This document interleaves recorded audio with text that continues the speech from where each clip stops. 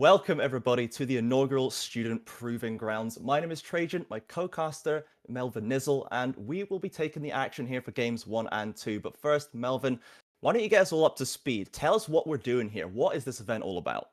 Well, this is the Student Proving Grounds, and it is the time for various students who didn't get the full limelight throughout the NUEL and NSE splits to really show their stuff and prove themselves to these higher up teams. Let's take a looky loo at the format right now because we got 6 games for you today, and then it is a double round robin. You can see all four of the partaking teams here. As Trajan said, we're covering games 1 and 2. Yes, so the important thing that we can see here is this is, top, or not necessarily the top 20, but 20 of the most promising student players from the UK collegiate university system that we've got here, and they have been sorted into groups of 5 and paired with managers and staff from the prominent UK orgs that we have here: Resolve, Barrage, London, and Demise. So these players are getting a chance to get a bit more kind of a boost in development. It's like a boot camp kind of event for these players where they can play with people they haven't played with before, with managers. They can get a bit more guidance, a bit more growth, and this can maybe kind of rocket them upwards in their own quality and maybe get them into that UK official esports system sooner rather than later. Absolutely. It is one way to kick off your career is just getting into these kind of formats, and everybody gets to play a fair amount of games. If we could take a look at the format after this double round robin, is you can see that there are a series of best of threes. Every team will get to play, I believe that is, if I'm counting right, 2 best of 3s. Even the people that do lose the first round. So all 4 teams will move on. It is for seeding, is what this double round robin at the start will Yeah. be for. So let's get a looky-loo at what the uni representation of these teams are and see where some of these players are actually finding themselves coming from. Yeah, absolutely. So when we were reviewing this on the We Prep stream that I did with myself, Nymera, and Viperin a couple days ago, we have quite an even spread of representation here. The most represented uni is the Kentish Cabbage family, and given that they did come first in one collegiate competition and second in the other, that's hardly a surprise now, is it? But the rest is quite a wide spread, 1 or 2 players from a whole host of other unis, and that is really one of the best things that I can see about this, is that so many unis do have these kind of hidden gems that even if they can't place, they don't have like a strong enough team to get right up into the top echelons of the uni competitions. Now they can get a chance. They can get a chance to work with these other star players in the uni scene and these managers to get themselves a bit more into the limelight. And one of the main issues with when you play in the uni scene is the potential that you could be a particular like rising star player, Mm, but if your uni doesn't have that same level of just infrastructure or even just other interested players, you may not end up in the spotlight. People such as Delay this game, yeah. player from Plymouth, we really just looking at both uni scenes did not see much of Plymouth. They got fourth in NSE, but they were never really a talked about uni with regards to competitive. So this is going to be almost like their competitive debut on stream, getting to see how they end up taking to this kind of environment. And also something important to look at for both of these teams is just to see how much practice they've actually had time to do, because it's about exam season right now. Yeah, they didn't have a huge amount of lead time here, and as you say, plenty of other commitments for these players to be looking towards. And some teams did get a fair bit of practice. As far as I'm aware, I believe that Barrage did get quite a good amount of practice. However, I think it's Resolve or Demise maybe. Uh, I'm trying to check because we had people on the stream, a couple who in the chat at the prep stream who were telling us about how they struggled. I think it was London actually. London didn't really get that much scrim time because sometimes you just can't organize it in that time. These things do happen. So even though London, if we look at the players specifically, we'd say, oh, there's a lot of star power there, a lot of individual prowess to be harnessed. If they don't have enough time to build that synergy, maybe they won't be able to bring it to bear properly. And speaking of building up synergy with this kind of just how you get the team dynamic going, something that we particularly want to pay attention to throughout, especially in our first game between Resolve and Demise, is Mhm. I'm looking at Demise's roster. I'm looking at their champion pools right now. And something that just screams to me is they have a particularly niche set of champions in the jungle, which means heading into this game, you imagine that Kara will be one of the people almost directing this team. They have Samjay by their side, who has been pretty much without need to say, one of the most noteworthy players we've had in the Newell Mhm. scene for quite a while. So, really good company right there in the mid jungle for that team. So, expected to see good stuff out of Demise in this first game, but they are up against quite tough competition of Otter and Porp. Yeah, absolutely. I think that we as talent, as analysts, shall we say, did have a lot of trouble separating out these teams. I think the balancing is very well done. Kind of any of these teams could easily make it all the way to the top. We could have everybody beats everybody scenarios here. But I think that Demise is the one team that people would often give just a little bit of an edge to.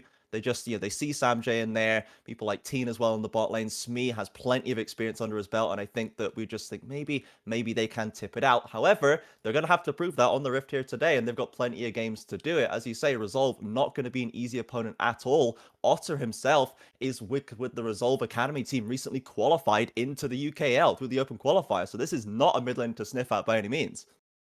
Does mean, however, that there are games that, depending on how much prep you've actually done, how deep your research goes, you can have seen what they've been playing. You can actually start to judge playstyles. Yeah. Whether you just go around and do the preliminary check OPGG, okay, let's ban these champions, or if you actually go super in depth and looking, takes a bit of time, but definitely pays dividends once you get into these kind of competitive environments. Yeah, absolutely. And I mean, you're gonna have to be on your toes, as you said. Kara does have that kind of niche pool that maybe makes them a little more easy to target out in the jungle, but also you're banning these champions that are only specific to one player. And there are plenty of flex picks in the meta right now, especially in the jungle mid and top roles. There's Morgana coming in, going everywhere. Diana, Lee Sin's up in the top lane. There's a lot of spanners being thrown in the works on this patch. I know that, Lee Sin, is much to your chagrin coming into this. We'll have to see if that comes out because we have plenty of players that can pull it out. And one Mm, of the things that I did have a little notice of when I was looking through some of these players' histories is some of the solo laners were actually Lee Sin players in past seasons. We'll bring that yeah. more to attention when we get into the pick and bans for our games. But looking forward, we are on patch 11.8. When disabled for the first tournament ever, pretty much, Viego Mhm. is enabled. So Yes. time to see the Ruined King come out at long last. I am actually really excited to potentially see some Viego because it has been so long, as you say, patch after patch. The guy just cannot be allowed into League of Legends games. But finally, since we are on live, we can get him coming through here. And this could shake things up a lot. Viego, again, a flex, mid, jungle, top. You can play this guy in so many different roles, and it's a very volatile element to add in when you're kind of adding the entire enemy team's champion pool onto your own side. Is something that can really go off in fights and pretty much just swing completely. I like to almost describe them kind of like Tryndamere mixed with Katrina, where they Yeah, really just, when they're themselves, have the playstyle of Tryndamere. If you kind of need to play on the side and know when to go in, because unlike Tryndamere, you can't go invulnerable. So it yeah. gets a bit rough for you with these fights. You need to find a good Katarina esque angle, get some Mhm. resets going, and start to become the enemy champions. And now I'm really hoping it comes out because this conversation's getting me excited for some Viego. This champion Yeah. is fun to watch. Getting hyped up right now. Let's look at Resolve and Demise a little more as well. We're talking about the mid and jungle combinations. Both of these teams have very strong mid jungle duos. We expect a lot of power to be prioritized around this duo for each side. However, if we take a look at the bot lane, on one side, we've got Delay and High Slot, and you mentioned Delay from Plymouth hasn't really had a chance to show us anything really yet, and High Slot from Uni College London, again, a bit of an unknown quantity. Whereas on the other side, we've got Teen and Yanako, and these are players that we have seen a bit more on the Uni streams, and we maybe know a little bit more about how they play. So looking at these bot lanes stacked up against each other, how do you think that's going to play out? I think one thing that we have to look at when we come into this game is mainly around just the pick ban and see where the actual priority comes in for these bot lanes Mhm. because it can go a lot to say if you're a bot lane that's comfortable to get blind picked. And while we do have TN in this game, something to note is a previous name of theirs, Lamborghini. We Yes. may see that Jin come out, and that is a champion that on the Surrey Stags, we did not get to see him play pretty much ever. So I will be excited to see if that comes out, as it can very much swing the matchup. Something I expect to see is just a lot of almost lane strength from Delay and Heist a lot. When I was looking through and just seeing who has been playing with who, these were the two that have been playing at very least on main accounts together the most. Mhm. So expect to see a fair bit of synergy from this relatively new slap together bot lane. So Mhm. I would probably hand this over to Resolve, at least in the bot lane prowess, just for the moment. But obviously, it's first game of the day, first game of the tournament, and Yeah. we'll have to see. Who It's knows, man? 12 o'clock in the morning. People haven't really had time to warm up yet. Yeah, this they've got plenty of games to warm up for today, and we'll see, I imagine, a bit of a roller coaster going through all 6 games as the synergy starts to build, and people are simultaneously starting to find the answers, find the power picks that they don't want to let through anymore. So it's going to be interesting to see how the teams develop and adapt across the 6 games of today. I think that it's interesting that you've given the bot lane advantage to the more unknown quantity for D lane high slot. But as you say, they are playing together. They're playing a lot of standard strong combos, a lot of late game hyper carries coming out of D lane, and that is kind of still the way to go right now. Your Jinxes, your Kaisers. That seems to be the ticket to victory. Bot diff, as it were. Completely so. And I think one of the main reasons for that, almost of just bot diff in general, is it's almost draft diff at the Mm, moment. Just in this current meta, there's so many answers to different champions. And if you build a coherent comp, it almost doesn't matter so much if you've been counter picking different lanes. If you get to a point where you have Jinx with a front line and Enchanter, the game is pretty much just yours. Like, there's not much mm. many comps can do against that unless they're specifically built to tear you apart, even if they had advantages in the early game. The soul, while it is important, it has proved to be beatable. It is not Yeah. the end of the game now, as it was for the past year or so when people would look at it and go, oh, well, they have Ocean. I guess we could just end it. FF. Yeah. Yeah, Yeah. exactly. Now you can Probably actually done. feasibly outscale it. People can get to Elders and actually swing games back in their favor. So, Yeah. really, it's going to be about how comfortable some of these players are going on to less familiar picks in certain cases, which could potentially leave Demise in our first game a bit in the dry if their jungler is focused out here for Kara. Yeah, they do seem to have less deep pools than maybe some of the other players that we've seen, especially even Resolve across. There's a lot of variety coming through there across all the lanes. But speaking of the lane that we haven't touched on quite yet, is the top lane with Hampot versus Smee. Smee is a name that a lot of you will probably know. The man has been around for decades, it feels like, and Hampot has also been kind of bubbling under the surface for a while. Has a bit of sub experience on actual UK esports teams. So this could be a tough matchup as well, as we do get straight into the picks and bans, however. So I guess we'll have to see what their picks come out here on the day. Let's take a look and see what gets focused out. Obviously, all these chem tank junglers still running wild. We have the Udyrs, the Hekarims, but then you have to look around the rest of the map. There's Seraphine. She still exists perfectly fine, but we actually Mm. see that's Kara's Kane taken off the table straight away, and there goes the Ruined King in return. Yeah, so a lot of jungle focus coming out right now, and with the Kane taken away, potentially, do you think we're going to see the Evelyn taken away from Carrot as well? I'm just going to hard focus him out. I think it's a good strategy for your first game when you don't really know how the enemy team's Mm, going to play.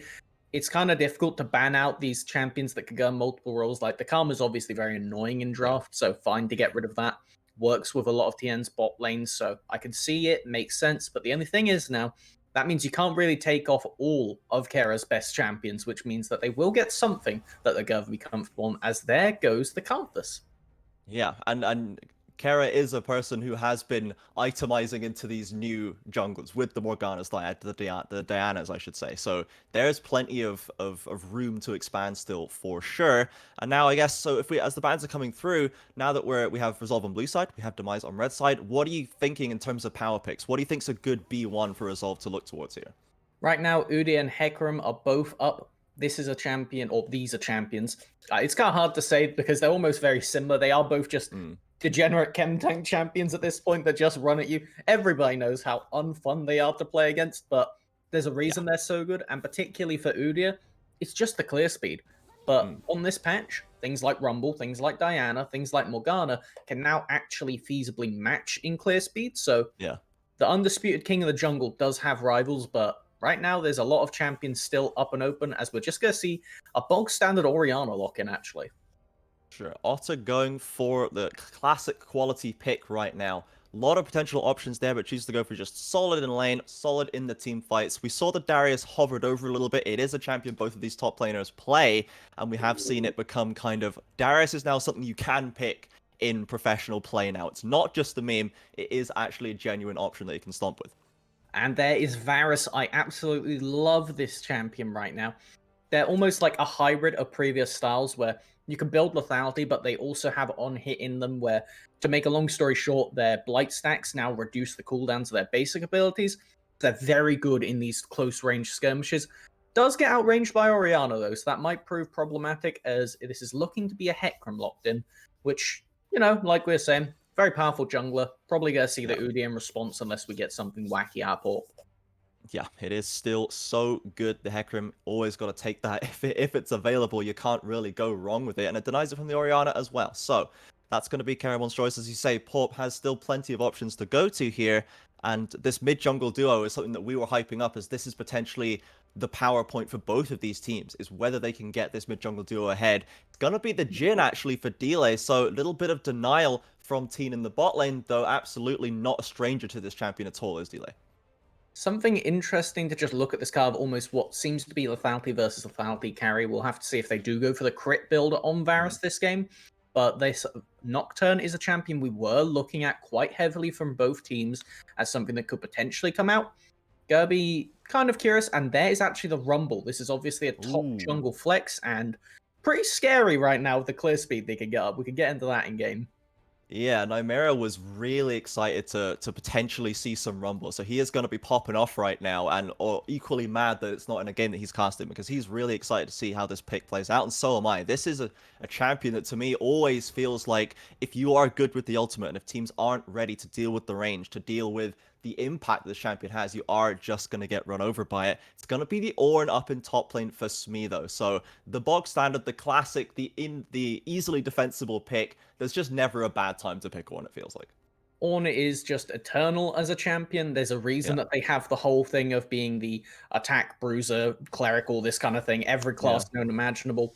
And that Thresh is actually kind of a curious one for me. That kind of makes me think that they may be going for the Senna in the bot lane, because Hmm. what you were just talking about with the Rumble is champions that have to avoid the Equalizer. Yeah. And Thresh pretty much enables you to do that. So you would have thought locking that in on the fourth made perfect sense. Does give a bit more credence now to things like this Tahm Kench, potentially other things that can help keep Mhm. Varus safe. Because when you're against Shockwave plus Equalizer, followed up by a Jhin W, that's pretty terrifying.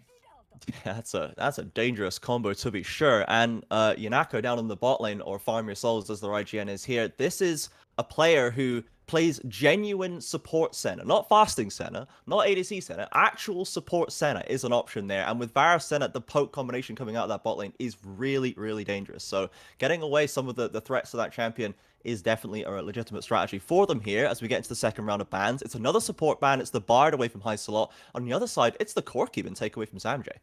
And it seems to be a bit of a focus right now for Demise. They have put their focus heavily onto bot lane right now. Hmm.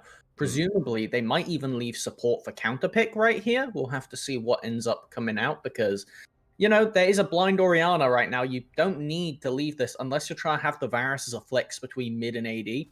Is potential. She does do quite, Varus themselves does do quite well into the Orianna as they can outrange them with the Qs, but have to see them into that as there is another Enchanter taken off the table, kind of assuming that this is going to I Am King in this game. You don't really want them on this kind of Varus with these kind of good supports that can just funnel into them. But now it's Yeah. time where you really decide where you're putting your priority. Yeah, let's see what they want to do right here. And currently it's the Xerath being hovered. This is has the Xerath buffs come live yet? Is this the recently buffed Xerath, or is that next patch? That is next patch. I'm just double Sure. checking the patch notes, but yeah, no, nothing Yeah. on here for Xerath, but that's a flex pick. That could go support, Yeah. or that could go mid. So crucially, True. no answers given right now from Demise. I really like this draft from them coming out. The only issue is you don't really have great tools for stopping being run at, and I Mhm. don't think Darius is the best person for that, in fairness. So goes fine, but isn't exactly the ideal thing to pair with the comp. Yeah, it looks like Campot may be just going for a bit of comfort, a bit of I at least will be comfortable in this lane scenario. It's gonna be, I imagine, the Ghost Flash combo up there. So, you know, Smee's gonna have to be careful. And once you get past level 4, 5, 6, you can't put yourself in the wrong position. You can't throw out an ability willy-nilly because suddenly he's pop Ghost and you are just done. Now, I'm really hoping this is a support of some variety locked in last because Xerath does really, really well into Orianna. Yeah. And also, when you're against the Leona plus Jhin with a potential, well, it will be Rumble, presumably, could still be Darius jungle, but unlikely. You know, we'll True. hope. You don't really want to be able to leave them There it high and is. dry, and it will be the Senna coming out.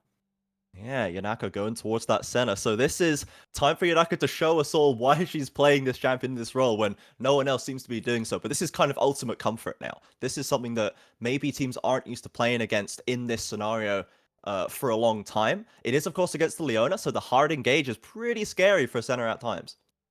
And when you are looking against the Shockwave and the I'm waiting for them to Mm. swap. Yes, okay. The Shockwave and the Equalizer, both Varus and Senna struggle against these kind of Mhm. abilities. So team fights for both of this bot lane member for Demise will be really rough.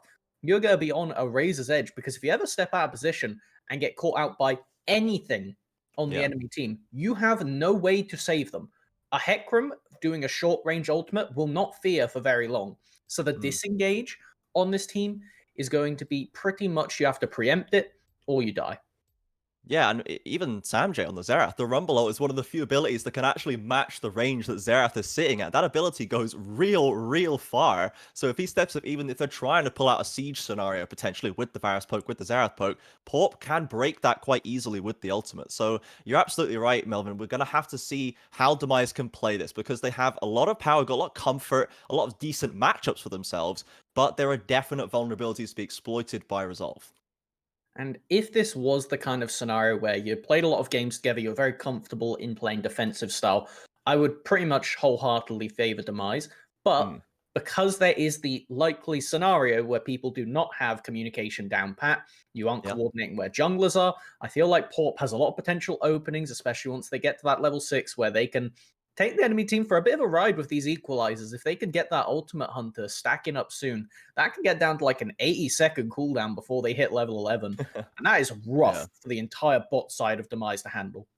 Yeah, 80-second ult cooldown versus 5-minute flash cooldown. The maths just doesn't work in that scenario for Demise.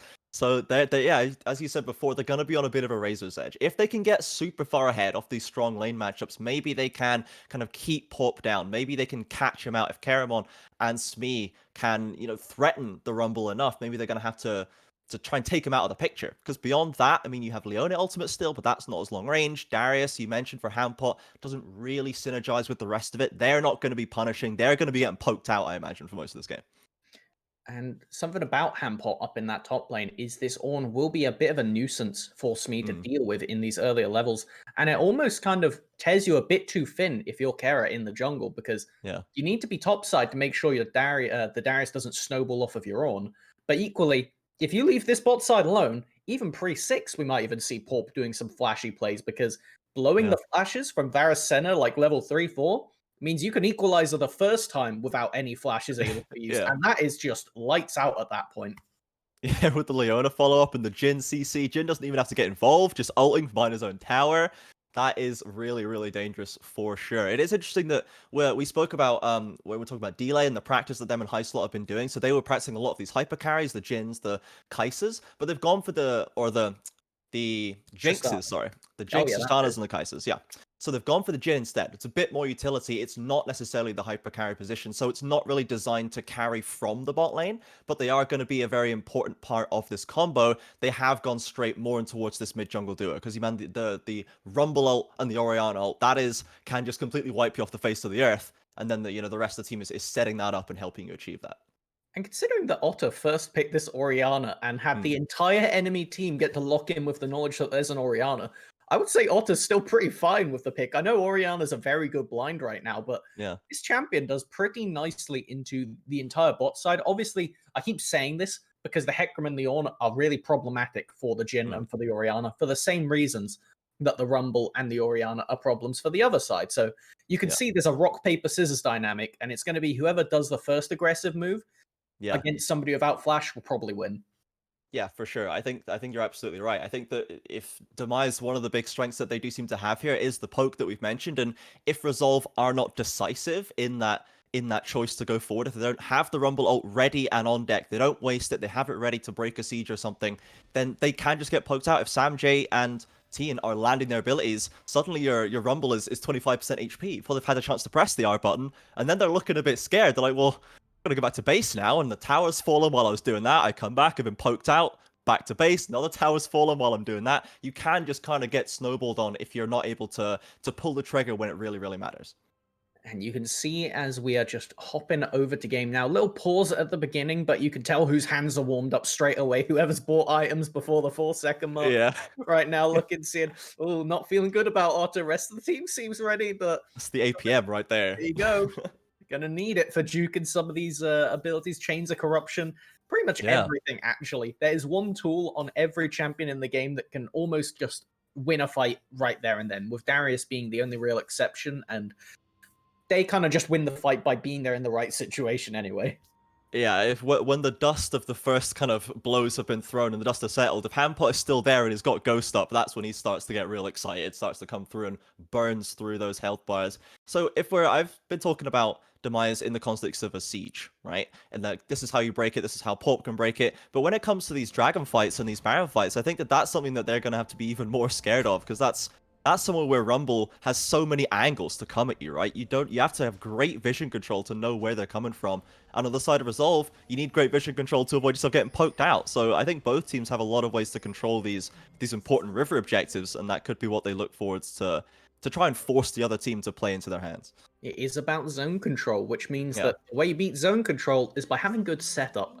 And again, we are talking about teams who haven't really played together before. So that's going to come down to which support, which jungle, realistically, these are the main almost just role players for this kind of thing, can get Mm. vision before the objective. Because if High Slot manages to get a great ward deep in the enemy jungle and it spots out the Varus center rotating through a way and you can force on them with everything, that's the fight done before it started. Yeah, High Slot in that brush on Vision, and I Am King with the Halo Blade's going to be pushing them right back to the tower. Decent health chunk actually achieved there before the minions just come through, so I Am King with a little bit of a W right there, and Smee's going to walk into Handpot. I don't think this is a W for the Ornn right now. They do not want this whatsoever, but everybody's moving up. That is going to be a pretty much just a flip where bot side definitely going in Demise's favor, as I really like what Hampot's doing, actually. This is the defensive way that laners walk back after leashing. We'll have Yeah. to see how much Smee is thinking about it, because you wouldn't really ever walk back through Try right now, but they may even lose their flash before level 2. Looks like Hampot... Oh, gets the ward. Yeah, okay.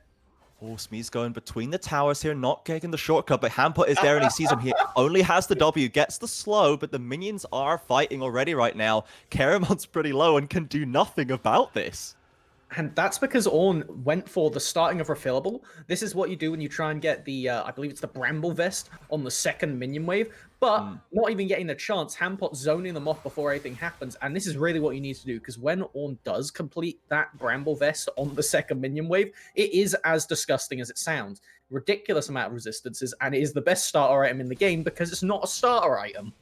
Yeah, absolutely. It is real tough to deal with. So far, we can see the lanes playing out more or less as expected. We have a lot of trading going on. Demise winning through the bot side, trading heavily from Samjay and Hampot taking control of top. But Otter, with the fancy footwork and the phase rush, is given as good as he's getting right now. This level 1 where they stop the Leona getting to back right now is so significant, because what you can see is right now, Yanako, they actually managed to back, and she got the red trinket, which means that now, as the support, you just get lane control pretty much, because you can always just scry the bush whenever they try and clear it, and you always have river control from this point, so it's just so rough for D-Lane High Slot to even walk out of this tower, if they were even allowed to in the first place. Yeah, we can see the poke power coming through from Tien and Yanako onto Delay already, and now High Slot doesn't really want to go in because their Jhin is down to 200 HP. If they make the full committal, it's likely going to be his own ADC falling. And both junglers are path to their strong side right now. Porp did manage to get the little trick going. They're just a bit slower than what optimal speed is, but as you can see, they're still pretty much keeping pace with the Hecarim in this case. Rumble could start W, and basically the overheat was the main buff that they got, where now it does percentage max health damage, which means in the jungle, that does a lot to jungle camps, as you'll see on this crab. There's pretty decent damage. That crab is getting ripped asunder right now by the Rumble. Yeah, chunking down that shield, and of course, Kara on that bottom side will be just trading the scuttles right now. Samjay and Otter still trading pretty heavily, but Otter holding their own just fine. However, Samjay's got the biscuits on deck, so they've got plenty more health to deal with, can keep forcing these trades. We've now got the Hecarim on this bottom side, so maybe they can look for something, because Delay is looking very, very low right now. And there is no heal, just this cleanse on the Jhin does mean Yeah. that all it takes is a little bit more damage and rightfully gonna back. And this is what you're alluding to in Champion Select of the poke happens, and while it won't be the tower on this push, can certainly be the first plate starting to go down, as right now we see Porp does manage to get something in return at least, using their strong side Darius and managing to get an invade onto Hecarim. Gonna be curious to see if they go to those Raptors or if they try and do something to Ornn. Looks like they're just resetting. Yeah. Just resetting 4 now. Once trying to get to that level 6 before too long, then we could start to see some real impact coming out of this champion. So much trading in this mid lane. There's no kills yet, but this game already feels like it's really action-packed. We've had people poked out of lane, bot lane. We had the level 1 move by Hampot. Mid lane is just constant spamming of abilities. I don't really know where to look right now. I think part of the reason we get this effect is just because when there's poke champions in the game, it's very obvious to everybody when they're winning and when they're losing. As Hampot, I'm not going to say they're getting the better end of this trade yet. Yeah, big minion wave coming in clutch for Smee, though he does pop that passive, and that's going to be a big dot burning away. Smee, without any items in just yet, has the door and shield, but here's Karom with the ghost popped on either side. Hampot's going to get knocked down. Can they avoid that heal? Smee gives him a little bit of health back, but it doesn't matter. There's the first blood off the Bellows Breath.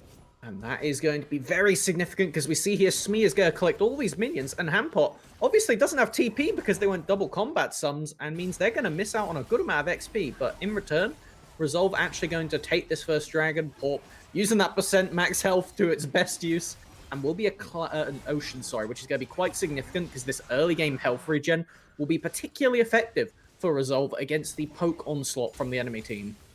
Yeah, you're absolutely right. They're a bit of a godsend coming through that Ocean Soul, though. We can see Yanako still sniping out, dealing with his abilities. We said they are very, very comfortable on this Senna, and they're absolutely showing it right now. They're looking so strong here. I Am King, Tian does have the cleanse as well, and the Halo Blade, so we're likely seeing the attack speed-based build from this Pharah. So it's not going to be poke-centric. It's going to be more attack speed-centric, huge amounts of damage in those team fights, but they are going to have to be in range of you to do it. We'll have to see what's happening at the jungle right now. Highslot was actually invading with Porp to zone Kara, but they did not stop them getting to this crab. Not very much you can do when you have double level 5 bot lane, and Highslot only just tagged over to 4, so yeah, rightfully going to cede any pressure there. And right now we see that Hextech Alternator actually picked up from Porp. That is a lot, and I mean a lot of damage to these squishy champions, so we need to see where they finish their path to hit level 6. I imagine that they're going to get either off of this. They've just got off of the Wolves. Okay, so I don't think they'll dive top lane. That seems like a bad idea. So probably going to reset and then try and get something done bot. But like we were talking about earlier, all the sums are still up for Demise, so not really an ideal spot to gank. Yeah, we do have still only Hampot really without theirs, and Otter and Porp now teaming up for a little bit of a check into this topside jungle. Caravan is there. Samjay can rotate over. Let's see what they want to make happen here. They just got a double blast come over, but Porp doesn't get over the wall. They are looking for this dive, but it's a 2 versus 3. Do Resolve still want to go through with this one? It gets a little bit sketchy here. I don't think they want to take that chance. Oh, and bot lane. I Am King gets the kill. The poke comes through, and they get the kill on their own. And you know what? This is just what happens when you're left alone right now, and everybody shows up in the top side for Resolve, and that just signals like, okay, we can just kill him, I guess. And as you'll see, no summoners used in that bot exchange, so it must have just been Delay getting caught a bit off guard, or just accepting death at this point from the now level 6 bot lane of Demise. This is just lane dominance right now, and no jungle pressure to help them. Yeah, no ults and no summoners needed to get the kill, and none burned from Delay and Highslot. An interesting scenario there, and as you say, now that the ults are up, they can probably start forcing out those summoners once again pretty quickly. Hampot does have the inside track onto Smee in this top side, is still trading very aggressively with the Hearthbound Axe, does have the ultimate, pops the passive, forces the flash, won't get the kill just yet though. And that's because Kara came up top lane and blew both of the summoners off of the Darius. Otherwise, Hampot very easily would have been able to go for the solo kill on the tower right there. So paying dividends, not only securing first blood for the team, but also retroactively saving your own. Isolot only level 4, half of Samjay's levels. He's not going to be able to force anything onto the Seraph right now, and they're just going to get zoned off of this ward. Yeah, the one scenario that isn't really playing out fully as we'd expect is that Otter is really doing work in the mid lane. Not being punished too heavily by Samjay on the Xerath, has the CS lead, and is doing very well trading back there.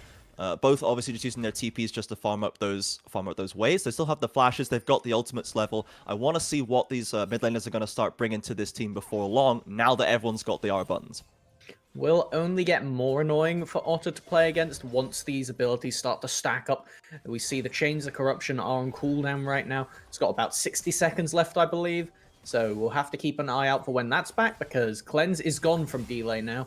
And even though your jungler's there, that does not make you safe. No, you're not getting complacent here for sure. And Pop looks like it's going to take another reset here. It goes into the Blasting Rod, into the Ruby Crystal, nearing that first completed item, but still not quite there just yet.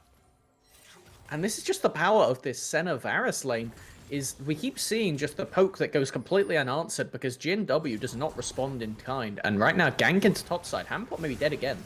Yeah, we've got a return gank the second time round. Does get away from the Ornn ultimate, but isn't going to get a chance for the healing. Keramon, another successful gank on topside. Handpot, and he only burnt the ghost that time. Still has his flash about to come up. And will be significant for trying to take the fight in return, but all the abilities down on Smee. Porp taking the opportunity. Yeah, flashes straight in, and Smee already used that charge. Drops the ultimate too, and Pop's going to secure that one, but now ult's been dropped on top side as well. Hysolot gets popped by the bot lane of Demise, and mid lane, they're clashing as well. Otto with the flash to just survive on a sliver. It's all popping up now at the 10 minutes. Return kills, though. That could have done it. If that connected, the execute damage could have done it. Delay still alive, but both of Demise bot lane is low as well. Are they going to go for this? They do have Hecarim en route. They do not have Ghost or Ultimate. Leona's on their way. Looks like they're actually just going to take the Dragon and see tower pressure, but really going rough for Resolve right now. Nothing going right for them, even in the mid lane, which was their unexpected place of power. While Porp does pick up a kill using both the Flash and the Equalizer, means that punishing this bot lane now is going to be nigh impossible. Absolutely. It was already not the easiest task, and now there's just no point. Interestingly, though, we do see I Am King is actually going towards lethality despite having the Hail of Blades. So not the usual Comet or Dark Harvest. They've gone for still something that maybe just gives them a little bit more lane power. How do you feel about this choice of Summoner? Or Rune, I should say. I actually quite enjoy New Varus, and the reason that you go the Hail of Blades is because you can basically go auto into Q, which then gets the instant proc, but then that will reset the cooldown, so you can have thrown out abilities beforehand, take this trade pattern, and then just get them back. And you see right now they have the Prowler's Claw. That's mainly a juke tool, or a tool to almost close the gap and get ultimates quite aggressively, which means in these fights, we may even see, if they happen in lanes, I Am King could dash through a minion to get the Chains of Corruption onto a vulnerable target. So keep an eye on them for that, as it's a lot of lethality, and makes them a bit more flexible than they usually would be. Imagine showing that to someone back in Season 4, and you see Varus dashing aggressively through a minion with full lethality build to get the ultimate combo. This is not the same League of Legends, everybody, that we're used to right now. It's definitely a generation and a half has proceeded. And we do see Porp. I'm kind of curious if they're going to go for the Rocket Belt or the, what's it called? Night Harvester. That's the other one.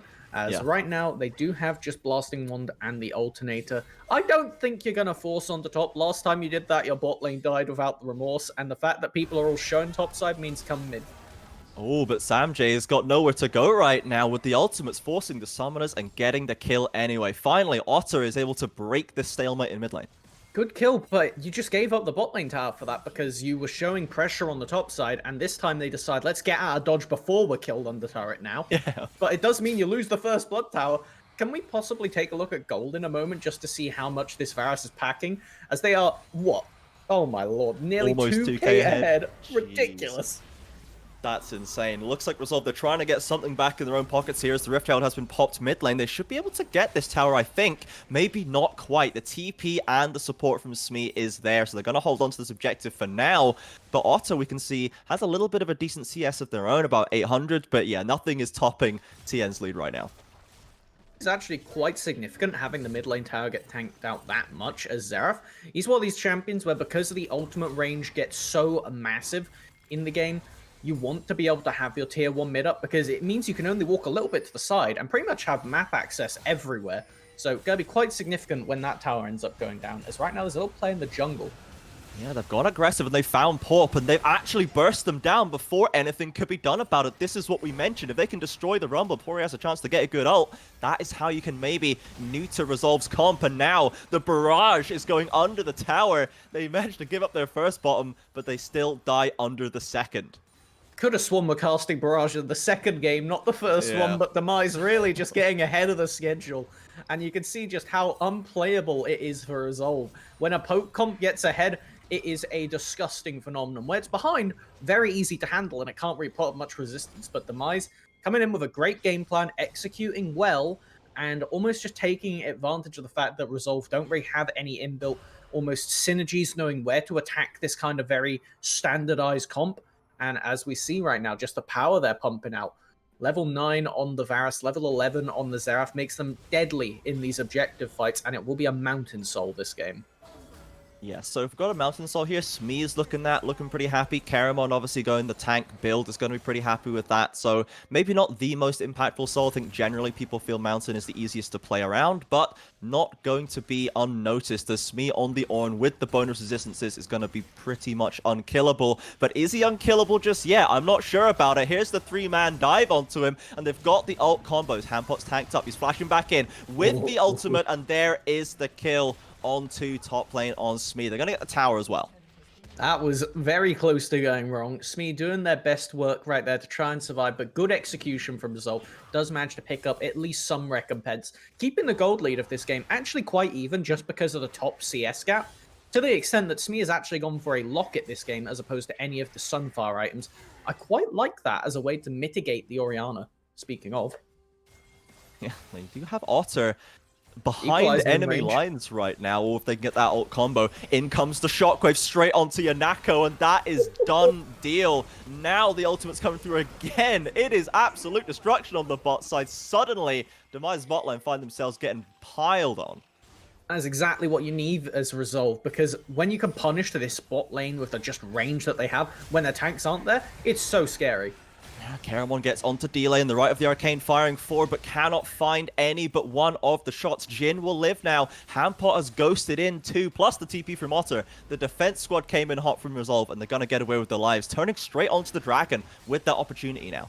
Delay got their moon shoes on, but there are a lot of wards around. Looks like now that the Xerath ult is down, bot lane only just coming back onto the map.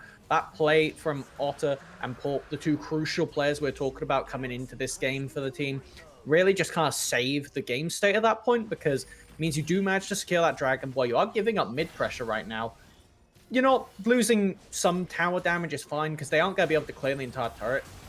Might kill though.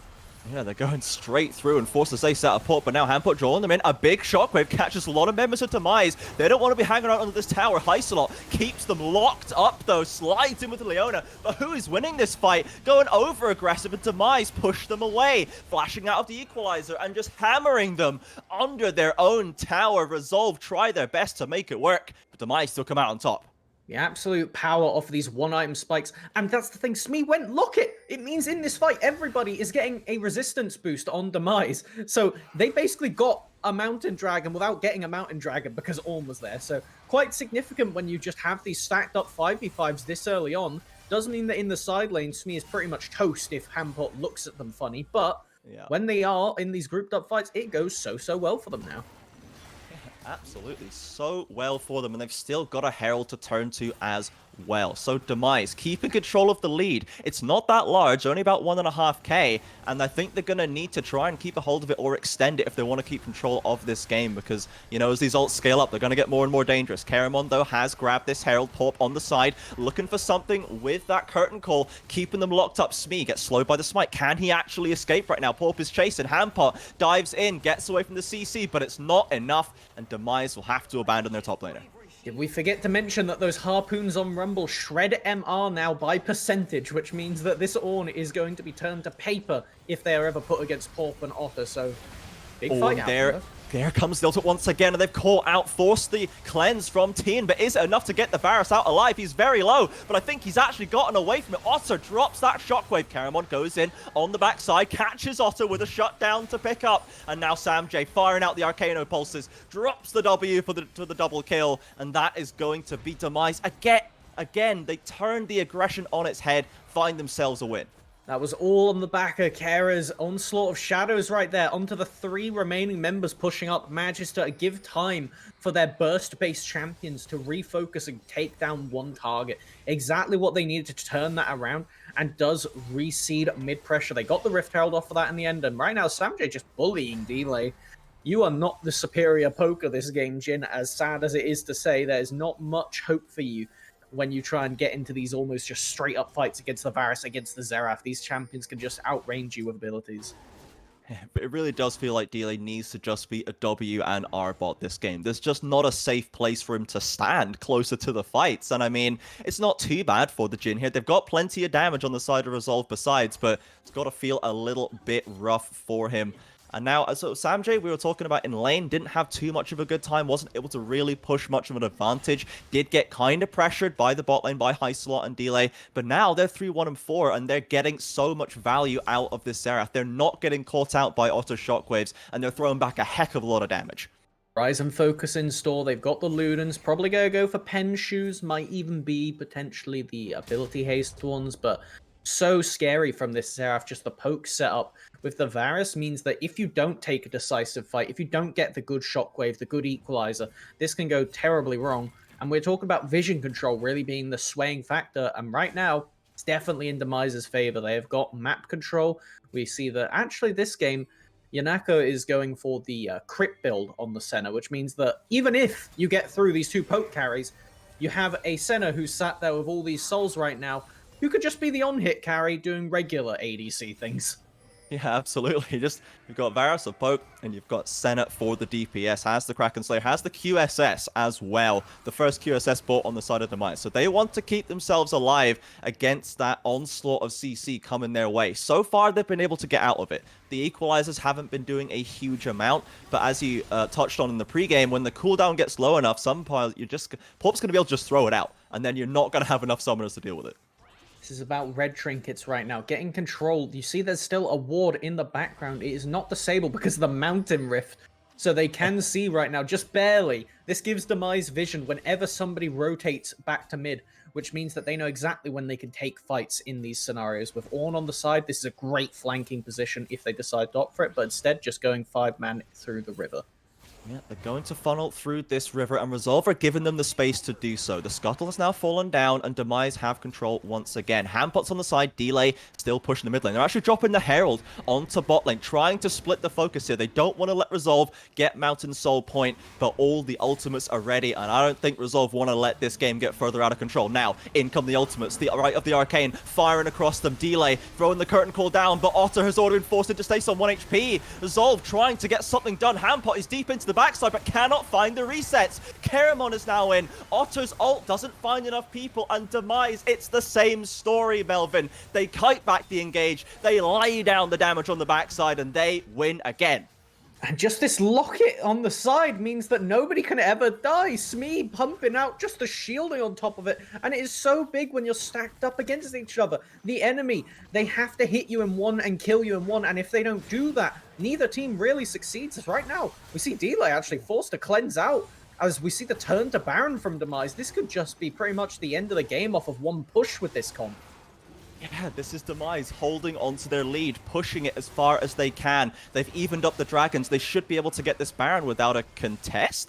Are they peeling off it? I can't really tell. They're moving a little strange. They are going back onto it. Okay, Demise, don't give this one away for free, please. They're going to grab the Baron, and then they can start getting these sieges down. They've only got 2 towers to themselves, and this is going to help them out. The rest of Resolve has rocked up Pop, drops a decent equalizer, but everybody has already slipped out of it. I think Yanako might be the casualty here. The cleanse is in, but Delay will finish them off with that shot, and the rest of Demise going to run for the hills.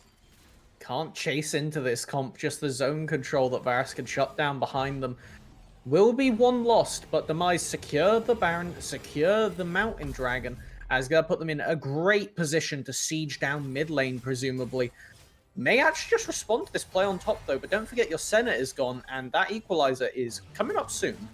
Well, we've got the Call of the Forge God straight onto the wave, actually clearing that one out. Look at the burst onto Handpot. Huge damage coming out the Xerath. They get the knock-up onto High Slot. The engagement onto Otter. Keramon diving in with the Onslaught of Shadows. Shockwave will fizzle, and now it's Resolve who have overstayed. High Slot dives back in, just delaying the inevitable. Demise with another great punish onto Resolve. And that was a 4v5. Basically a 3v5. Samjay wasn't even there. They got the ultimates in, but that was it. And we can see now ornaments starting to come through. They've just upgraded their own locket, and it is ridiculous. This is such a nicely played game from Demise, and this is just what we need to see coming into the day. Which teams started off with an advantage? Is Samjay actually in trouble? It's a whiffed equalizer, but they still get the kill onto Samjay, and Port escapes with his life. So they are still going to get something there, and that's not a small shutdown.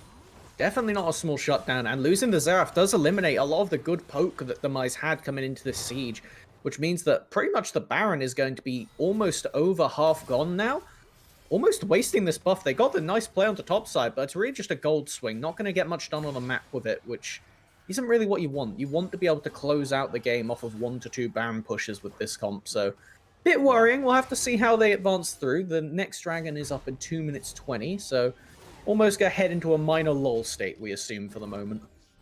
Yeah, Demise gonna reset, gonna rethink, get themselves back on the map, and let's see what they can do with it. They've got 3 towers down now. They have the tower lead back, and they've extended their gold lead to almost 5k. It's looking a lot better for them than it was a little bit before. However, I'm worried about how long they can keep getting away with it in these fights. Look at their summoners. They have barely anything to speak for themselves. Samj, no flash. Yanako, no summoners at all. I Am King only just about to get the flash back up. These important carries are not going to be able to escape forever. They're going to have to keep that positioning very, very crispy if they want to keep Pope off their back. But on the subject of positioning correctly, I want to bring attention to where Yanako has been warding. She has been getting some great vision this game, and you can see right now the one that I was going to talk about has just disappeared, so it kind of eliminates the point a little bit. But she's placing vision in really abstract spots, which means that it's really hard for you to sweep through and almost cleanse out the vision. That's a normal one, but the other side of that wall was where they had vision beforehand. There was one just in a random corner, and just keep an eye on where they go toward. There it is. Thank you very much. As it just makes it so annoying for you to clear out, because all it takes is one person being spotted rotating. It doesn't matter if that's in a typical ward spot or in an abstract one. But when you're against a poke comp, the first person out of position is the first person to die, and they have all the tools needed to punish them, as we've seen every time somebody is extended. Oh, in comes the committal straight away. They've got delay so low. Forces the flash, and Port caught out of position as well. Flashes over the wall. Curtain call to force the disengage. They do manage to keep their critical members alive right now. Hampot comes forward onto the rooted Karamon. Otter drops the shockwave. A little bit of indecision here. So much damage flung back in the Orianna's face, and Karamon forces the flash. The onslaught shadows over the wall. Arcano pulse will not land. In comes the disengage equalizer, and Demise will happily take that. They've got all the control of mid lane, and they're going to knock this tower down easy. And with basically every ultimate blown and 13 seconds before the Mounted Dragon, this put Demise in a great spot. They could just walk over and pretty much take it for free. I do not think we'll see a contest from Resolve. As long as Demise continue to play out cleanly, don't get overzealous, this should be their game in the bag. And it looks like this will be them taking up to a Mountain Soul Point. Samj clearing off on the side lane. Gonna have Baron up in a minute 30, so should be pretty clean closeout from Demise, but we've seen it before, even in this game. The Orianna and the Rumble do have the tools to turn this around like clockwork, and they have the material, they've got the vision. Let's see if they can do it. Yeah, that was a little bit of an example of what you were talking about before, but Samj, hold the phone. Samj is completely dead. Hampot using both the summoners and takes Xerath as well. That could be huge in a future fight. And the thing is, both sums blown on Darius before the Baron, you hate to see it. They will not be able to do anything in these fights now unless it's handed to them on a platter, which, to be fair, I assume Samj just did right there, because I do not know how you allow that to happen. I love Smee's build. Can we just talk about this for a second? Look at that. Locket Redemption. I think that is going to be the Knight's Vow they're building into next. This is full recognition of what you're doing, and just stacking up items to get that increased mythic bonus of the bigger resistances shared with your team, because of just how ridiculously cheap these support items are. Yeah, and I mean, as we said before, Yanako is very much, I am the carry now kind of build. And now you've still got a support. You've still got a tank engaged support. They've just called Ornn, and they've been playing top lane. We have got a little bit of standstill right here. I like it. I like it. They're waiting for their team to come back on the map before they go into any fog of war. This is really reserved play right here. They are not just vibing, I swear.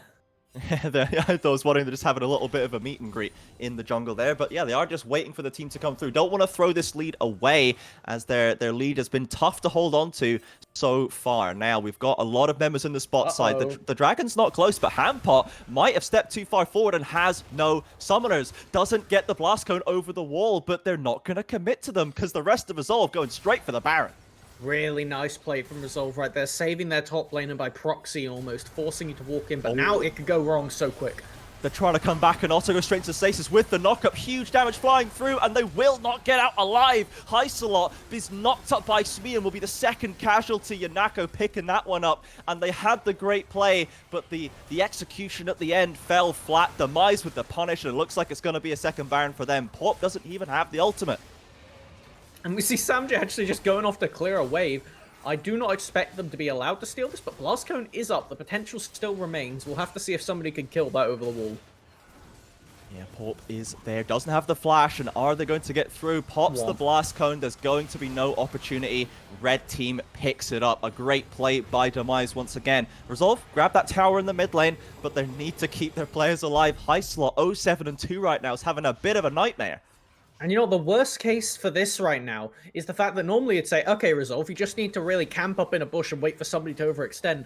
But we saw it there with Senna and Hecarim just vibing in the middle lane of they're not doing it. This team is not overextending for the sake of it. They are always sending Ornn and Hecarim first and then following with their carries within range of just the onslaught of poke that can follow. So this is just great team play coming out from Demise and really setting the tone for how nicely this team could do coming into this tournament. Yeah, Porp once again, a utility ultimate, not an engage, not a fight-winning play. It barely even scratches the Baron-empowered wave. And now Porp drops straight down to half HP for daring to be within a screen of Demise, as they are going to try and crash this wave. In comes Call of the Forge God. Who are they going to go for? They fire it through, and Porp goes straight into stasis, very far behind their tower. Demise playing it nice and safe, nice and simple, throwing the abilities out, not putting a foot wrong here. And Pot has the Ghost available. Keep an eye. Anybody out of line, they can get focused out. Yeah, we've got the ultimate, the right of the arcane drop by Samj. Not getting too much value out of it. Actually chunks down Otto. I tell a lie. The 3 charges in a row completely take Otto down. Flash was up, but he still goes down. What a play by Samj. Just don't expect to die in 3 solitary abilities, but that Xerath ult really coming up big, and the poke is just insane. Next minion wave coming, but it looks like they're actually just going to peel off and go get the Mountain Soul. This is conservative gameplay almost to the maximum, and Smee, not going for Knights, actually going for the Warmogs, means that they can really just be this frontliner that walks up, tanks everything, and then full heals in the backline. Yeah, we love to see it. We absolutely do. They're taking a full reset, actually, besides Keramon, as there's still a little bit of time left. So they've got the space to do this. Smee has the TP, going to clear out that top wave as well. Hampot on that top side. We haven't seen too much out of the Darius in these fights. You were worried about how much impact they'd be able to have, and they really have been struggling, either being caught or just kind of diving in and just being picked apart, kited back, and destroyed. You need to do something right now if you're Resolve. You can't just hand over this soul for free, and it looks like they're invading red. I assume they're going to force something onto Smee, but they need to do it right now because they have TP, and they're just kind of standing there.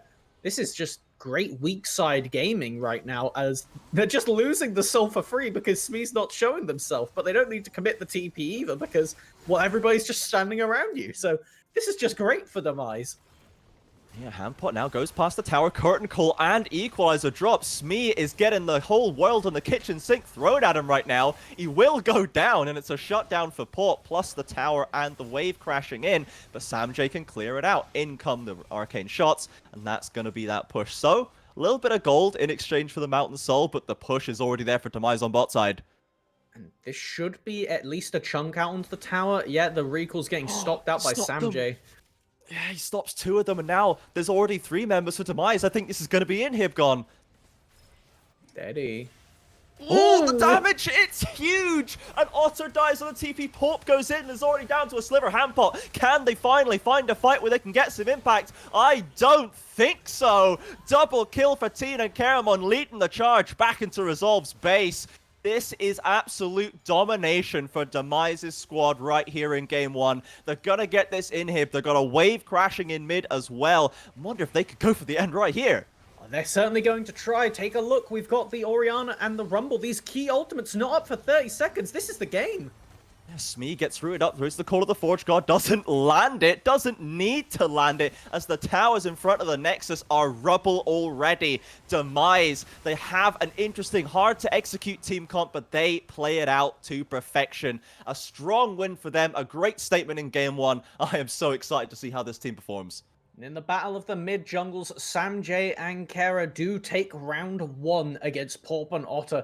Just the almost just draft difference ended up showing up, executed on the comp so nicely, Ornn itemizing brilliantly to just be what the team needed. Really good play, and you wouldn't be able to tell that Demise was just a team that's been slapped together in recent time. This must be some great coaching, great team synergy coming out. I think we've actually just skipped back to get you those last moments once again, as that Oh, consistent spectator bug where the game just kind of freezes up when it ends is still here, unfortunately. But you can see the pressure that they're under, right? This delay steps even a half millimeter far one. forward, eats a shockwave, has to cleanse and run back to his base. It's just there's no options for him. And I think if we're doing, I don't know if we're doing MVPs, but I'm definitely giving it to Samjay that game as Yeah. while the lane didn't look so great early on and Otto managed to get some nice plays, it got to a point where Xerath was just doing Xerath things. And some of the stuff they got off there was so dirty, just putting Yeah. them in the ground. Yeah, I mean, the 3 ult shot kill onto Alter, that was 2.5 items. That was pre-Rabadon's, and that's pre-Xerath buffs as well. So keep an eye on this champion, because if Samjay's making this much impact right now, I shudder to think what the man's going to be able to do in a week's time.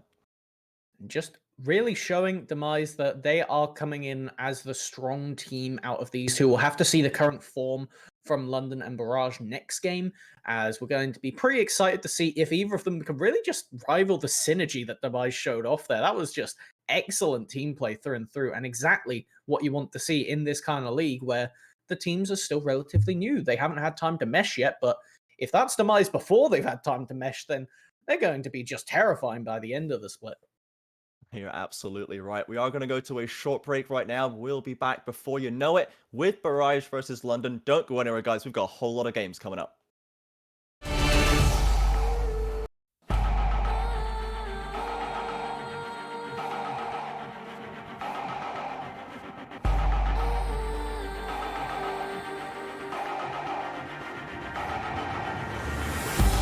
we fight to hold our heads up high and beat the drums to what we love?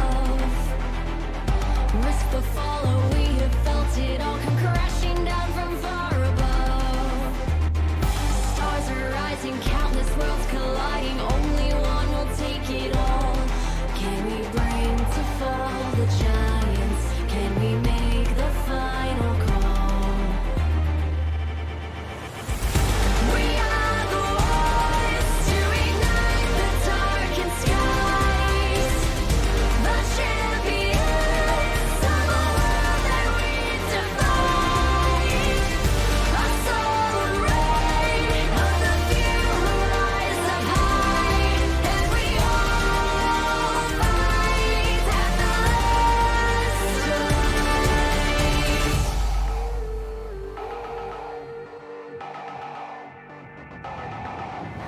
Hearing voices from afar, join the madness when the curtain falls. Risk it all, hold nothing back. Seize the day, we must attack. Stars are rising, countless worlds colliding. Only one will take it all. Can we bring to fall the giants? Can we make the final call? We are the ones to ignite the darkened skies, the champions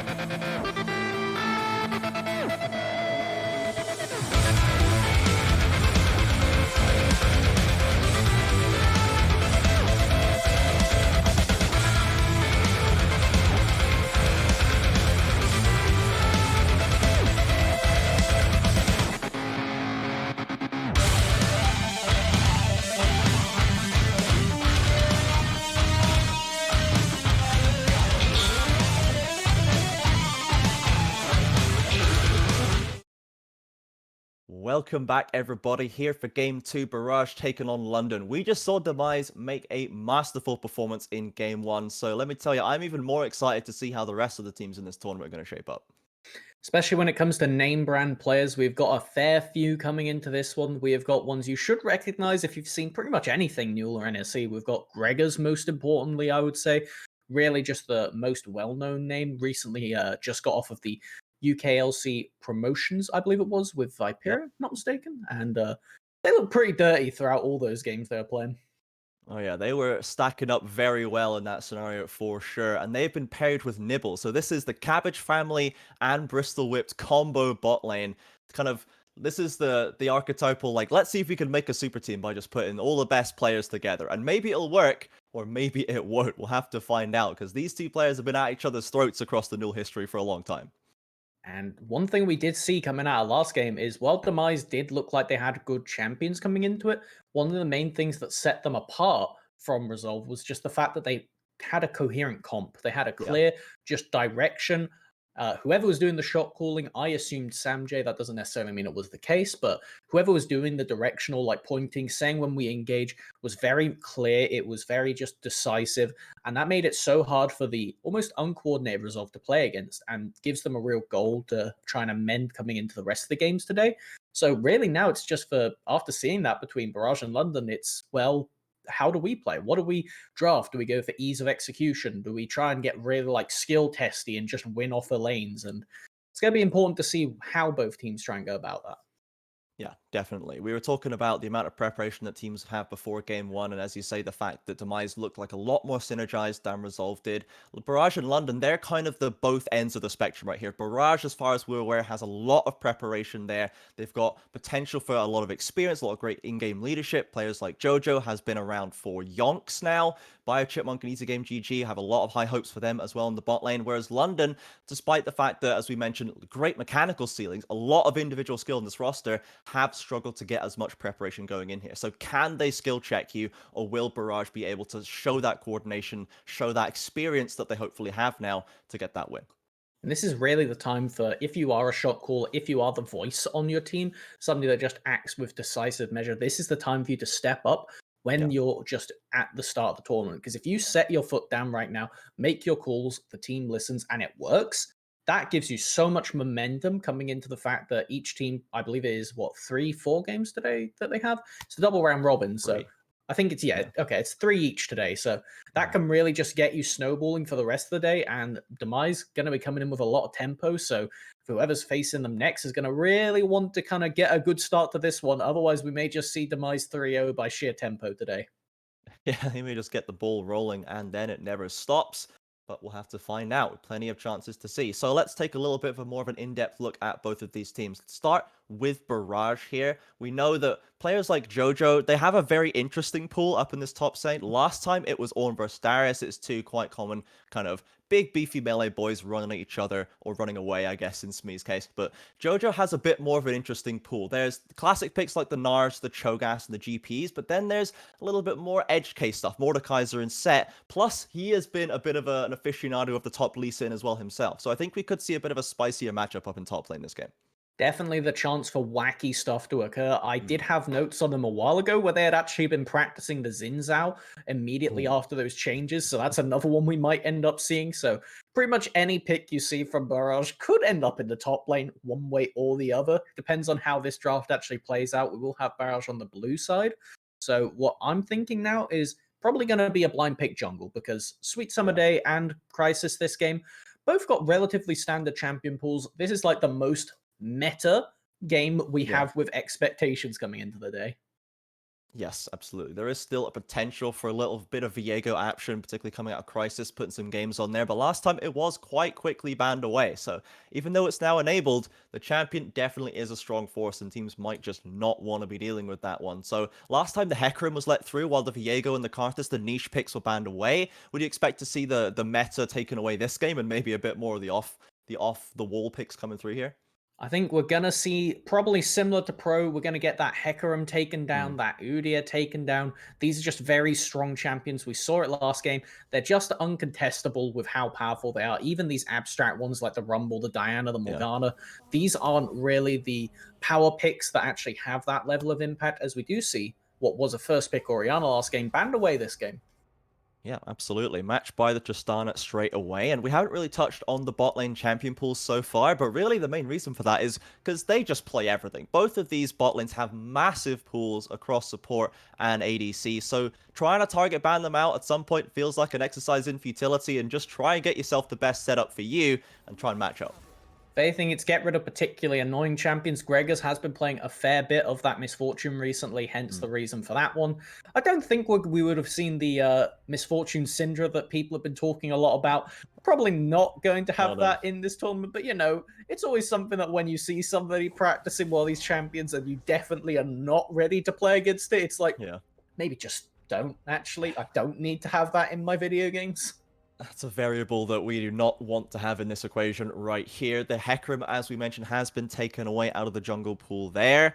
And the Orianna's banned away, as you mentioned. So we're not going to see the blind Ori this game that Otto was doing so well in. Of course, they did still fall down. And with a pool as wide as Killy's, they can maybe find the counter and try and get that winning matchup once again. The Thresh taken away in terms of jungle bot lane. So actually, there's a little bit more focus on the spot side than I was expecting.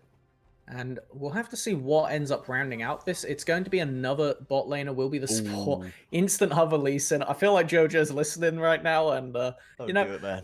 while we think this champion has some legs to it, maybe not first pick material. We'll have to see. I'll it, sub like, to you on Twitch if you don't pick it, Jojo. Please don't that's, do it to me. I don't know if that's bribery. I'll PayPal you real quick. Don't do it to me, man. But I mean, in all honesty, it's really good. That's why it's possible. He is just tilting me just a smidge. It's gonna be the Rel. Thank you, Yes. goodness.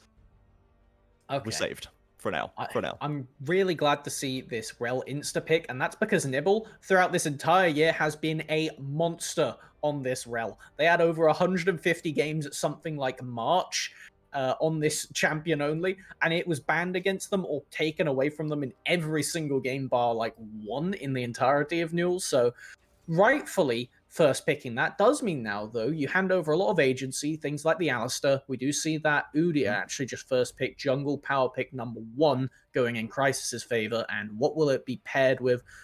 Possibly a support counter as... Oh, that's something that we haven't seen.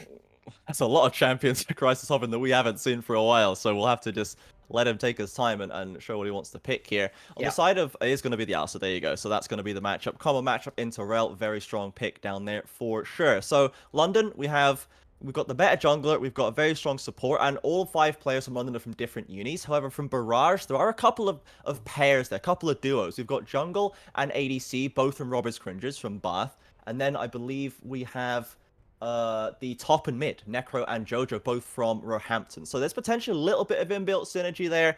We'll have to see if that comes through, because it's not the traditional duos. Things like jungle support, things like mid jungle, those are kind of the usual duos where we'd expect to see that pre-built synergy come up huge. Got my heart going for a second there, because I saw Lee Sin hovered, looked away for a second at the notes, looked back, and I heard the lock-in sound and was like, oh, okay, it's Jinx. We have, I would say, a bit of an almost polar opposite bot lane right now with these two coming out. Rel and Jinx have pretty opposed goals. Obviously, it's really nice for Jinx when everybody's stacked up, but here's probably why we have the Rel, because Necro, bit of a Vladimir connoisseur. They have a lot of games on this champion, very powerful in the mid lane and the top lane right now. They had a second removed off of their Q at max rank, and that is an ability they use off cooldown. Yeah, so that is potentially a very big impact coming through here for Necro. On the side of Killy, what do we think is going to come through as the answer here? Because as we said, they've got a very varied pool, a lot of answers here, but what's the best way to deal with a Vlad in mid? I don't like that against Vladimir, and the reason for that is because you have really no way to stop him pulling at you, because you can quite easily react to the Varus ultimate. Obviously, you do have point-and-click CC with the Alistair and the Udyr on your team, so it's not completely doomed for Gregors, but this is just like when you see a Jinx who can outrange you in like scrappy team fights, and you have a Rel on the other team, you really are reliant right now. Gregors is sat there like praying the rest of his team has got the synergy going, because if London are almost not coordinated at any point, Barrage have all the tools to just take advantage of it full force. Yeah, as we get into the second round of bans here, looks like Barrage, they want to try and make Necro's life a little easier, taking the Anivia away from Killy, someone who can just push the wave and just not interact with you and potentially catch you out and get some kills if they're nice and shifty with that stun as well. So they're going to try and help Necro through this laning phase, it seems. Meanwhile, on the other side, it's the Lilia taken away. So this is quite interesting that we don't have a jungler picked. Normally, the junglers do end up getting locked in pretty early in the drafts at this point in the meta, so Barrage leaving it later than usual. I actually wouldn't have minded Lee Sin this game, and that's mainly because when you have the Rel, champions that can almost get on top of carries instantly, like the Lee Sin with their Q, do become much more powerful because they can just have an inbuilt stun as long as Rel's connected to them. So actually a good ban away here. One thing that I've not seen yet is Killy's Yone, and there it is, taken off the table right on time. That is a champion you really don't want to be playing against, as it just enables you to always have comeback potential. And if you force everything onto Varus, they can very easily return force onto your Jinx. So that's the reason that one's taken off the table. Also, it's just Yone. It's just Yone things, you know. Sometimes you just don't want to see that champion on your Rift. We have now gotten to the second round of picks here. Gregor's hovering the Gnar. We haven't seen a Gnar yet today, even in the bans, and that's going to be locked in for Admodo. So still very much the premier, both, you know, king of top, weak and strong side, the Gnar at this point. I got two picks for you right now. One is Quinn, and one is Wukong. These are both champions we may see come out from JoJo as answers into the Gnar that have real good synergy with the Rel. The fact that they can just dash in, instantly get this kind of CC. We saw in the LEC finals, the Wukong was a really scary matchup for the Varus in later game team fights. And we do see what will be Sweet Summer Day pulling out the Jarvan as a pretty annoying pick when you consider the fact that Varus and Udyr have no way out of it naturally, and Alistar requires somebody to jump to. Yeah, Necro can just slide in there in the pool form, and suddenly you're in a whole world of hurt inside that Cataclysm. So I do like the comp that Barrage is building up for themselves. It's looking very, very dangerous for London to deal with. But I mean, last time we kind of had a similar thought. We thought maybe Resolve, they've got this great Wombo team, they've got the great ultimate combos, but they never were able to bring them to bear. For somehow, you know, Demise was always able to keep the momentum in their favor, and they were able to push that to a victory. So we can't count out London just yet. And there is the Darius pick, but that is a proxy, I believe, as we've been told by production. Quinn, I believe they said it was. Yeah, okay, great. That's lovely. I like to see it. We could talk about that a bit more as we do see the Diana last picked, and that is presumably going to kill it in the mid lane, as we're going to need to remake the draft just to substitute that proxy pick. So we get even more time to talk about champions. How wonderful. Absolutely, we love to talk about champions here. So let's start with the Quinn. This is a champion that normally you only see in pro as a Renekton counter, but this time it's up against the Gnar. So walk me through what's the value here? What is Quinn going to be looking to do? Okay, so one of the reasons that Quinn is locked in is for the same reason we're talking about Lee Sin, of it has that insta dash in, and if you're synergized with your support and Rel can activate the E as you go in, that is a really just disgusting set of chain CC, because you can get the knockback into instant stun, and then Quinn just gets to wail on you for about 3 auto attacks time where they proc either PTA or use their Hailer Blades, whatever they're rocking. So becomes quite the bully later on, makes it in lane, so it's quite hard for Gnar to play against because it's a fellow range champion. Only issue for Quinn, though, is if that is ever a Mega Gnar, and if there is ever an Udyr up there, you can only kick back one person, and both of them have the option to get to you. Yes, that could be a bit of a risk there, and we saw Hamport last game has the winning matchup, but without appropriate vision, without wave control, they did just get chain ganked and ended up giving up some kills in lanes. So JoJo's going to have to be very aware of that, of course, and Quinn does bring the roam power as well, which is kind of unmatched. When you get that ultimate, you can just show up in another lane unannounced. And it is pretty scary to play against when you get later into the game for side lane potential, but again, these are all things that sound really good in concept. But if you're not coordinated, side lane doesn't really get to happen, as we saw last game. It could just be 5-man run you over at the dragon, end the game off of a couple barons. Yeah, and that could be all she wrote if it ends up scrolling through like that. So if that's top lane, what we're expecting here, let's talk about the mid lane, because we've got Vlad into Diana, and this is, of course, recently buffed Diana, now potentially flexed into the jungle, but still has great trading in lane. How's Necro going to be dealing with this one? So both of these champions have recently come back into popularity, and effectively in team fights, they actually do the same thing of they wait till you're clumped, and then they jump. And the only difference between these teams is one has a Rel, and one has an Alistair. And I would say Rel helps Vladimir a lot more than Alistair does Diana. Of both of them are almost like inverted, where if Rel goes in first, then we'll see Necro just go massive in these fights Yeah. because they will get the massive Hemoplague into every ability onto every member. But it's almost the other way around, where the agency goes to Killy in these fights because they need to pull everybody up, and then Yeah. Alistair follows in. It's doomed. Then it's doomed. It is ogre completely if they manage to get that one. So this is very interesting matchup here. A pair of mids that we don't normally get to see. We've already had the Xerath, we've had Diana, we've had Vlad. This is the kind of variety that I want to see. I feel like the meta has been pretty solid for a fair few patches now, but it is breaking wide open here in the Proving Grounds. Everyone wants to, as it were, prove themselves. Oh, very smooth. Love to see it. And I would say, as far as just looking at these drafts, the only odd person out is JoJo on this Quinn. Of every other champion, you Yeah. can see how they contribute to like jump in, everybody, explosive fights, 5-man wombo combo. It's like we've got a Night Yeah. Blue video ready to come out of this game one way or the other. And then there's just Quinn. It does It's just feel there. like I'm struggling to think of a champion that feels more like a hole in your team comp if they're behind. Like if the Quinn is weak enough that they really can't do much, then like, what are you doing? You're split pushing, I guess. Yeah, You just split that's all push. Quinn does. Yeah. They Sad. do have tools though, because one thing to note is they can kick both Alistair and Diana out of their engage. Mhm. So it's not completely hopeless. You can sacrifice yourself to disengage either of those Yeah. engages, but at that point it is a sacrifice because there's enough follow-up after that where you will just die.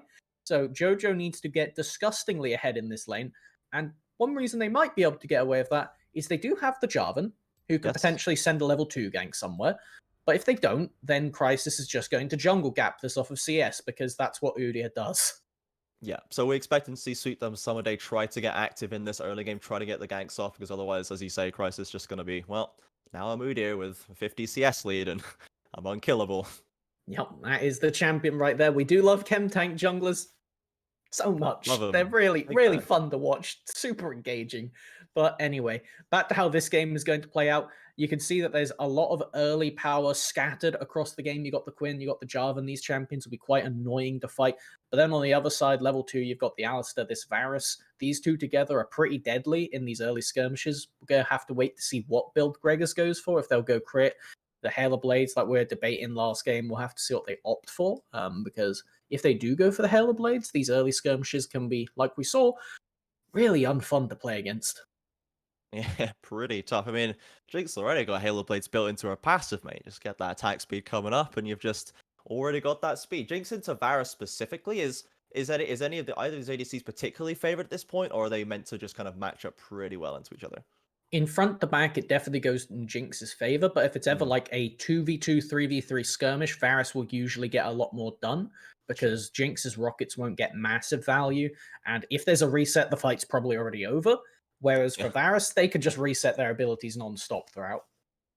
True, fair enough. So Gregors and Nibble a chance to maybe show why we've been hyping them up here today so far. They've got so much skill, so much experience across this game in particular. So I want to see who is able to bring it to bear more. We've got an active jungler on one side, potentially a farming jungle on the other, plenty of late game scaling, and then a Quinn. Just to Quinn. throw it all out. They're just there. And that I just think it's neat, is what I'm imagining every time we talk Yeah. about JoJo in this game. I It's just like think we've got JoJo's the neat. very coherent, like well-made cakes that are both teams' comps. And then there's Yeah. just the Quinn. And to be fair, also the Jarvan a little bit. Well, they Yeah. do work well with the team's intent. This is not a champion we see in the meta right now for good reason. Their clear speed is nowhere parallel to any of the monsters in this game. I bet you in the mid lane, Killia would kill the jungle camps faster than Sweet Summer Day will on this Jarvan, just Yeah. because of how slow the champion is compared to the rest of the field. Yeah. I mean, and in a day like this, a 6-game day when there's so much time to watch and see what these teams are playing, having plenty of pocket picks like the Quinn up there is going to be helpful to you. If you're a strong meta-dependent player and you're just playing Hecarim, Udyr, and jungle every game, or you're just playing like Renekton and Gnar, and then, that just gets banned out or someone else has the counter, you need to be able to adapt. You need to be able to find more throughout the day to keep yourself topped up there. And JoJo, as we said, does have quite a deep, strange pool. So it's hard to pin this player down as the game goes forward. And who knows, maybe it's even so good that he pulls a Quinn ban by the end of the day. We'll have to see how many other Renekton players there are out there. Obviously, playing it into the Gnar is a bit more of a gauntlet throw than the Renekton they'd so notoriously a counter for. And as we're about to kick off into this game, I think real players to watch right now is Sweet Summer Day in the first few levels, and then watch the bot lane for London, because this is where we expect action to be in either of these two places. If it's anywhere else, probably because somebody went a bit too overzealous. Yeah, there was a lot of action last game. Every lane was trying to pop off as hard as possible, and the junglers hadn't even ganked that much. It was like level 4 or 5 before Caramon even got the first gank up in top lane, and already then we'd seen summoners blown, we'd seen resets, we've seen so much damage, so much action coming through, and I cannot wait to see if we get the same here today. I've got the same expectations as we finally get onto the rift right now. We do see the ignite from Jojo. Okay, then. Oh boy. You All love right. to see it. That's risky. Do we love to see it, or do you not love to see it? A cleanse is a summoner spell that is usually taken by Quinn for the reason of when you're against things like Udyr, or more typically the Renekton, it means that you don't just instantly die when you get ganked. Now, Yeah. Jojo doesn't have that, so Admiral Wodo can potentially just flash on them earlier on when they get a Mega, but, you know, they're going to get a better end of a trade here at least. Oh, very much so. They pop the passive and get that little bit of movement speed, extra damage as well. There's the dominance once again. We saw Hampot stamping his dominance on that top lane in game 1. Jojo doing the same right here. I really want to see Crisis just run to bot lane right now. It looks like they won't do it in the end, but the reason for this is because you just saw Jojo place the ward. They know it's warded, they pinged it's warded, so you can gank this Quinn from any which way you want to right now, and it's the question of how Crisis decides to go about it, or if they just say, we don't. We will play to bot side, because yes, you do have a lot of power with Gregors and Nibble in this bot lane, but if you could shut the Quinn down early and just take that win condition away, that is so terrifying, because we've been talking about how weird the Quinn is to just exist in this game. So, you know, it might just never get to exist if Crisis does their job right. Yeah, and that will leave it as somewhat of a 4v5 on Barage's hands. So let's see if they can make that one work. We've got standard starts besides that so far.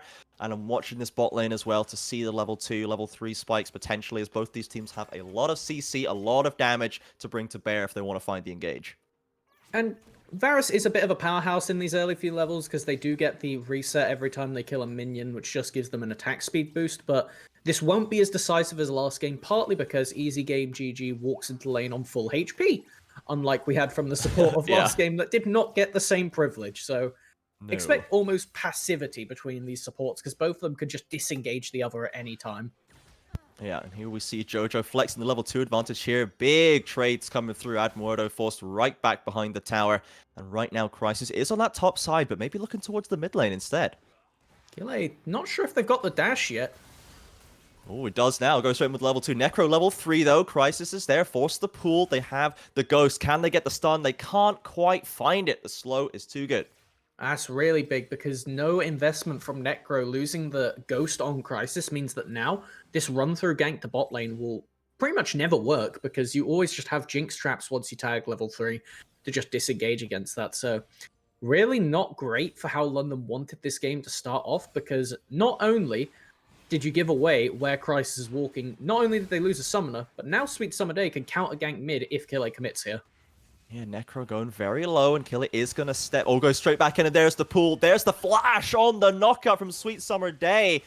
Kille, though, with an excellent use of the E, actually gets the safety with saving their own summoner, too. Well, I guess it's just both junglers deciding to play with no sums this game. It's a fair arrangement.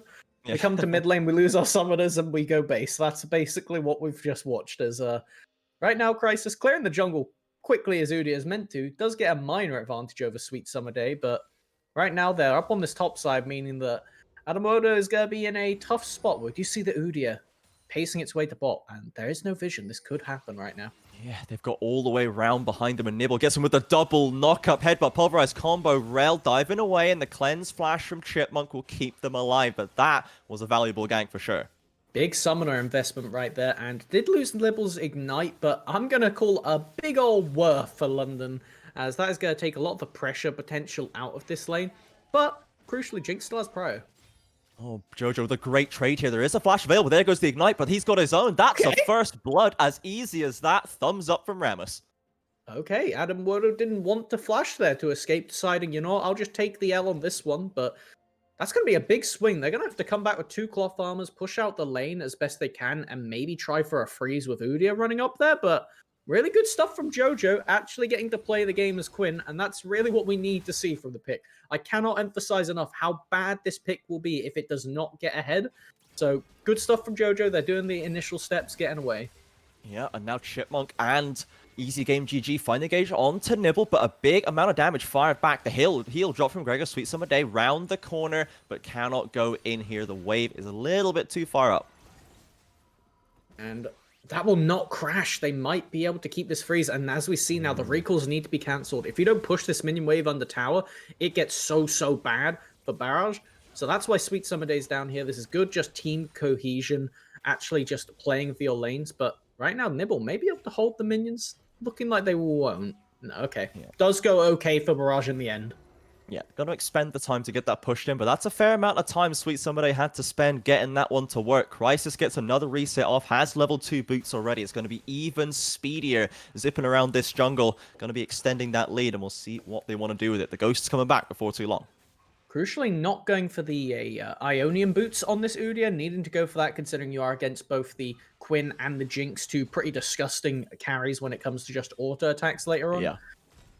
Does mean that they might just path straight into this dragon with both bot lanes coming back, but we see Nibble actually on the map, same as Easy Game GG, hovering around the mid side. We may even see a potential jungle skirmish if either of these supports face check the other. Yeah, we don't have a TP for Admiral, so no one else can come and assist. Everybody who's going to show up has to be here on time. And now Easy Game GG engages with the follow-up from Jarvan. Crisis is there, but the stuns are there. Achilles dives in with the ultimate, as you say, slamming down with the damage. And that's going to be the first kill for Killy there. Necro picks up one on the backside. Crisis dropping ever so low. Tries to escape away. Killy dropping low too, but Necro has dropped all the abilities. Bio Chipmunk arrives to cover the retreat. Killy forced to flash away. It's a tight one and a 1-for-1 in the end.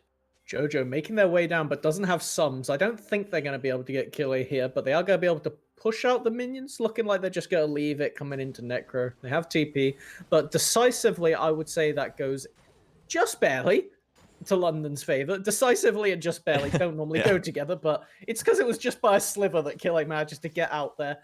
Could have been potential money going right into Bio Chipmunk that you really don't want because... well, you have a lot of good dive tools. The Jinx can outrange you later on, and really just barely going in their favor as the double ultimate from Kille plus Gregor's managing to pump out a lot of DPS, and most crucially, does deny this Mountain Dragon early, though. Yeah, absolutely. So they do take the victory in that engagement down there. They extend themselves a nice little CS lead, and Killy using that lead to go aggressive onto Necro. But Jarvan is once again around this mid lane. A whole lot of time being dedicated to the mid lane by both of the junglers so far. And I don't think anything will amount from this with just the fact that the ultimates are on cooldown from both mids, but taking a look at the CS right now, Jojo, while they are winning in the lane generally and able to get off this occasional roam, they do not have a big CS gap right now, as Adam Wodo is actually going to come out of this with the CS lead off of this play. And we'll have to see what Jojo does off a base, if they just run back the lane or if they go to maybe try and force something on the mid, because they're not getting a lot done on Quinn outside that first blood.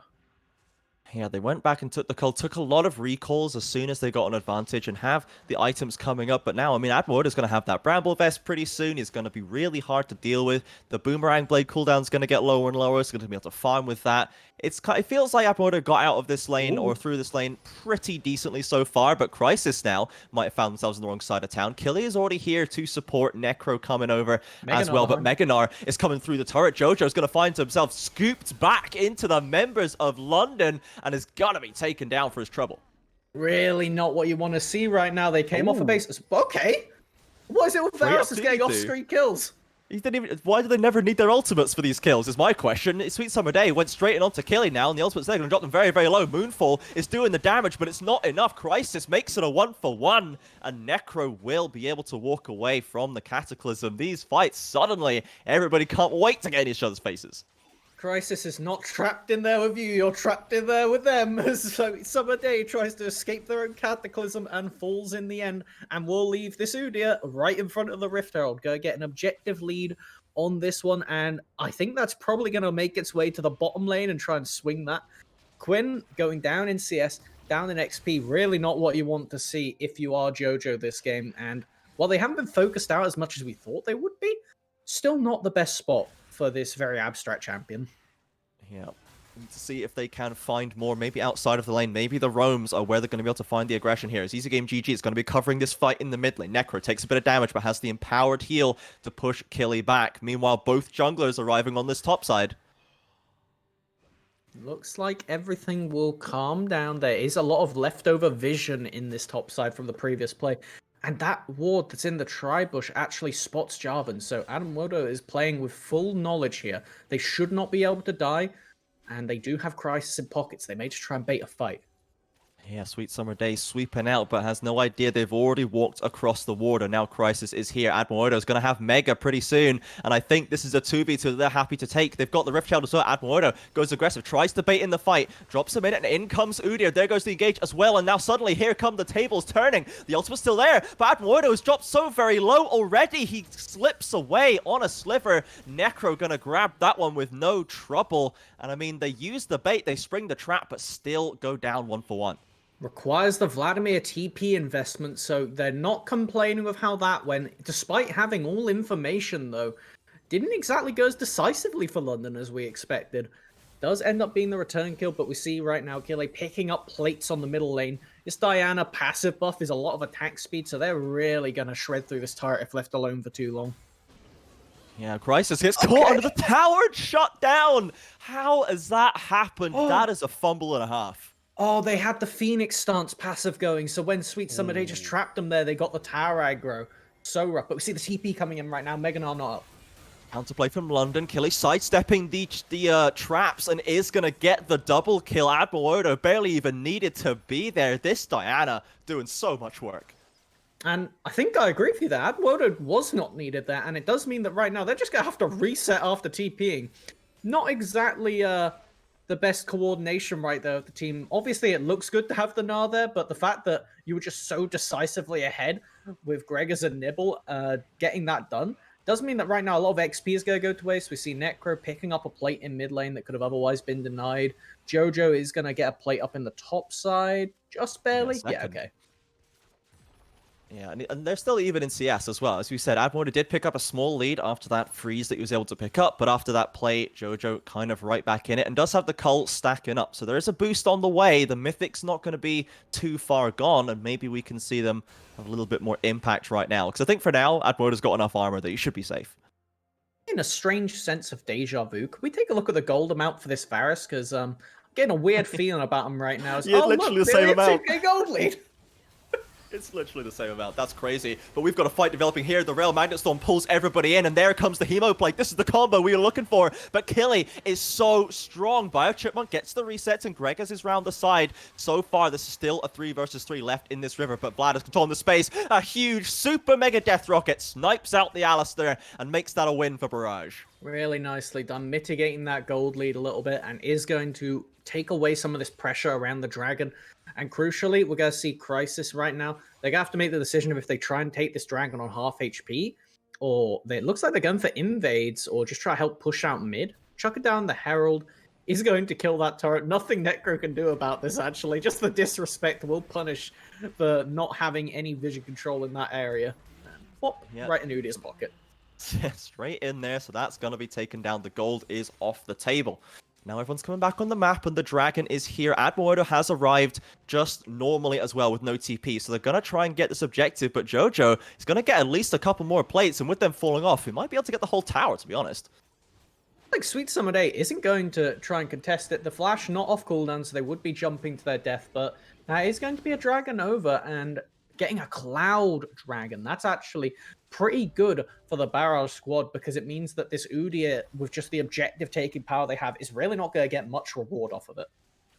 Yeah, Killy now arriving in this top side, maybe wants to punish Jojo. They have the flash, but they're just going to go for the clearing wave instead. There is an ignite for Jojo as well, but Night Harvester for Killy, they are very, very strong right now.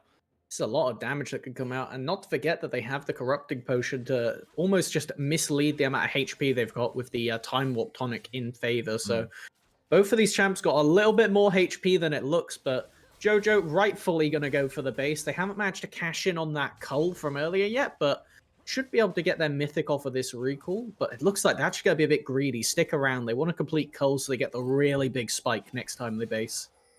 Yep, so they are going to be a little behind the curve for now as Admuerto is fast approaching that mythic themselves, arrives back to hold this top lane, and as we said before, I think they're going to be safe enough to farm this, but now Necro trying to get aggressive onto Killy. Easy Game GG and Sweet Summer Day are here, Nibble too. We've got another 3v3 developing right now. Necro drops the pool quite early, but a lot of damage coming through. Nibble with a triple knock-up into the Moonfall! It's a massive engage for the blue squad, but somehow it's still a close fight. Crisis will fall on one side along with Killy, and Barrage, they get the dream set up.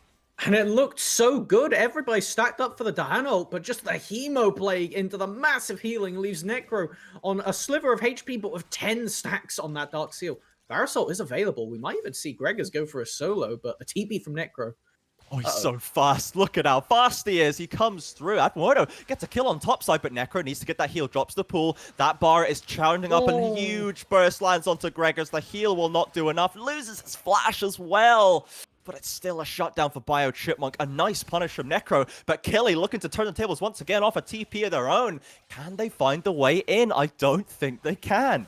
That'll be both ADCs losing their flash, but only Gregors losing their life and shutdown, most importantly. Bio Chipmunk getting into this game at last on the Jinx. They're going to be able to pick up their mythic off of this base by the looks of it. We'll have to see if they go for just standard Kraken.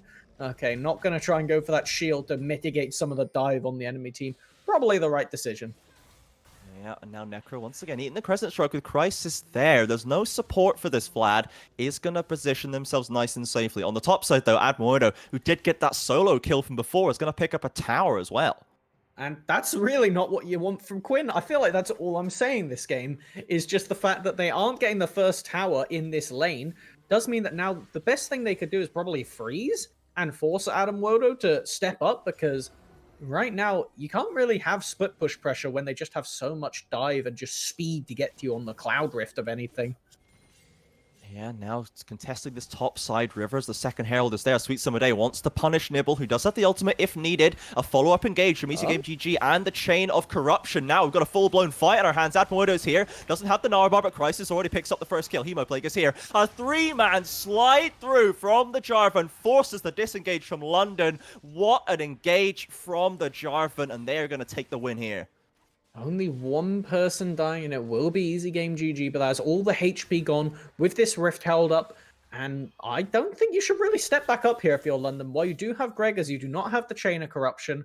You do not have the Mirror Mana yet, so this is going to be a scary fight to walk into, but you do have Meganar approaching on the flank. If Admuerto can get in there, Sweet Summer Day has to pick up that eye now. He's got the speed up, but is it enough? Killy does get knocked up, and a slow from Bio Chipmunk doesn't catch anyone. Crisis is so fast with the Cloud Drift, remember, but they're going to slip away with an inch to spare. Barrage get the objective. Really narrow window for Sweet Summer Day right there. Got the knock-up that they needed. Otherwise, that Diana was going to pull them right back into the team. And actually, the Cloud Rift mitigating a bit of just Crisis's power on this Udyr, because it means other people can run away for once. It's not just Udyr that gets to play the speed game. Yeah, everyone is zipping through the jungle this game right now. And if we take a look at how this game is going right now, hit 80-minute mark, 1 dragon apiece, 2 towers to 1, and a very even gold lead. Still only about 1.5k. And these teams have been going blow for blow, really. Both of them have strong carries developing. There's Vlad on one side, there's Varus on the other, there's Diana, Admuerto scaling as well. And the one hole that I'm seeing here is this Quinn. We keep touching on it. I don't want to bully Jojo here, but this pick was very niche, and it's struggling to find the impact. They're going to need to shake up the strategy a bit, I think, to try and really make this pick count. They need to go for these almost like 3v3 skirmishes, but you don't really get that option against the enemy team. The best thing I would say for Barrage is to play around the Meganar cooldown. If you could do that at this fight, then you can still get something done. Maybe have Sweet Summer Day and Jojo pressure with the Rift Herald on the side, and then just wait for the Meganar to time out, because it's about to come up, and that could be the fight over in an instant.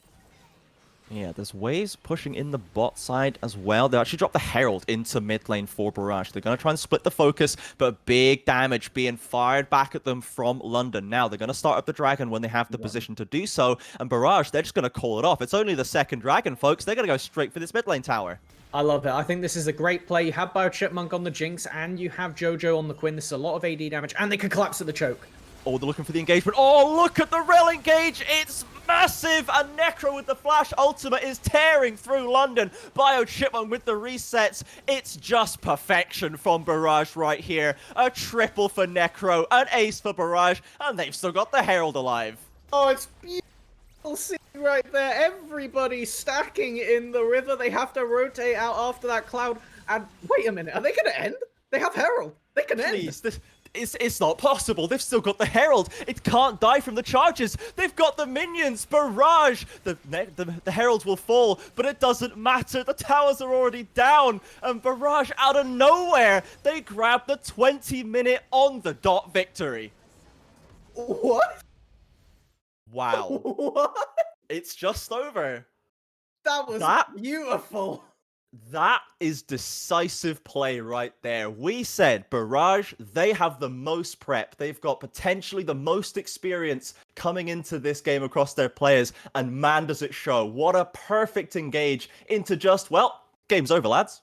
That was great macro play right there. Realizing, hey, this is a Cloud Dragon, guys. Why would we care about that? We have double ADCs and a Rift Herald. Let's just slide down mid. They even had the Jarvan, so the flag was giving them bonus attack speed right there. Shred through the first turret, and because that tower dies, there's no vision. So London walk up through the choke point, and you just saw it right there. It was an instant. It was gone straight away. Dear God, I hope somebody clipped it, because it was just a massacre into the end of the game. Oh, the beautiful Rel Magnet Storm into Necro. Just an absolute sight to behold there. And Barrage clean up their first game versus London with no trouble. Up to that point, it was looking pretty even. I'd barely gotten done saying how even it was looking. And then just like that, it's over. But I must say, London, in that laning phase, we expected them to have a lot of mechanical skill, a lot of prowess coming in. And they were showing it at times, to be sure. It absolutely looked like it could have gone in their favor, but just the better macro play from Barrage there, realizing, hey, he's just proc Mega Gnar. So if we go mid and time it out for about 10 seconds, even if they approach, even though we have a Quinn, they have a Gnar, when Gnar is Mega, it's just worse Quinn. So realistically, I don't think that the Quinn was really the decisive winning force right there, but just the sheer coordination from that play. Oh, Lord, I wish I had the comms, because that would make a great mic check right there of just, hey, guys, do we win? Is that the game? MVP to Necro, by the way. That was disgusting. Absolutely. Such a strong performance. And even against Killy, who looked like kind of the linchpin of London going through, and they were having great roams, they were doing great damage, but Necro was always accruing the money. They funneled the gold into him, and it was money well spent for sure. So Barrage content team, get on that comms video, because we want to see it. Absolutely. Great stuff right there. It looked like London had it all together. You know what? When you get blown out of the water like that in a single play, it's kind of hard to look back at the VOD and go, what can we learn from this heading into the next two games we have today? Because it's just don't get wombo comboed. Don't get absolutely crushed in 1 second and lose. Yeah, lol. That's how you win. Forehead. But yeah, so that's gonna be second game over before you know it. Necro obviously the MVP for here, I think, and that means that we've got to keep this day rolling right here. That was over in a snap, and we've got plenty more action here today. Kachka and Reclamation will be taking the reins after another short break. But I have been Trajan, joined by Melvin Nizzle. I'm reeling still after that second game. It's been an absolute blast, and I hope the rest of the games are going to hold up that quality. Any final thoughts, Melvin Nizzle, before we pass it over? It's London versus Resolve next game. Best of luck repairing the mental after that one.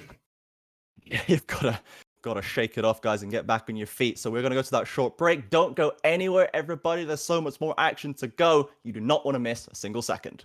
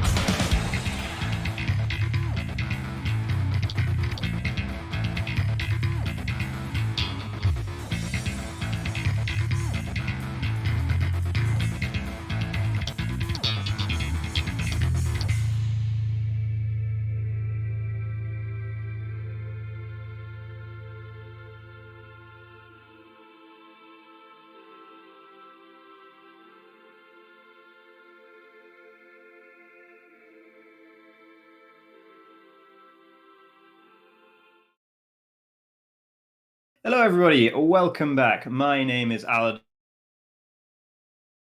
Games 3 and 4 of today's Student Proving Grounds, the group stages here. And so what we've just witnessed was a pretty incredible game, to be honest, between Barrage and London. And the weird thing was, it was a pretty close early game, right? London were ahead for a while there. And then all of a sudden, it just all went wrong. So what exactly, from your perspective, what happened in that game, Vlad gap. Ro? No, honestly, it felt like Mhm. just overall the draft was just better from them, and they just ended up having the Jinx just free hitting in the background while Vlad's just having fun doing whatever he wants to do.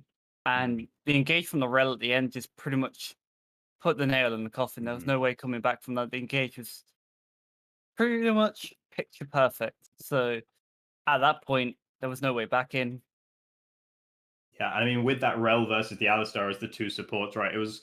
I could have, to me at least, it looked like it was going to be a bit of a battle of who's going to get the bigger engage and at which point. And of course, with that incredible Vladimir performance from Necromancer as well, there was a lot of backup, a lot of meat behind the sort of initial punch of that first engage from the Rel. But let's stop talking about Barrage for now. We can keep talking about London, though, because the first game that we're going to be bringing you, the third game of the day, will be basically the losers' queue. It's between London and Resolve. Both teams lost out in their first games. Resolve, it was a pretty sort of standard loss to Demise, really. Demise kind of seemed ahead throughout the game. So Resolve will be hoping that they can sort out particularly some of the early game issues they had in that particular one and look a bit stronger against London. I mean, while London, they did have a relatively strong early game, as I've already mentioned. It was just maybe a bit of draft difference and just some unfortunate circumstance. Yeah, I think London will be coming into this with high expectations because they did actually play a good game against the Barrage team, and Barrage actually have Tark helping them with this as well, who is a very good coach. So, I mean, London didn't play the worst. Like we said, they started off really well. The mid game, okay, they couldn't really contain their Vlad anymore, and that was the main issue going forward. I think definitely they're probably just not going to want to play against a Vlad player again after that. So. And one sort of common thread through both of these first games that I noticed was predominance of Varus, very strong early game performances from both Varuses. It was actually Gregor's for London who played it in that last game. And again, it looked like maybe we're going to see the Varus running away with things in the early game for London. It didn't work out that way in the end, but the pick still looked very strong, and it looked very, very strong indeed in the hands of Teen for Demise earlier. So are we expecting here to maybe see a Varus ban from either of these teams, or is it going to be first pick blue side? Is it that powerful here? Well, see, I mostly want to trade it really because people are happy playing Jinx right now. A lot of people are more than happy just playing Jinx into whatever. If you want to play Varus, you really need to punish the Jinx lane really hard. And if you can't, exactly what just happened in that last game.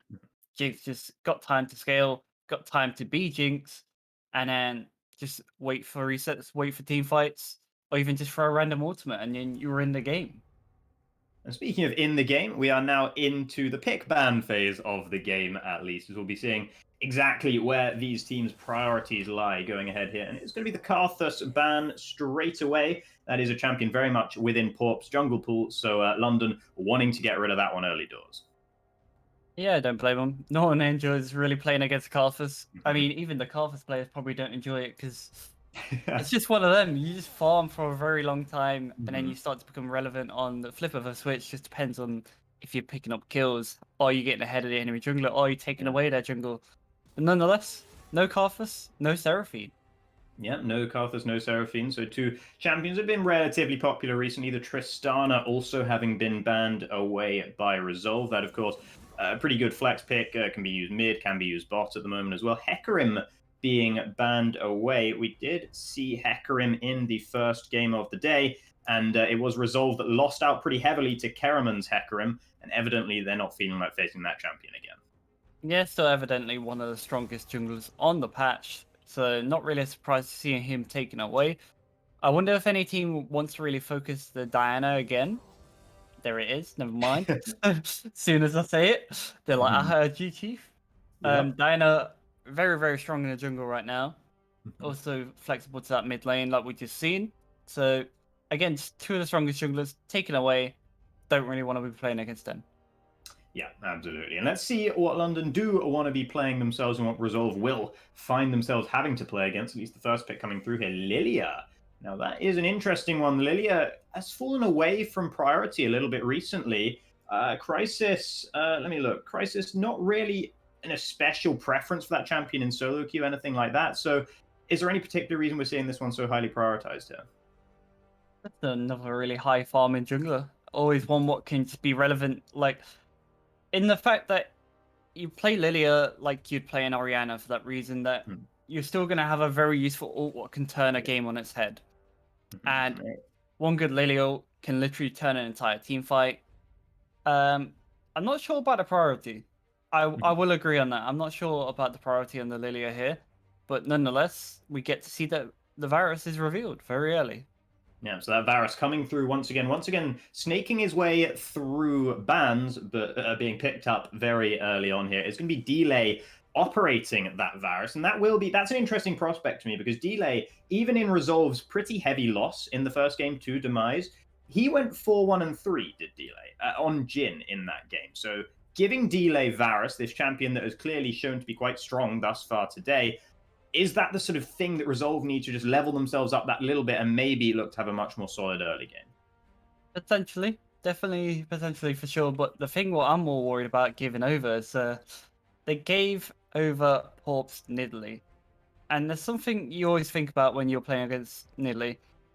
Are they good at the champion? Yes or no? When someone's main champion and most played by nearly 60 games is Nidalee, it's not really a champion you want to be given over for free.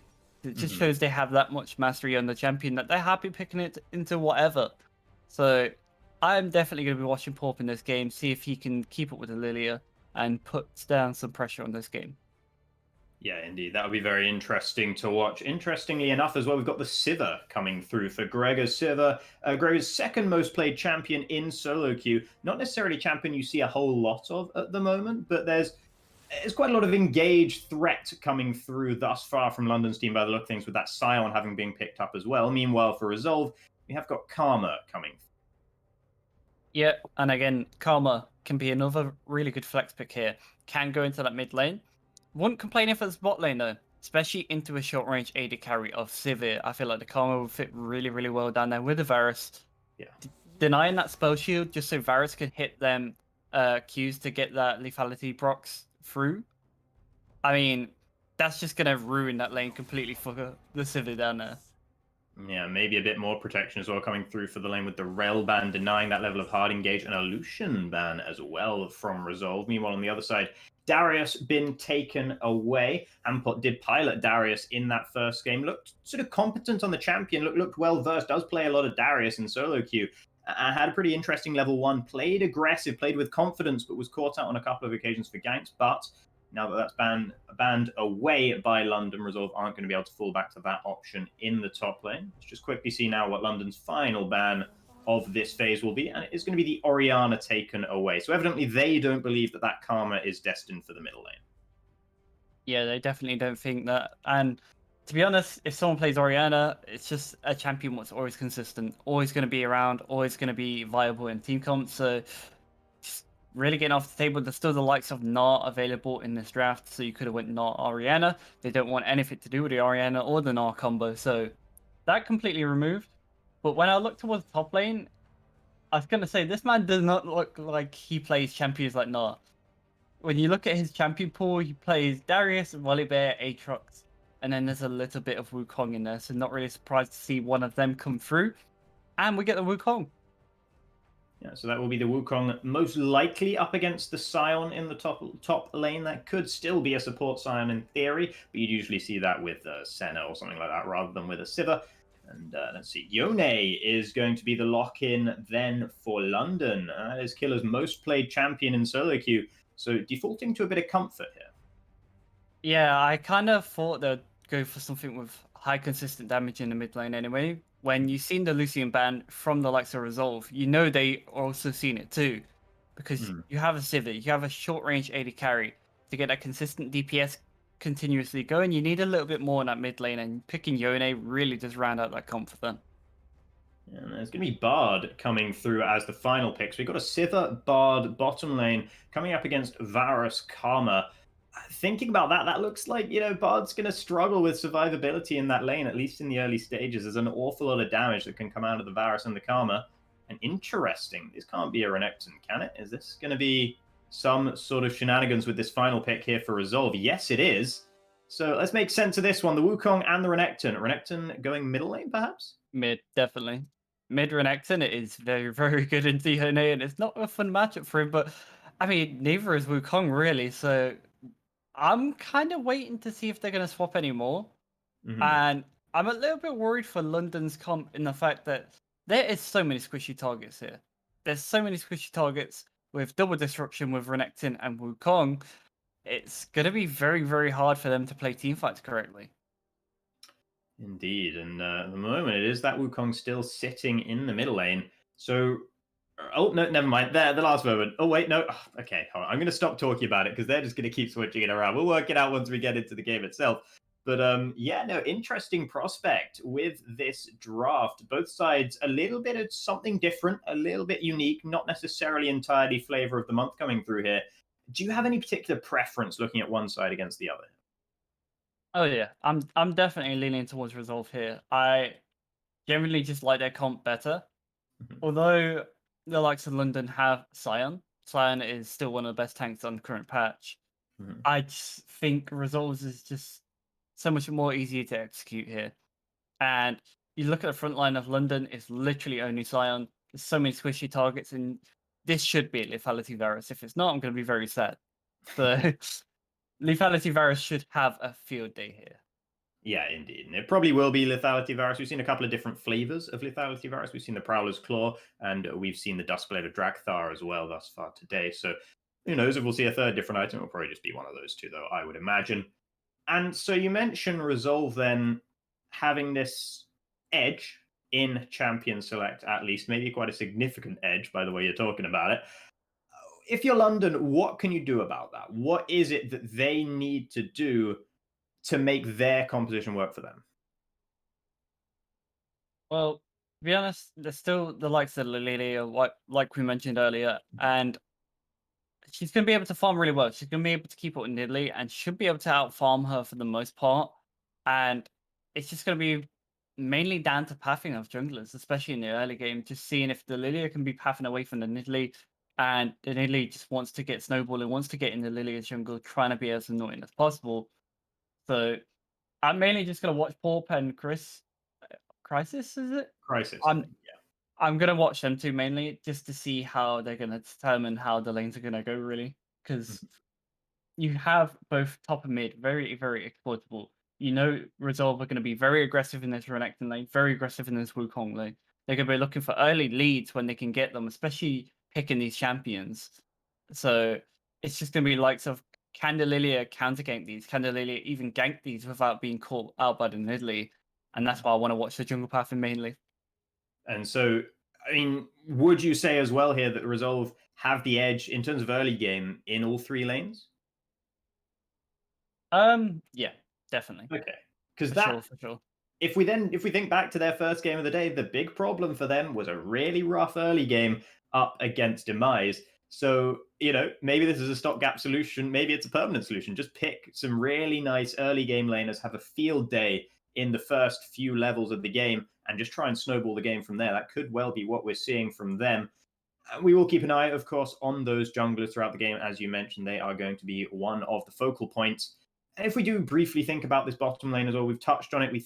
I mentioned in my rather amateur play-by-play opinion that it seems like Nibble in particular might have a rough time up against this Varus and Karma lane. Is that how you see it playing out?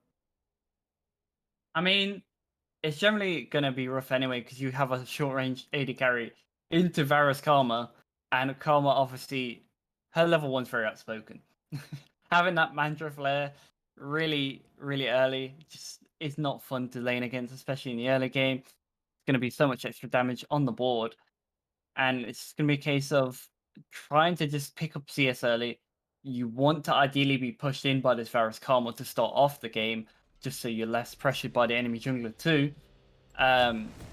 It's not like they can't live in this lane. It's not the worst. Like Sivir can still do Sivir things and just farm from a distance by just throwing out the boomerang every now and then or trying to get them ricochets off. It's not all doom and gloom there. So it is going to be rough, but it's not unplayable. Not unplayable. So that's at least that's something, I guess, for Gregors and Nibblers. We are on to Summoner's Rift for the third game of the day with London's Academy, or not exactly, Academy team, student team on the blue side and Resolve on the red side of the map. And Crisis already taking a bit of a hefty spear, maybe a second. No, nice, just dodging away at the end there. What are we expecting in these first couple of levels then here from the junglers? Not really a lot. I think both will really go for a full clear here. And then after that, they're going to pretty much evaluate which lanes are going to be the easiest to gank. For Lilia, obviously, both top and mid are really, really easy options for her. Nonetheless, we do actually have the Renekton top into Sion, Wukong mid in this game. And also, Varus has lethal tempo. So more than likely leaning towards the more consistent DPS Varus than the lethality here. Yeah, no, that is an interesting one. We've seen Hail of Blades thus far from both Varuses we've seen today. Going for that lethal tempo, as you mentioned, it's more of a sustained damage over a long period. It doesn't necessarily get you that Q, the 3 autos to get all the blight stacks really quickly that Hail of Blades gives you. And you mentioned you were really hoping to see a lethality Varus. Is this still a pick that can work here if we are seeing a more consistent damage crit style Varus coming through? Or would you still really much prefer that lethality here? Oh, I mean, I always had in the back of my mind that you could still go DPS here, like standard DPS. And I don't think there's much of an issue with it. You're still going to melt through most of the targets here. I just considered mainly because there's 4 squishies, 1 tank. I feel like lethality would have just so much value there. But at the same point, if Sion became a mega tank, it would be an issue for the lethality Varus, and it's just going to get burnt down a lot faster by the Kraken Slayer standard build. Aggressive trading up on the top side here for Hamper, already putting a lot of pain down onto Admawodo, who was solo killed in the early levels in that last game. Admittedly, it was up against an Ignite Quinn, so it's a pretty forgivable crime. But would like to not be solo killed again on the top side. You'd have to imagine Otter getting aggressive onto Killer in the middle lane as well. And that is exactly what we're expecting to see. All 3 lanes here from Resolve pushing in towards London. We're just having to sit back and relax a little bit at the start of this one. Yeah, and it's similar to what you mentioned earlier, Aladar. It's like Resolve struggled in the early game of their last game, and it seems like they're definitely learning from it. Draft them more consistent early game, getting them aggression in them laners, pushing in the lanes, and you've seen the trades coming through. Top lane traded really well, mid lane traded really well, then bot lane's getting that big push into the Civic Bard. They're just looking to control these lanes. Take a look at this, though. Porp already going for the dive very early on onto Admawodo, and there is the first blood picked up with ease. Hampot getting out of there with the slice and dice, and the kill going over to Porp. Really nice stuff from Resolve. That is much more like it. Pretty much just perfectly set up. The Hampot just keeping that rage, refusing to use it despite Sion trying to trade with him earlier. And who needs Elise? Who needs Renekton Elise? You have the Nidalee there. Yeah, exactly. And Admawodo, once again, feeling some pain on the top side of the map, has managed to keep a decent level of CS at the very least, and being dived under turret this early in the game. You know, what can you really do under those sort of circumstances? Maintain both summoner spells as well, so won't instantly be vulnerable in future ganks. So it's not all doom and gloom for the London top laner right now. Bottom lane bouncing back a little bit now towards Resolve here, and they are going to take their turn to sit back a little bit. Yeah, gonna sit back a little bit and look at this. Return gank ready for round 2. Pretty much just gonna wait for Renekton's stun and then it's time to go again. Yeah, we'll see that Admawodo, I don't think, is aware of the danger, but the flash that was maintained from that previous dive comes in useful here. That's really nice stuff from Admawodo to be able to just get out of that one straight away. Had to burn the flash, of course, so Pop might still be putting a bit more pressure on the top side in the next few levels. I don't think it's all over for Admawodo yet. It's not over, but it's definitely not going to be a fun time for him. Losing his flash there just makes him that much more of a target again. And it could honestly just be a rinse and repeat, because Lily only has a little bit of a jungle to clear. So she can literally just come straight back up. Even after Raptors as well, she could come straight back, or she can come back now. The red ping instantly there from Pop. On the way, once again, Admawodo, you poor soul. Hampot's going to be pushing this one in. You'd have to imagine just getting all these minions down, preparing the situation, not even waiting for the minions as Porp is here. The stun into the spear, into huge amounts of damage, but not enough, as Hampot is forced to flash away or else risk dying to the tower. So Admawodo survives this one again. Yeah, survives this time round. Actually playing this really well and pretty much deterring the dive there. Blowing 2 flashes as well in the meantime, and also getting a free dragon on the bot side. Yeah, so nicely done by Crisis to get the cross-map objective coming through as well, trying to steal away some jungle. Hissalot, though, interested in preventing that from going any further. Otter roaming down towards the bot side, but with that extra movement speed you get on the Lilia, Crisis is able to just run on out of there. And Bard's the dead man. Oh, so he is. Bard is a dead man. That's interesting. I'm sorry, I completely missed that. I had my eyes on Crisis. Yeah, no, Nibble has simply died. He bit off more than he could chew. Nice. I'm sorry, I seen the opportunity. I had to take it. Oh no, no issue for me here. That was wonderful. I enjoyed it very much. The poor Bard man did not have fun there. But meanwhile, in that mid lane, the CS difference isn't too much yet. So Yone has actually been doing quite well into the Wukong, which I would have thought would have been a lot worse for him. But so far, he's just mostly been pushed into his tower. So it's been waiting to farm under that tower, farm pretty safely, and just be okay with that. Oh, looking across the map right now, Porp once again getting active here, trying to get on towards Killer, who is level 6. Doesn't need to use it. In fact, we're going to see Admawodo charging in from the bottom side of all places. Killer going over the wall, but going straight back again. But did manage to blow the Cyclone from Otter in the process. So a little bit of a false start from both teams there. Some ultimates blown, but not much bloodshed. Yeah, not much bloodshed. It looked like as soon as I talked about Yone, I was like, oh, is he going to die? Are they actually pressuring onto him? Nonetheless, he gets away with his life. He bit of plating stolen on the top side by this Renekton, but he could be ganked right now. Look at Lilia. Lilia's coming around for this. Bit of a reversal maybe coming through. Hampot's aware of it nice and early on. Crisis missing that first blooming blow, and as a result, not willing to commit to that one any further. Hampot just having to simply stand there, and that was enough to dissuade the gank from going any further. Yeah, level 6 Renekton is a scary one to gank, especially at this time being. And it looked like Admawodo didn't want this in the end because he didn't really have anything to follow up. He has his ultimate. Actually, no, he doesn't have his ultimate at all. That's probably one of the main reasons why. Indeed, and that is ultimate used in the middle lane. Lilting Lullaby going down. Killer following up with the damage as well. And Otto will fall. So that is going to be the wave pushed in as well. Nice gank coming off in the middle lane, but Porp is once again back topside. Admawodo cannot catch a break for more than about a minute or so. The spear lands once again, and this time surely the damage is there, but Porp tries to get out of there, doesn't manage to, and forces Hampot to go deep to pick up the kill. It is then traded, but a 1-for-1. Another messy dive in the top side. The first one went so well, but since then, Porp has really been struggling up there. Yeah, take back my comment from earlier. I feel like you might want at least, if that's the way your dives are going, because you need that Renekton tanking that dive first. Nidalee tanked it first and went straight in, no hesitation, and just didn't have the damage to instantly kill him. And because of that, Nidalee dies, traded 1-for-1. I've seen this one before. Crisis once again just walking out of the jungle with Otter roaming down to prevent Lilia from getting too much counter jungling done. Delay and Hissalot just going to be pushing in on the bottom side once again. And we also didn't talk really much about the mid lane. Yone getting that kill on the Wukong, especially with the assistance of the Lilia there, was actually pretty big in terms of pressure. Now Yone is actually going to be a lot more determined to actually take some of these trades, a lot more confident, but Nidalee trying to find junglers here.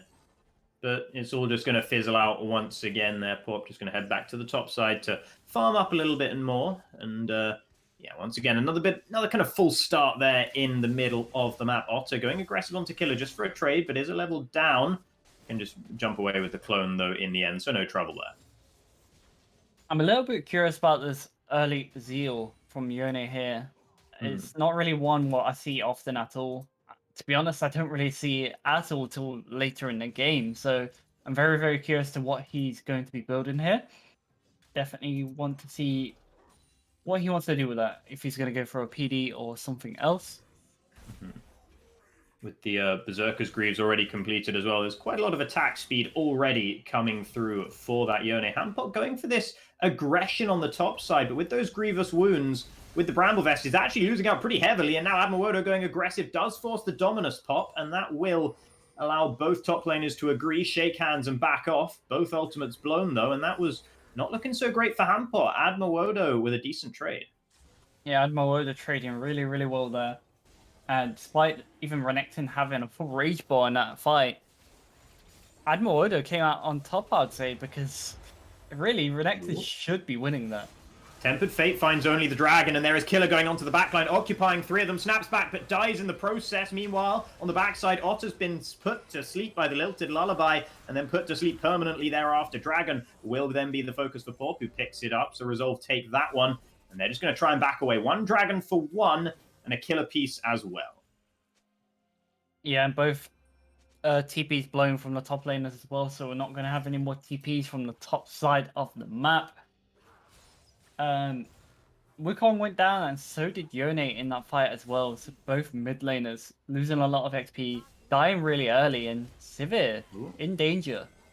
Nice evasion there, using that hot cocoa to get the movement speed buff, and Greg is able to escape from the spear of Porp, who is now just trying to run away because Crisis also in the area.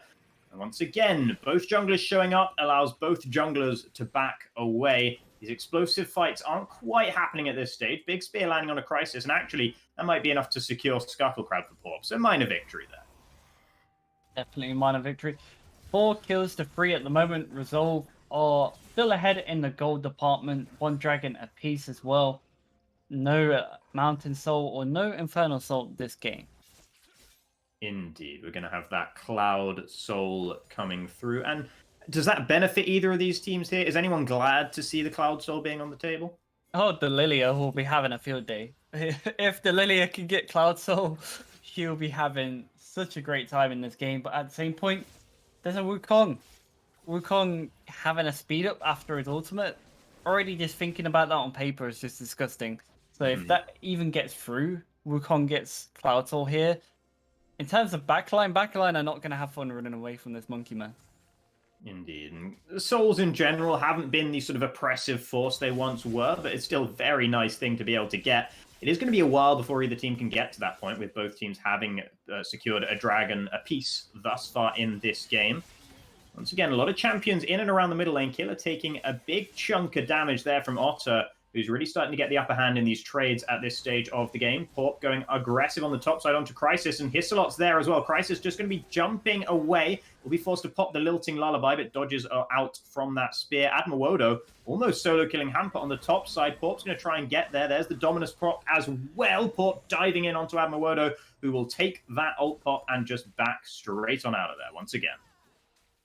My minor issue with this, I feel like this is what Nidalee should have been doing earlier in this game. She has 3 winning lanes, and she's took this long to invade. Cosmic Binding lands onto 2, but that might not be enough because Otter is there. The Magical Journey, though, will secure the lives of all the members of London. Everyone very willing to fight over that blue buff, it would seem. Meanwhile, on the bot side, Greg is being forced away from the turret by Delay's poke. This Varus thus far this game, it is Noon Quiver, so we are going for that more sort of standard DPS Varus build.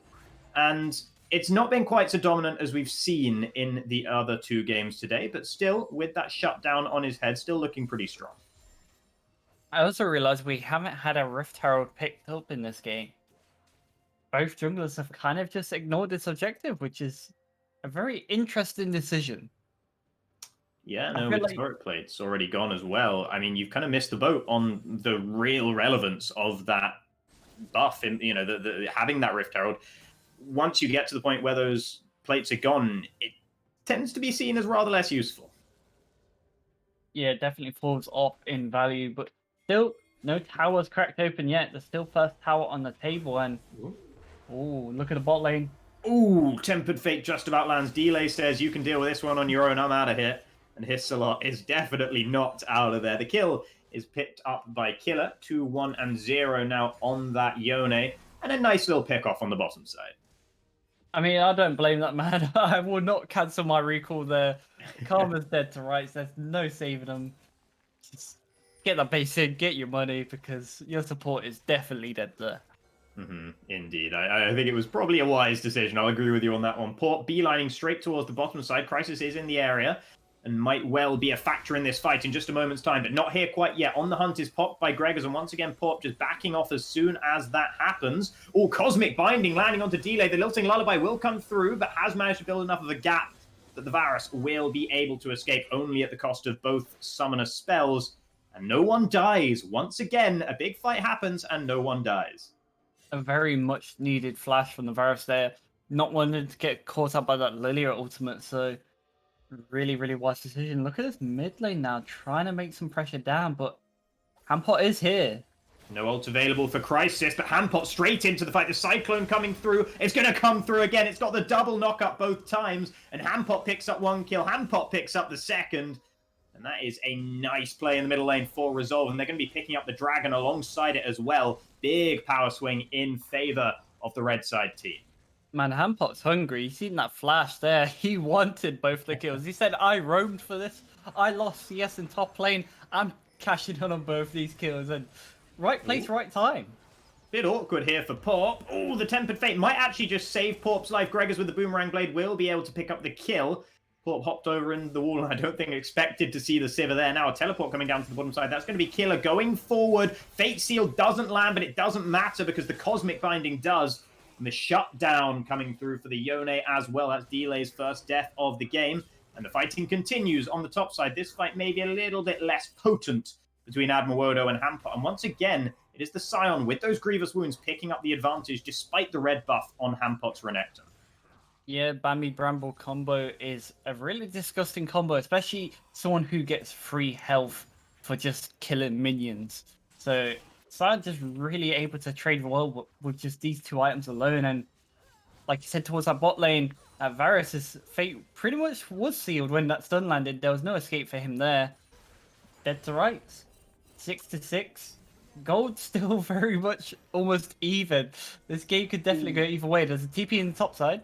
TP is coming down, but the Magical Journey, they've forgotten to factor in the Magical Journey difference, and with that, both Nibble and Crisis are straight on out of danger. The fight may well continue. Once again, this topside jungle is the site of the violence. Crisis taken solo and just taken down. Nibble trying to do something but will just have to escape. Meanwhile, Admawodo might be between a rock and a hard place right now. Has no turret to protect him. Is winning out in the 1v1 with Hampot, but might not win out in the 3v1. Nibble into the fight as well. Admawodo desperately trying to do something and will pick up the kill onto Port. Tempered Fate buys a little bit more time as well, but Admawodo does go down in the end. The zombie form not going to reach Hampot and Hissalot. But nevertheless, that was best of a bad situation from the Scion, but overall Resolve still take the small W in that fight. Let it be known you don't camp Admawodo for free and get away with it. That's twice Admawodo has killed the Nidalee, killed Porp in revenge. And part of it is to do with the Bard there. I will say that. The Bard difference has been actually insane in this game. I think there's been so much value from this Bard pick. Despite that, obviously, one clumsy death, I think there's been so much value from this pick. It's came up so much in terms of really good ults, really good journeys, and just saving his team. It's definitely not talked about enough this game, I think. Yeah, we've also seen the Locket of the Iron Solari being picked up for Nibble there. Is that sort of what you'd be expecting to see on the Bard coming through this game? Something like the... I've forgotten the item name. Now the banner, the Imperial Mandate, that is the one. Something like that maybe could have been an option as well, perhaps? There's many options for Bard, and to be honest, these days I don't know what Bard players... Bard players do what Bard players want to do. They'll switch at any flip of the coin. They'll be like, oh, should I go damage?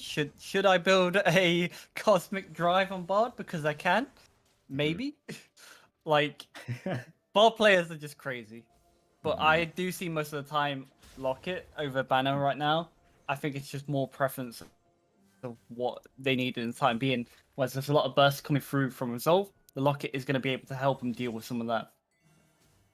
Porp lurking on the other side of the wall. There is some of the burst in the form of that Spear. Nibble once again just able to use the Magical Journey to get out of a bad situation. Admawodo is heading straight towards the middle lane, making a beeline for Delay, who will be forced to flash away under the turret. and will escape from that one just with the hair on his chinny chin chin. Yeah, so far, no team's really been able to pull a big lead yet. There's still only one tower taken down at 20 minutes in this game. Sure, they're starting to build a 3k gold lead on Resolve. Resolve are starting to mount a lead, but in terms of team fights so far, definitely no team has looked convincing. It's just been like, okay, we kill your Yone, but we kill your Wukong. What now? It's like, okay, retreat, boys, back to the base. No, we don't want this anymore. Yeah, I mean, there's been a lot of initial commitment and then retroactive hesitancy almost straight after, where people realize, actually, maybe I'm not quite so strong as I thought, or maybe I don't want this fight quite so much as I thought.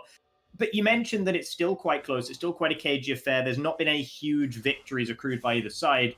Is this a problem for Resolve? And we highlighted that they ought to have a really strong early game in this game. Is the fact that they're not having that strong early game a problem? A little bit. I don't think the Wukong's as strong as he could be in this game, especially. He has hit a power spike for sure, but the Yone is definitely stronger at this point. He has his Immortal Shield, but he has a Zeal. He's definitely in a bigger power point, but it's just that combination of that disruption. The Wukong AoE mixing in with Renekton dive in the backline with him. It's very scary, like this. Otter going forward then with the Cyclone straight onto Crisis, who's able to use the stopwatch to evade some of that damage. Meanwhile, Admirodo with the 3-man knock-up, and that is the end for 2 members of Resolve. Hislop just about able to escape in the end. Otter flashing away over the wall, but just into the rest of London's team. Killer going to be chasing down the Wukong now. Gets the knock-up onto both the clone and the real deal. Otter will be secured on the backside by Killer, and London win that fight 2 kills to 0, and they'll take Dragon as spoils. Yeah, and despite Resolve pulling the trigger, none of the rest of the team could find their way into that fight. No one else could find that backup to join this Wukong, join this Renekton, and because of that, they just get turned on. They get completely turned on, they lose the fight, they lose the Dragon, and London get a pretty big win there. Really, really nice moment in the middle game, particularly when you just mentioned Resolve were starting to maybe edge away from them just a little bit. London clawed them straight back in. Resolve had that second dragon. It's now 2 dragons to each team, so that delays Soul yet more, as Gregors will have the recall stopped by Delay here. But Delay hasn't really had a big impact on this game at the moment, on this sort of more crit-style Varus. Still just 1, 1, and 1, and might be in trouble. Got a bit too invested in stopping the recalls there. The Tempered Fate will come down, but Porp is there on the backside. Gregors taking a huge chunk of damage, but survives through it with the help of Nibble. Teleports once again coming down. That's 2 for each team. As Admirodo is here. Will the fight regain once more? Some ultimates are up, some still yet to re-arrive on the scene. Hampot into the fight, but cannot keep the fight going. And as a result, once again, like so many fights this game, it all comes to nothing. It all comes to nothing. And I do agree with your point. I feel like Delay has really struggled to get any damage down really into these team fights and really struggling to get involved. And it's mainly because of where they're choosing to take their fights. Resolve are taking fights where Varus can't really walk in unless he can actually see Yone when the fight starts. And most of the time, he hasn't seen him. Yeah, indeed. Killer's been all kinds of elsewhere. The fights have tended to be pretty spread out for the most part.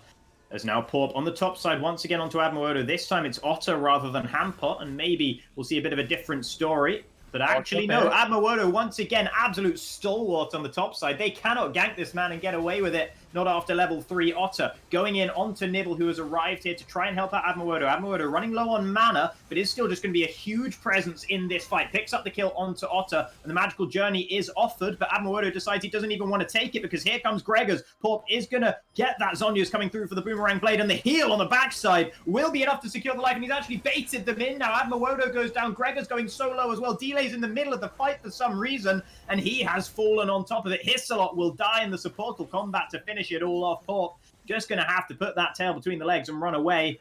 And London once again winning out in the fight. It's not over yet in the middle lane either because Hampot is on towards Killer. Flashing in to get the stun down. Immortal Shield Bow comes through. Buys a little bit of time along with the stopwatch for Killer. Nibble in the area, and that will probably dissuade Hampot. But Hampot goes aggressive once again. The magical journey once again, as so many times this game, just ends things right there and then.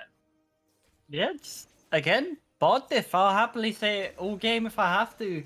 This man has just been right place, right time every time. He's been everywhere on the map. And Admiral Oda just can't die. It took him so long to die on that top side. Wukong just really has been a non-factor in this game, to be honest. Like, Wukong engages that with the Nilly, you just don't have enough damage to kill this man in time before someone can get there. It took him so long to even chunk him to half health. And this is a Scion who had no mana. This is a Scion who had very limited mana in that entire fight. So he's not popping as much shields, he's not popping as much slows on board. And it still took you long enough to even drop him below half health. Indeed. So 12 kills to 9 now for London. Over and above Resolve, and Admirodo could have died so many more times this game. Has still perished 4 times, but with the amount of pressure that's been put onto that Scion, it could well be so much more. So he's done a pretty good job in this game in general. Porp on the bottom side lands the spear onto Nibble as a turret goes down elsewhere. But once again, no fight will ensue quite yet. There's some little information what we missed on a bit earlier, and I'm actually going to hold on this just for this moment. Ooh. I was hoping there might be a fight. Bot's still here. They want this. Fate sealed, and yeah, it's an appropriate enough name there for Hisselot, who falls once again. Porp is able to get out of there like a thief with the red buff, though. So mission more or less a success as far as Porp's concerned. Yeah, for sure, but it's a bit of a dangerous invade this late into the game. 26 minutes going for invades like that is definitely a sketch one. I'll say that. Ooh, Hampot. No, okay. On the wrong side. No, okay, never mind. That's all just going to fizzle out once again. The magical journey didn't find the intended target there. As Gregors and Admiral will be just able to push in the middle lane, getting priority for this dragon, which is spawning in a few moments' time. So, something what I feel like we missed on Aladar is... So, Admiral Odo actually is a Renekton main, more or less. His most played this season. Very good stats across the board as well. And... I mean, if it's someone who knows to play against their own champion, there you go. Admiral Odo has the silence in a Renekton matchup, and it's shown throughout the trades in the entire game. Despite that one dive, Admiral Odo has just played the lane better in that regard because you've camped him, you've dove him, and he's kept up. He's only died once to you solo. Ooh. I mean... So we saw Resolve trying to start up this Baron very briefly while the Dragon was being taken by London, but they didn't have anywhere near enough damage to commit to it. Now, all of a sudden, London are the ones looking to take this down. The resets had already come through from Resolve, but they are back in action, and the teleport from Hampot will mean that London feel a bit more recalcitrant about this one now, backing away once again. Oh, double sleep coming on to the 2 AD solo laners. And that is going to be Hampot going very low. Otter low as well. Otter dies first. Then Hampot short to follow. Admirodo, absolute mega presence in the fight. Getting onto Hisselot, and Crisis picks up that kill. 3 kills. That is the most decisive fight we've seen thus far. And it could well transition straight into the Baron. That's that Lilia value we talked about. The value of just literally being like an Orianna in the jungle, for the fact that one good ultimate gets you a team fight. 2 sleeps there. Just guaranteed that Admirodo could just go extremely hard in that fight. Just go forward and lead his team into like... Killer forcing Porp away from the pit. The flash was invested to keep the jungler as far from possible from smite range, and as a result, that is an easy Baron. Nashor going over Crisis, securing that one for London, who are slowly gaining more and more of an edge in this one. Yeah, and to be honest, my predictions gone out the window for sure. I feel like I favoured Resolve for their early game draft, but they wasn't able to really execute it to the way they wanted to. Meanwhile, London are just scaling, getting stronger and stronger. Meanwhile, Wukong is still yet to finish a second item while Yone has an Infinity Edge. No, Tempered Fate going down, only lands onto the Scuttle Crab, will force Porp away from it. The spear, oh, so close to stealing that one away, but it's not going to be the case. So Resolve denied even that small victory. Now Hisselot once again separated from the rest of the team. And that is going to be an easy kill picked up by Gregors across the wall from Killer with the Fate sealed. And Porp is just deleted. Delay running for the hills. Hampot trying to get a flank off, but who are you flanking for at this point, my man? Your whole team is pretty much dead or back in the fountain. Otter's there, but they can't take this 2v5. They might have to try as their inhibitor turret is falling down. The sleep already on the backside. They landed the ball, and as a result, Hampot's flank is absolutely impotent. Gregors unstoppable, and the double knockup on both the clone and the real Wukong. mean the Otter will fall as well. Only Delay left alive, and it's the Nexus turrets which are laid bare. And that's pretty much the game at that point. I don't think there's any way Delay can stop that. And pretty much summed up by this delay, this pause, I guess. Yeah. It's pretty much just summed up that this is pretty much going to be the game because Yeah. there's This tells nothing us- left. Nothing left to stop them. 20 kills to 9, and it's when it hit just that little bit past that mid game, London just looked that more decisive. When they took fights, it was on their terms, and I mean, big props to Nibble. I think he was one of the big MVPs of this game. Him and Admirodo is definitely between them two for me. Yeah, and Resolve, it doesn't look too great for them. They picked this early game composition to try and plaster over some of the wounds, some of the weaknesses that they showed against Demise, and they went even. Maybe slightly even. They had an advantage in that first 20 minutes of the game, but they didn't push the advantage very far. At no point did it seem like London would have much trouble fighting back from the brink that they were put on. It wasn't really even a brink. And as a result, London were able just to outscale and outdamage, outfight in the end. And once again, it's just another game where a decisive fight all of a sudden just ends the game. I feel like one of the main errors in that game for Resolve is, so you pick this Wukong into this mid lane, and all you did with this Wukong pick, you permanently push Yone in, which just says that you can't gank Yone. You can't gank him at his tower. It's not going to be that easy, especially with an Italy. And because of that, Yone kind of just got a free lane. And despite the quote-unquote cheese of the Wukong being there, it just wasn't the pick what they needed in the end because they didn't play it around the win condition. Indeed. So is that then for London and Resolve? London taking the win in pretty convincing style at the end of things there.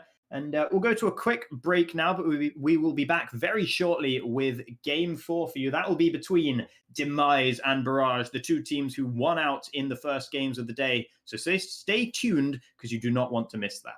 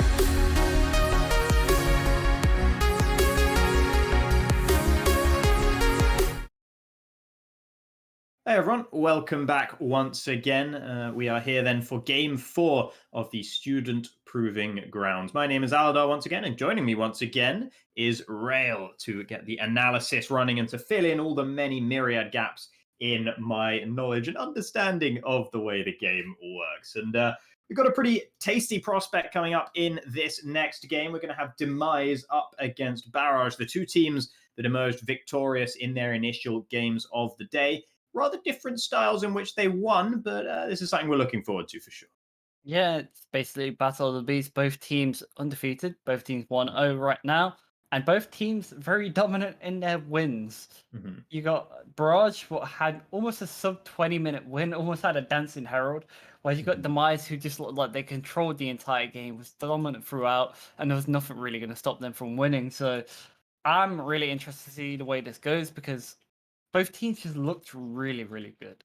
Yeah, exactly. And Demise, I mean, a couple of real standout performances for them. You have Keramon on that Hecarim, who managed a 3-0 and 15 performance in that game, was all over the place, all about the map, picking up advantages here, there, and everywhere. And then in the bottom lane, Teen, who was, I can't remember what the username now was, something, I am King, something like that, but his team managed a great performance on Varus as well, 8-2 and 8. And always had that advantage pretty much from the very early stages of the game, was building that advantage more and more and more, and never really looked back on that one. Meanwhile, Barrage, it was less of a clear cut thing. It was just in that moment when that sort of 19.5 minute team fight happened, they just everything fell into place for them. There was a great performance from Necromancer throughout the game on the Vladimir, who was getting stronger and stronger and stronger, and always was that sort of ticking time bomb as well. Yeah, they had essentially two ticking time bombs because you have a Mhm. Vlad, you have a Jinx, you have two laners who just really want to scale, and it just got Yeah. to the point around the 15-ish minute mark where there was just like, okay, let's start pulling the trigger, let's start looking for Mhm. fights, and they definitely looked for fights. They took them as soon as they could find them. Yeah, indeed. And I mean, the Jinx, it was a ticking time bomb, but it kept ticking. It never exploded pretty much in that game. It didn't really need to be honest, because the Vladimir just pretty much did it all for. And then, of course, the huge engage from Easy Game GG on the Rel and proved the name correct in that instance, in that moment at the very least, finding 3 or 4 members of London's team on that occasion. And so, if we look at that last game, or from both of these teams, their drafts from the previous games, we did see a couple of pretty interesting picks coming through. So we saw the Zerath in the middle lane for Samjay on Demise up against the Oriana that Resolve had up against it. And we also saw a Quinn top from Jojo for Barrage, the sort of counter pick to the Gnar. What do you think of both of those picks, and should we be expecting to see more of I just knew you was gonna ask me about the Quintop. them? I personally dislike Quintop, and I think a lot of people do who I Mhm. speak to in terms of casting, just because of the fact that it goes mostly one way. You'll Yeah. have more bad games than you're gonna have good games on Quinn in terms of impact as well. I just feel like it's just so lesser compared to other things. Sure, it got a solo kill, then after that point, it sort of just fell off, Mhm. and it's I'm just really not a fan of Quintop in general. So the Zeref as well, by the way, is a very, very interesting one. Haven't seen our champion in a while. He Mhm. is on the list to be receiving some buffs as well. So he will be receiving buffs next patch. Um, don't think it's too strong of a pick right now. I think it's okay, but I still think there's the better things on the table. You got the Vladimirs, you got Diana's, you got things which are just stronger in meta right now.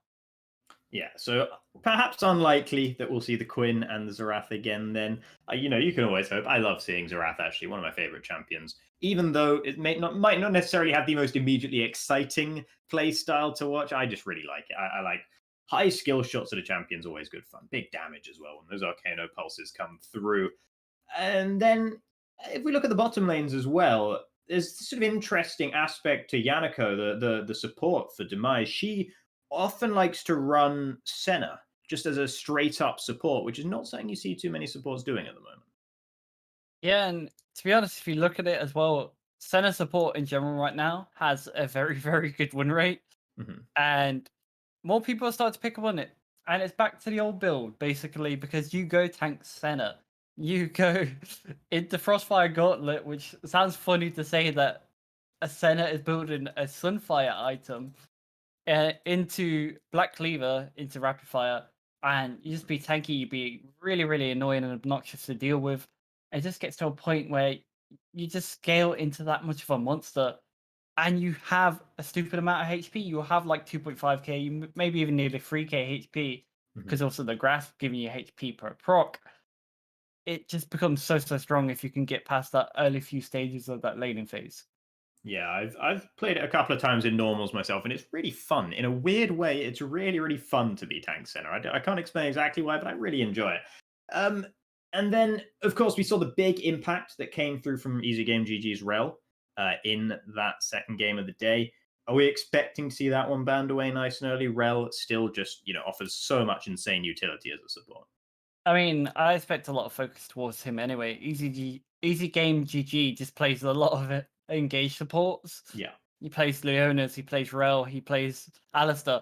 In fact, he has 111 games on Leona. The next closest is Rel with 16. Obviously, you got to take in mind scrims and such. Yeah. A lot of picks can be hidden, and in fact, he probably doesn't even play Leona in scrims anymore because people probably permanently ban him from it. So probably look at towards them Rel, Alistair picks. Even has Maokai in there too, so might see that, might not, might just be the tanky variation and the old AP Maokai what we've been seeing. I do like Imperial Mandate Maokai as well. Those saplings, they pack a punch. It's a nice little extra thing and very annoying to play against, I'm sure, but I enjoy watching it at the very least.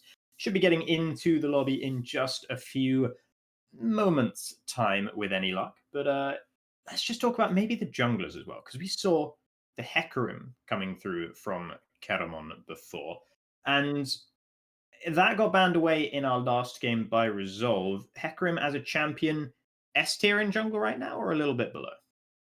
Definitely S tier. I still think it's S plus tier. I still think it's one of the best junglers on the patch. It can do everything you need.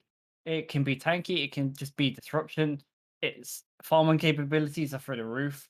It can catch up any time when it's behind. It just feels like in a way Graves on steroids, because you're just able to permanently farm as much as you need to, and then you can just gank as much as you need to as well. It just does everything you want from a jungler.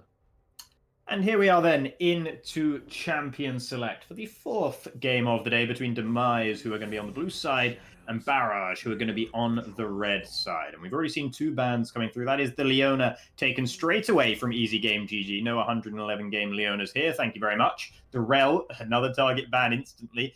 And the Kayn on the other side, along with Karma. And you talked about big games on people. 211 games on Kayn for Karamon. They don't want that smoke. They don't want nothing to do with that. Meanwhile, Hecarim is still open. Do want to see that banned away, but there's the likes of Diana. No more Vladimir. Not dealing with that again. That's just get gone completely. Yeah, seems like whoever's making the ban decisions here from Demise definitely watched Barrage's previous game and have decided that Necromancer's Vladimir, admittedly it is his most played in solo queue as well, but you just want that to be off the table if it possibly can be. Morgana going to be the final ban. Now that's a bit interesting. Is that jungle Morgana? Before you even go further on that, I'm going to interrupt you just for the fact that the Morgana pick could signify that we might be getting a Twisted Fate here, or even a Malzahar. Because Necro does like to play these type of picks as well, where he can just be as much as an annoyance as possible, and he did roam towards that bot lane a fair bit as the Vladimir as it was. Imagine a TF.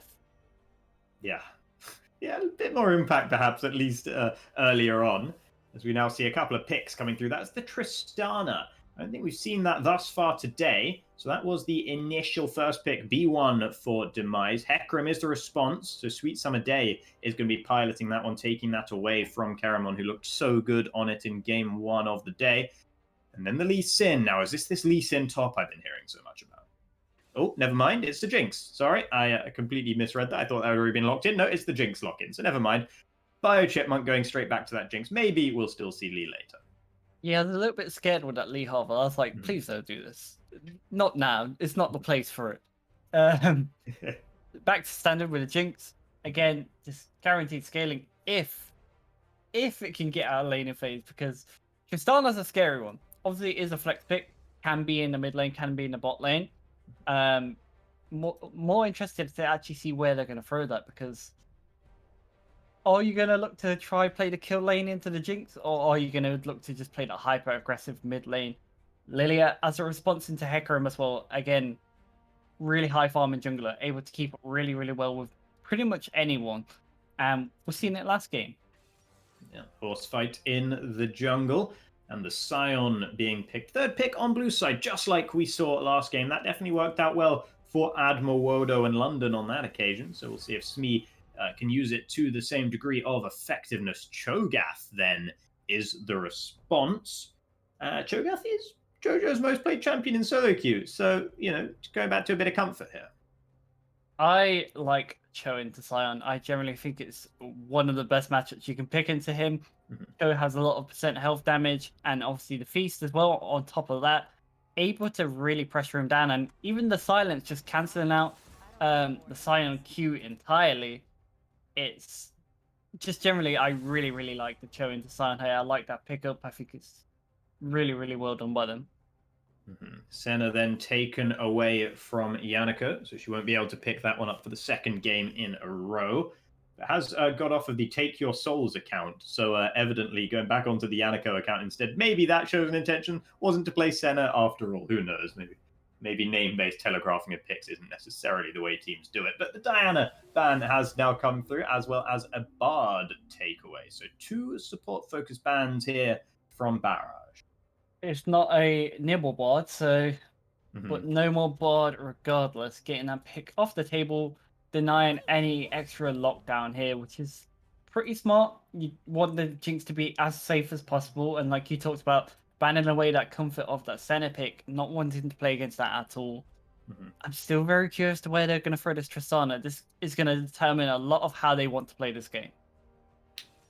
Indeed, and of the bans here for Barrage, 3 of them are 3 of Yannico's 4 most played champions in solo queue. The other one, the odd one out that hasn't been banned away, Set. So that's not necessarily a plug and play in sort of any old composition right there. So we might be seeing Yannico forced onto a little bit of a less comfortable sort of champion, a bit more of a danger zone perhaps. The Thresh has come through though for easy game GG, so more engaged, more playmaking potential.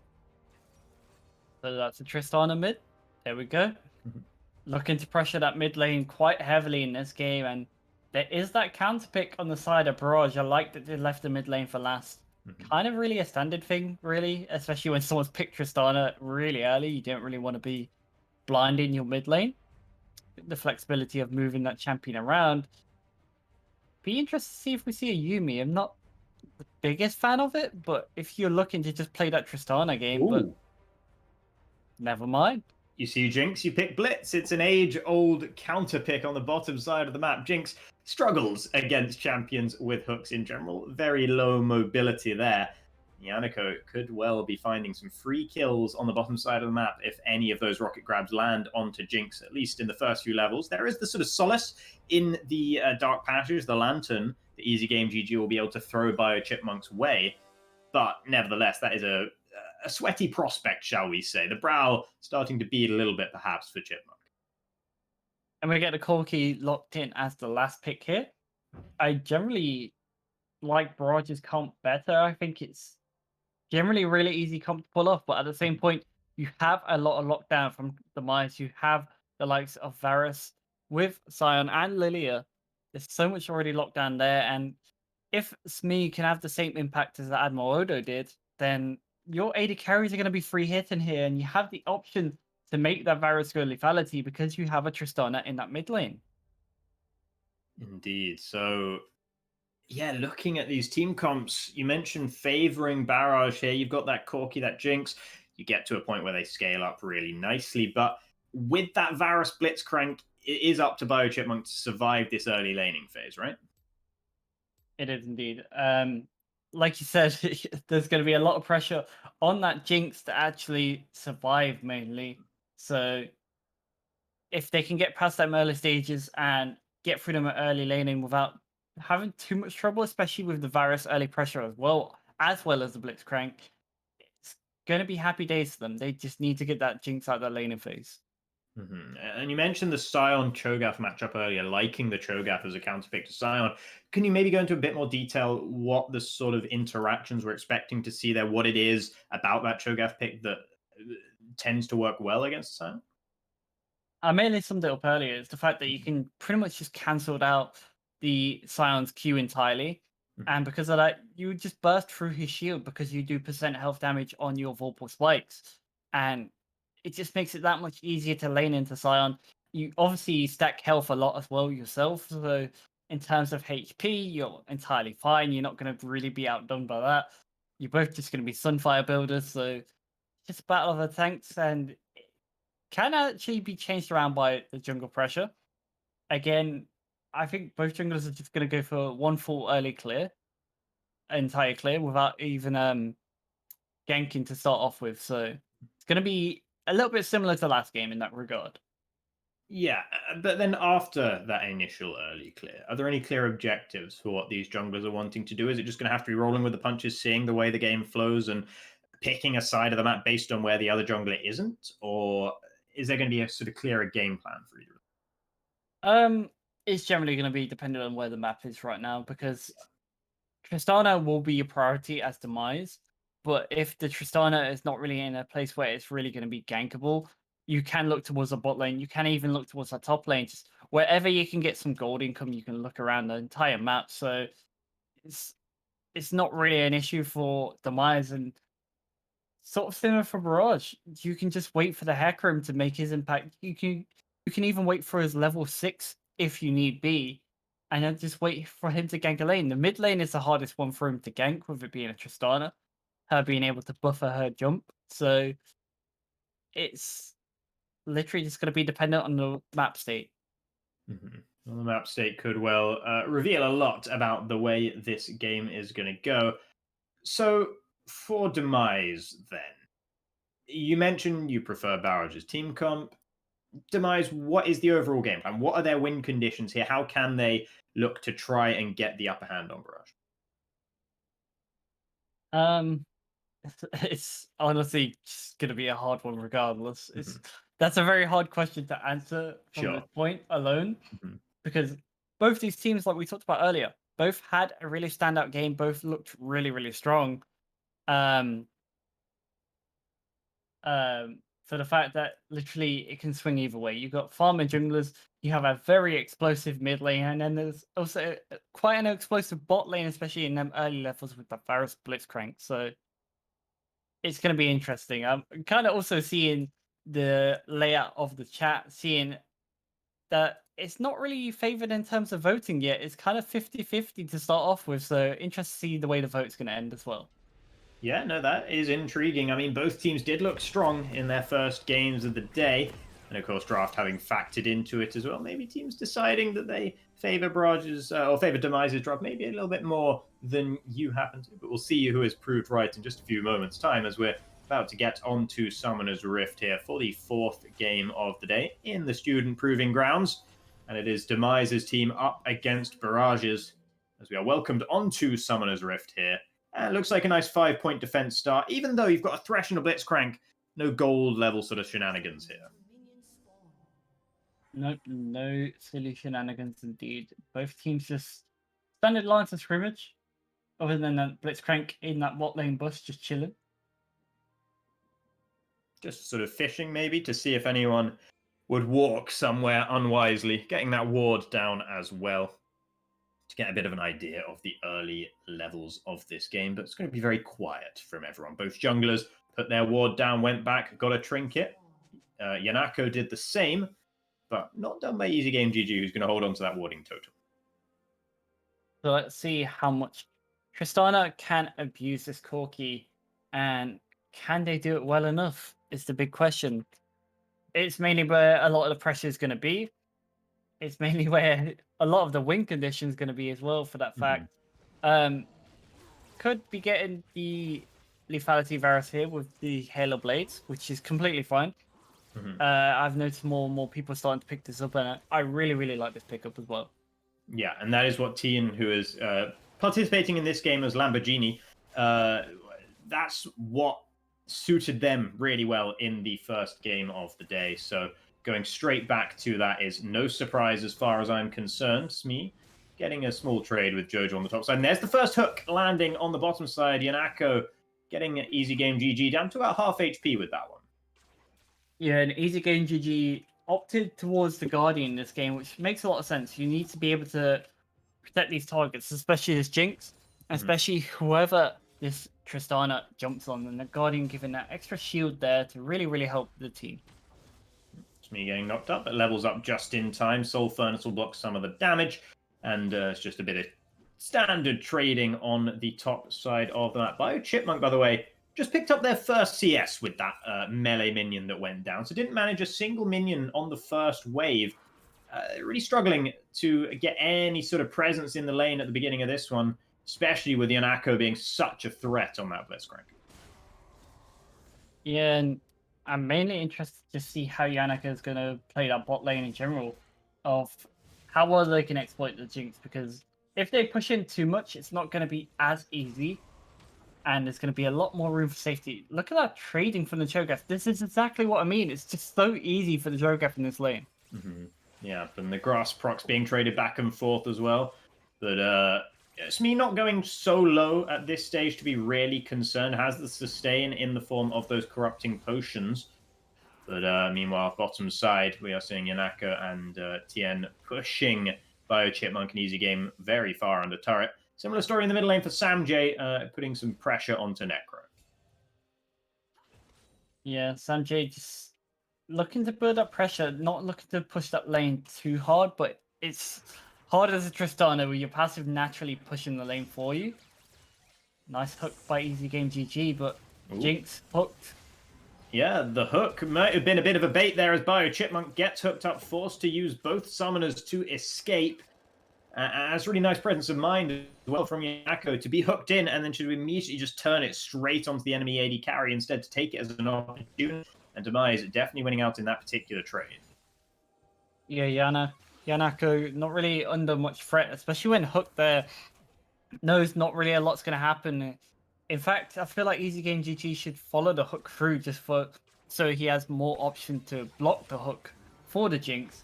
Unfortunately, Jinx losing both summoners here is absolutely huge.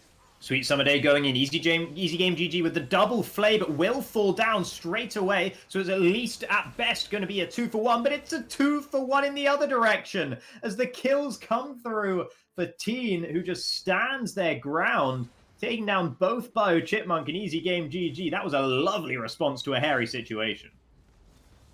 Yeah, it's pretty much the best response you could see.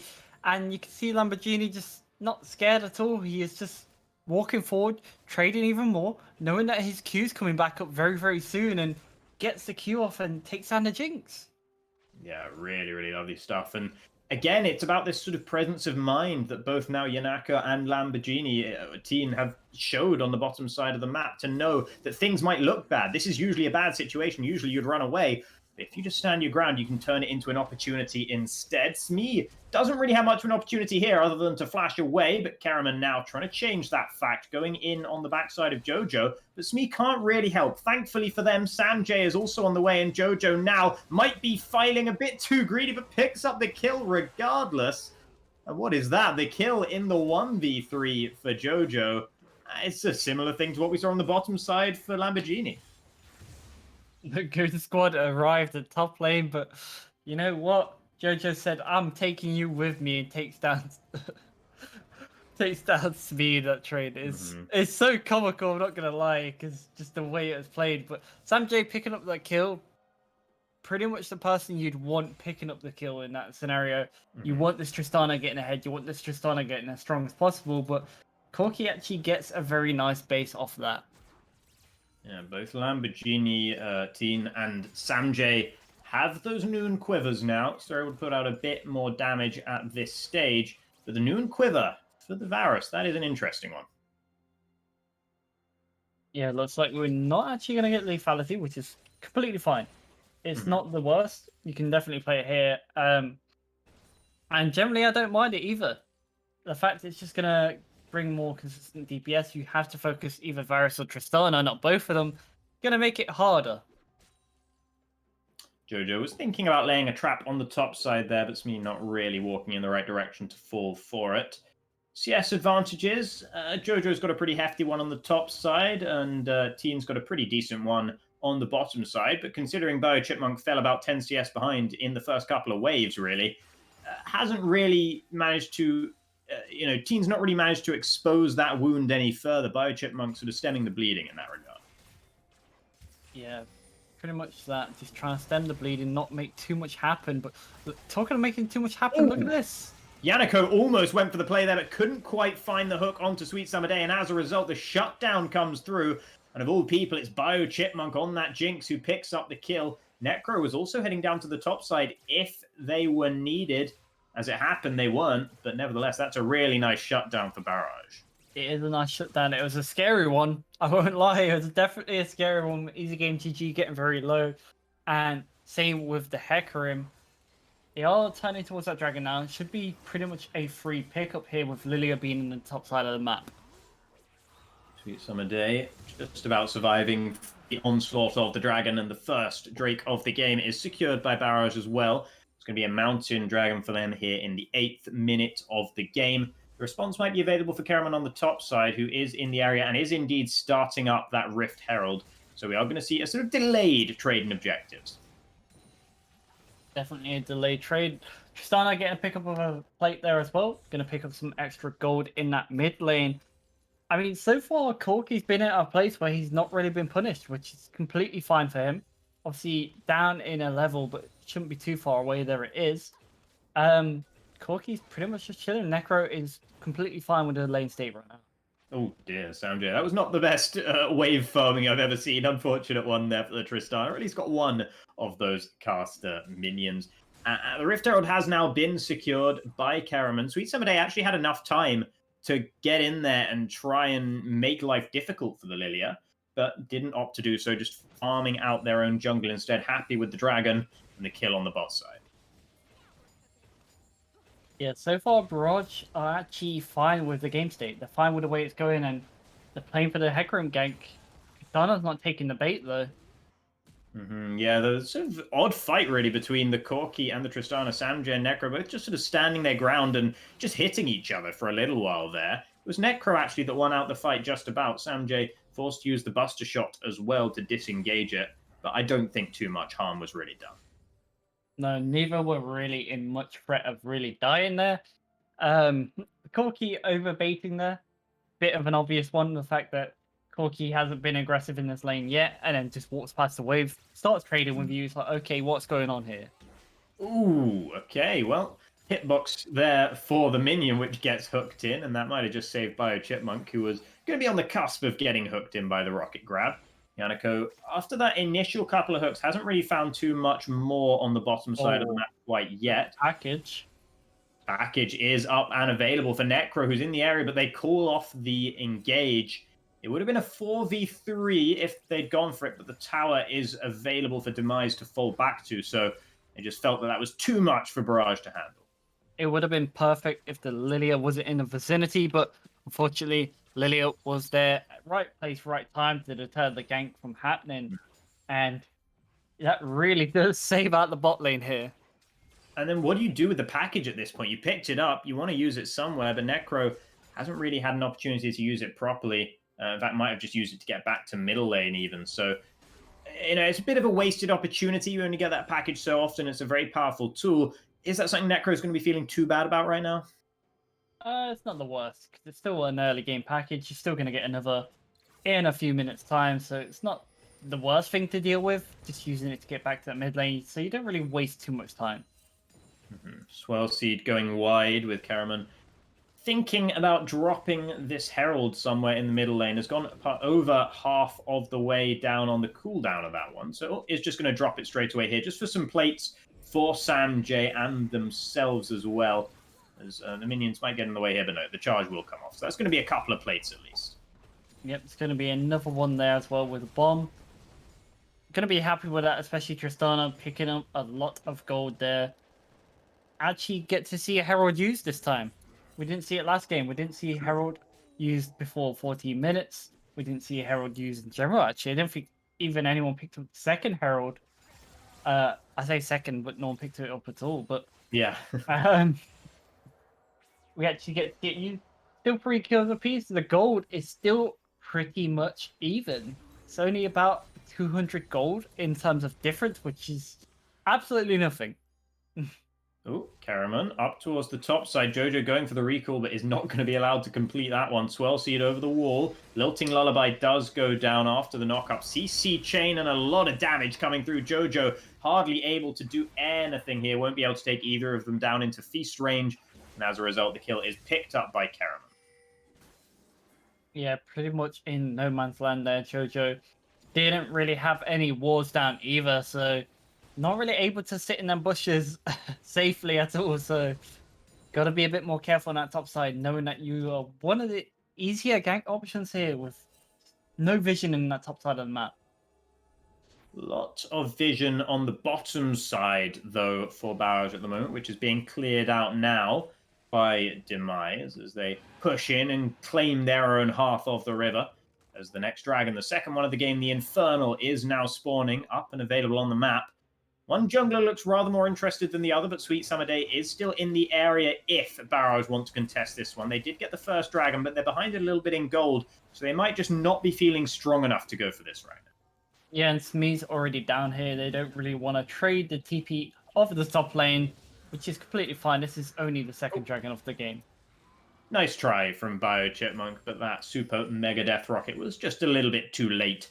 Did catch Karaman on the backside, so that's a nice little bit of damage. Oh, the flash shot into that, and that is so much. Lock up the Bio Chipmunk. The Lantern is there, but running straight over it instead, opting just to keep running through the no vision zone, but taken down in the end by Teen. Now Yannico, the next hook, when is it going to be up and available? Not quite in time. An easy game, GG will be able to escape, but nevertheless, that is the danger that you run when you are Jinx on the bottom side. Pretty much perfect time by Yannico as well, just catching the Jinx with her pants down, just catching them completely out of position, and then just followed up by Lamborghini as well. Just really, really good aggression, really calculated as well, just knowing the right time to pull the trigger, and that was the right time. Double Kraken Slayers have now come through for Teen and Sam J. So if they ever want to take down Baron Nashor, they're probably going to have a relatively easy time of it. Similar story if they want to take down a Cho'Gath, to be honest, because that's going to be doing a lot of work against Jojo here. And meanwhile, Necro has actually opted for the shield bow instead. So wanting to survive a little bit of burst. Yeah, kind of a standard pickup for the Corki here as well. It is a big item here, but we do have 2 Kraken Slayers fully completed in the mid lane and in the bot lane. Varus is 3 kills at the moment, but does have 2 deaths. Yeah, it's not quite the same level of incredibly impressive performance that we saw from Teen in Game 1, but still has an advantage, is one of the strongest players on the map right now. But the Varus is definitely a different look to the lethality, the Prowler's Claw that we saw in that first game. Yeah, like you said, definitely a different look. We're going to get a tower picked up here as well. It's going to be another tower traded over, 1 tower to 1 in total as well. I think it's going to be fine with us. Just trying to make some minions die as well. Trying to deny some gold across the board.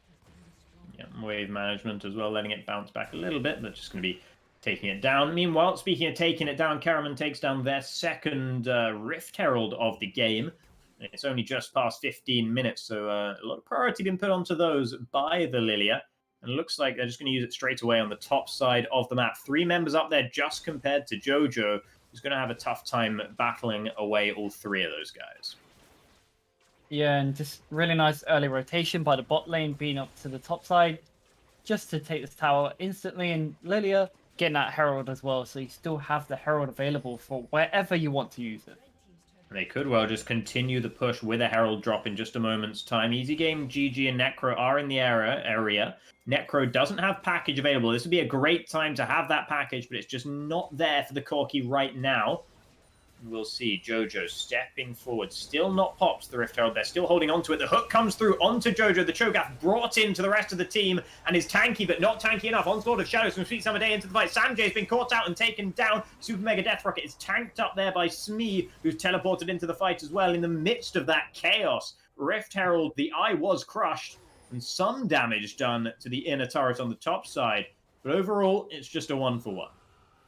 Yeah, 1-for-1 across the board. I think Barrage are more than fine trading this, especially when it's Sam J they're taking down. It's pretty much one of the main threats. I'm not going to say the main threat because so far TN has been putting down so much damage.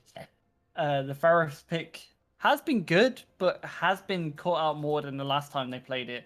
Has died a lot more, so definitely one of the key targets for Barrage, trying to look for him at any opportunity they can find. Yeah, package is now there in base for Necro, so we could be seeing that being picked up in just a moment's time with the next Dragon of the game spawning in just under a minute here, 45 seconds until the first of the Ocean Drakes. We are, of course, on the Ocean Rift. So it's generally held to be a pretty valuable soul to be able to pick up. And Ooh. also, that top side as well, Jojo is actually building quite a big lead in terms of CS. So despite his deaths, is still okay in terms of gold as well. 30 seconds towards that Ocean Dragon as well.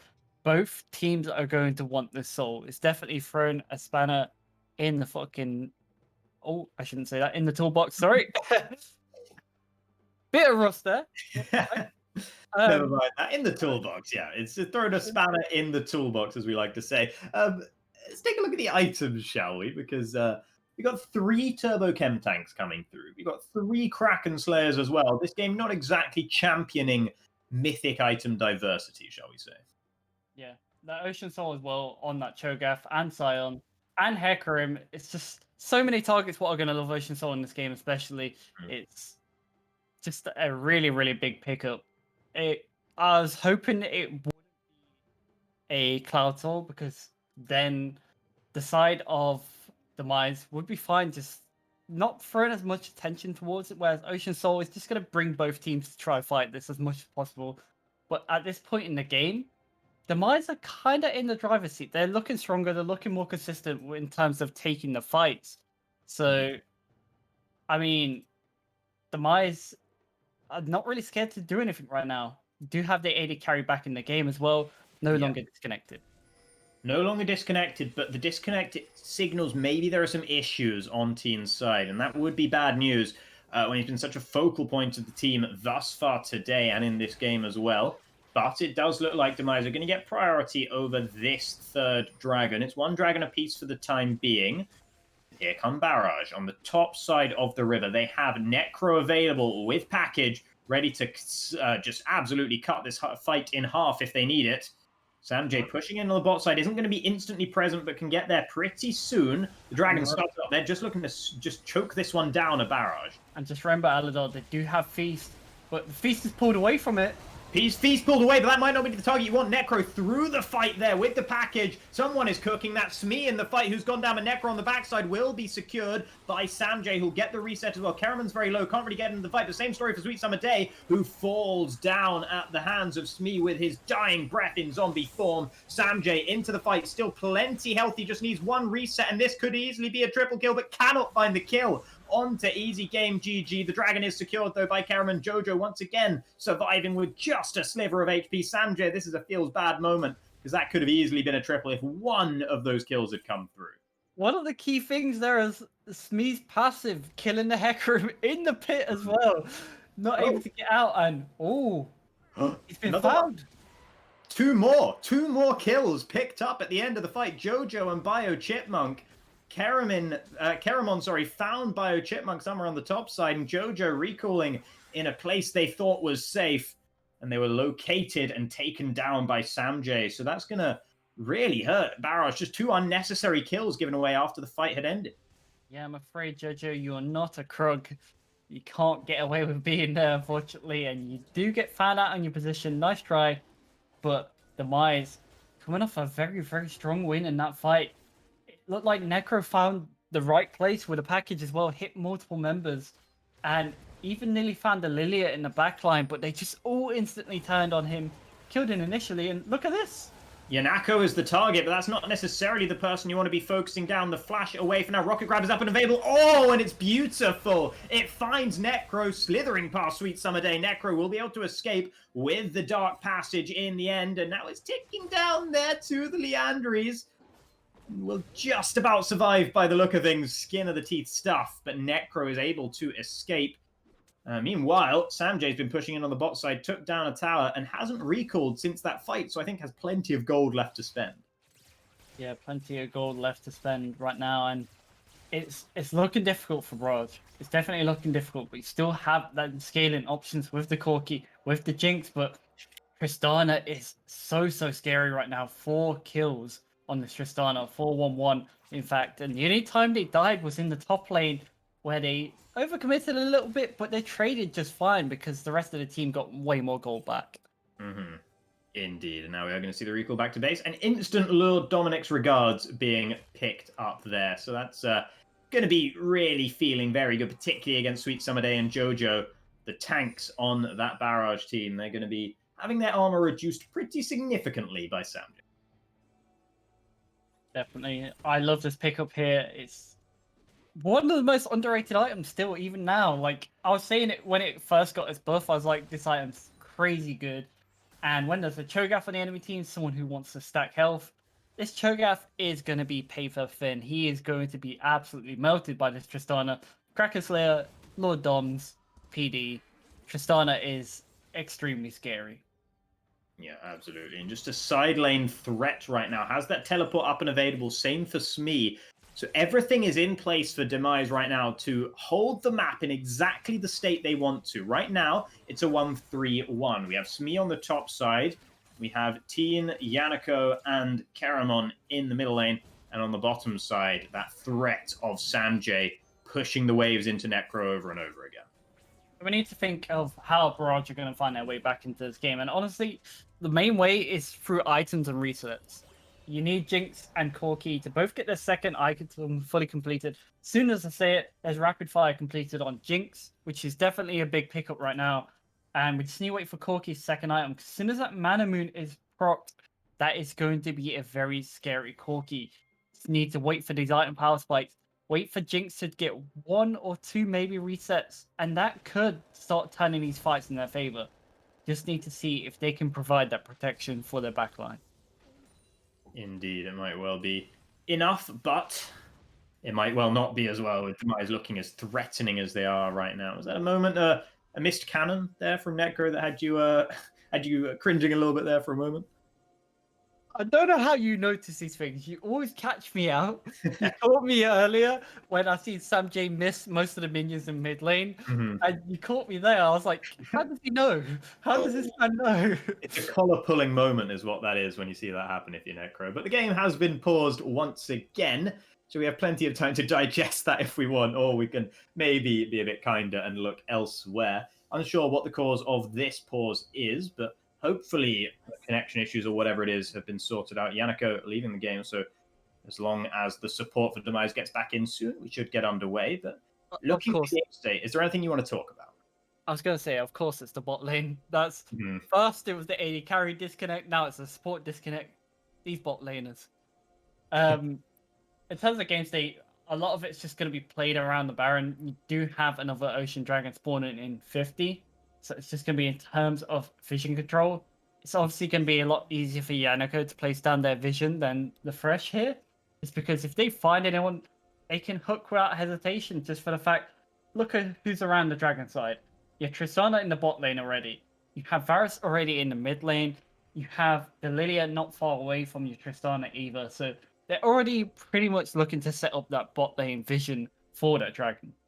Yeah, and it will be their third dragon, the fourth dragon of the game, but Demise's third. So if Barrage want, they can afford to let this one go. Either maybe look to trade it if they're feeling particularly bold.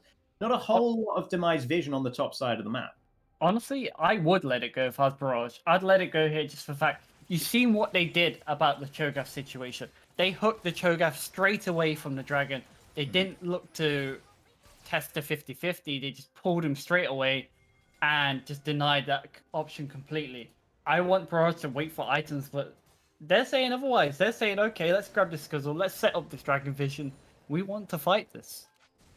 Samjay showed very briefly there and is now in full vision, so they're aware that the Tristana is on the bottom side of the map. Barrage have established their vision control in the area. It is up to Demise to try and reverse that right now. But they're going to have to clear out the middle lane turret, or the middle lane wave, sorry, first, as that has reached the turret there. And this gives Barrage the inside track to this dragon, and that is interesting. We didn't expect to see this. They've managed the state of the game a little bit better to get priority on this objective right now. Keraman's not really close enough. The smite will be in range in just a moment's time, and it is taken by Sweet Summer Day, but the hook is there onto Easy Game GG, who does fall very low and dies on the backside. Yanako picking up that kill. That's a two-person sleep there from Keraman, and Sweet Summer Day is the next to fall. Necro on the backside, trying desperately to survive, but Teen is there with the huge damage on the Varus. A double kill coming through. Meanwhile, Bio Chipmunk did stay alive.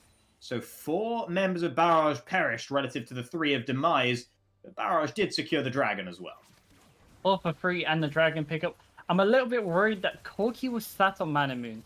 He didn't have the item fully completed before that fight, and did have TP. If they could just wait and buy time for this Corki, that's such a big item. That could be fight changing, because you've seen how long it took the Corki to even kill Lilia after he came back from the sleep. Took him way too long. Then Tristana just had free reign to jump on him. If he had the Mana Moon when the Tristana jumped on him, it might have been a different story. Yeah, and as it was a very hard fight to really get a grasp of. There was stuff happening here, there was stuff happening there. Very spread out, very sort of sporadic fight. Demise did win it out, but maybe not as strongly, not in as sort of dominant fashion as we might have expected. Bio Chipmunk able to survive through the fight as well. That's going to be a point of promise, shall we say, for Barrage. They'll be feeling relatively good about that fight, I think, given the state of the game going into it. Yeah, I think that is honestly one of the better fights from Barrage this game so far. Definitely looked a lot more cleaner as well. In terms of frontline, Jojo did so much in terms of trying to deter the rest from diving the backline there, being as much as annoyance as possible, buying 3 people's attention before going down. Another pause coming through here. So evidently there's some internet issues going on or some other kind of hardware issues for, I assume it is the Demise bot lane who are struggling at the moment. So bear with us for this one.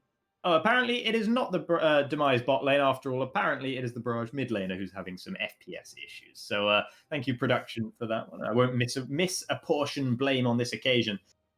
Looking at the items right now, we're still yet to see a mythic item coming through from Yanako. Went straight for the Dead Man's Plate on the Blitzcrank. Now, what do you think of that? That's just really cheeky, and I love it for the fact that you already know that Jinx wants to dodge you. How's she going to dodge you when you're just running at her with Dead Man's Plate movement speed? It's just going to be a lot harder. It's such a good item value as well, because you get about 400 HP from it as well, on top of the big amount of armor as well. So, but I mean, is it better than Turbo Blitzcrank? Probably not, but at the same point, I think the Blitzcrank might be going for Locket here, just to give that little bit more safety towards that Varus, knowing that Varus doesn't have that extra mobility what you'd see on everyone else. Hasn't died in a long time, this Varus as well. Has picked up 5 kills. Hasn't had any other deaths other than an early game deaths as well. So it's been completely untouched. So you can pretty much sacrifice Tristana, let Tristana do Tristana things, and just stay in the backline with his Varus and keep him alive. So I do like the pickup, and I hope they do go Locket as well. And yeah, Teen, you mentioned that 5-2-5 scoreline, 600 gold bounty over the head. And right now it's just the 2 Kraken Slayer 80 carries going straight for the Baron, but there is a ward very clearly in the back of the pit. They must have been aware of that. Jojo's teleport is forced out here, and the hook comes through. Jojo in trouble, but is a tanky customer, will be forced to try and get out there with the use of the Lantern. Sweet Summer Day brought back into the fight. The fight will continue. Samjay picks up the first kill. Sleep onto Bio Chipmunk, who's still free hitting on the backside. No one has managed to get onto Bio Chipmunk yet, and the Jinx is able to keep pumping out that damage. Jojo picking up the kills, but it was Bio Chipmunk doing the majority of the work. And once again, it is in favor of Demise, but only by the 1 kill. Yanako looking for that hook, but there was no backup for that one, so probably not too unhappy she didn't land it in the end. With Samjay and Lamborghini both alive, they could go straight back to the Baron, but it doesn't look like that's on the menu, or is it? missing that hook do it. by a sliver. Yeah, they don't really need anyone else to be here for this because they're expecting them not to be doing this because there's no jungler. It's not expected, so they can just take it down for free. Yeah, I mean, Teen went back to the mid lane as well. It's an extra little fake. You'd have thought surely they can't just 2-mana in this scenario. But that's exactly what they did. Nice little sneak away there. Jojo didn't have the feast up and available, so the contest wouldn't have necessarily been easy for Barrage. But Demise have now got that Baron buff in their pockets. They do indeed. And it's going to be harder to stop him now. This Tristana can just go to the side lane with the TP as well, with the Baron. It's just going to be that much harder to answer, and the next dragon is spawning in 50 seconds. Once again, the Dragon Vision control is looking good for Barrage. That's something they've had in their favor throughout this game. They've tended to have better vision control, particularly on the bottom side of the map. And Demise have often been running into them when these dragons have been spawning. They are getting here a little bit more sort of in timely fashion, shall we say, this time around, able to try and secure the vision themselves. But once again, all members of the game are going to be present for this fight. It's third dragon to whichever team takes it. Sweet Summer Day looking for the kill onto Lamborghini, but it just gets turned around instantly. Chains of corruption, you can't disrespect them. Sam J and Teen able to just absolutely melt through the Hecarim, and with Sweet Summer Day gone, there's no chance for Barrage to contest this dragon. No chance indeed, and expecting to do more to that Varus. You are tank Hecarim. This Varus is not scared of you at all. Yanako, hook, and very brave falling on the sword from Easy Game GG there. But that will be the kill, secured once again by another good rocket grab. With the Baron buff, they're pushing through this middle lane while Karaman just solos out that dragon. Necro doesn't have anything like the wave clear to deal with this situation. Gets a big one onto 3 of them, but it just tickles the members of Demise as they push in and claim their first inhibitor of the game. Yeah, this is not the worst situation for Barrage because they're going to get extra gold with that inhibitor being down anyway. But it does bring more attention towards that mid lane. They do need to answer it at every time they can, but they do have good options to answer it. The Corki, the Jinx, not really very slow at killing these supers either, so not the worst situation for them. They're probably more than happy to let the inhibitor go here. Indeed, and it's definitely not a situation that they can't come back from. We saw in that last fight how Biochipmunk was able to stay alive, keep pumping out damage. The kills didn't go the Jinx's way, and I think Barrage really would have liked that extra sort of cash injection for Biochipmunk, but nevertheless, the fights are still winnable. They're just about still winnable, but Demise are looking very, very solid for it at this stage of the game. Yeah, Demise has definitely looked the stronger of the two teams by quite a bit. And for the last at least 10-15 minutes, Demise have just been controlling the game their way. But look at this. They're trying to find the pick on Sam J. Can they catch him face checking? Yanako is the misses. Area. Ooh, it doesn't matter though. Huge shutdown comes through. They had enough damage. And the kill goes over to Sweet Summer Day. 1,000 gold in the pocket of the Hecarim. But is that really going to do that much for you at this stage of the game? The pick is nice, sure. It delays some of the pressure on the top side. But does the gold, is it really valuable? It's definitely a very good pickup. It's probably the best you could hope for in terms of someone actually being on their own. There's not really many other targets you can go for. Varus is always going to have Blitz or someone right near him. So best situation you could have got because there wasn't many other options on the board. The silence, of course, coming in clutch to prevent the rocket grab, sorry. And that rocket grab is... not the rocket grab, the rocket jump, sorry, once again. We got 2 rockets in this game. Yeah, 2 rockets in this game, but the rocket jump is usually the one that, that's why Tristana can side lane. She has that innate survivability. When she's silenced, she can't hop away.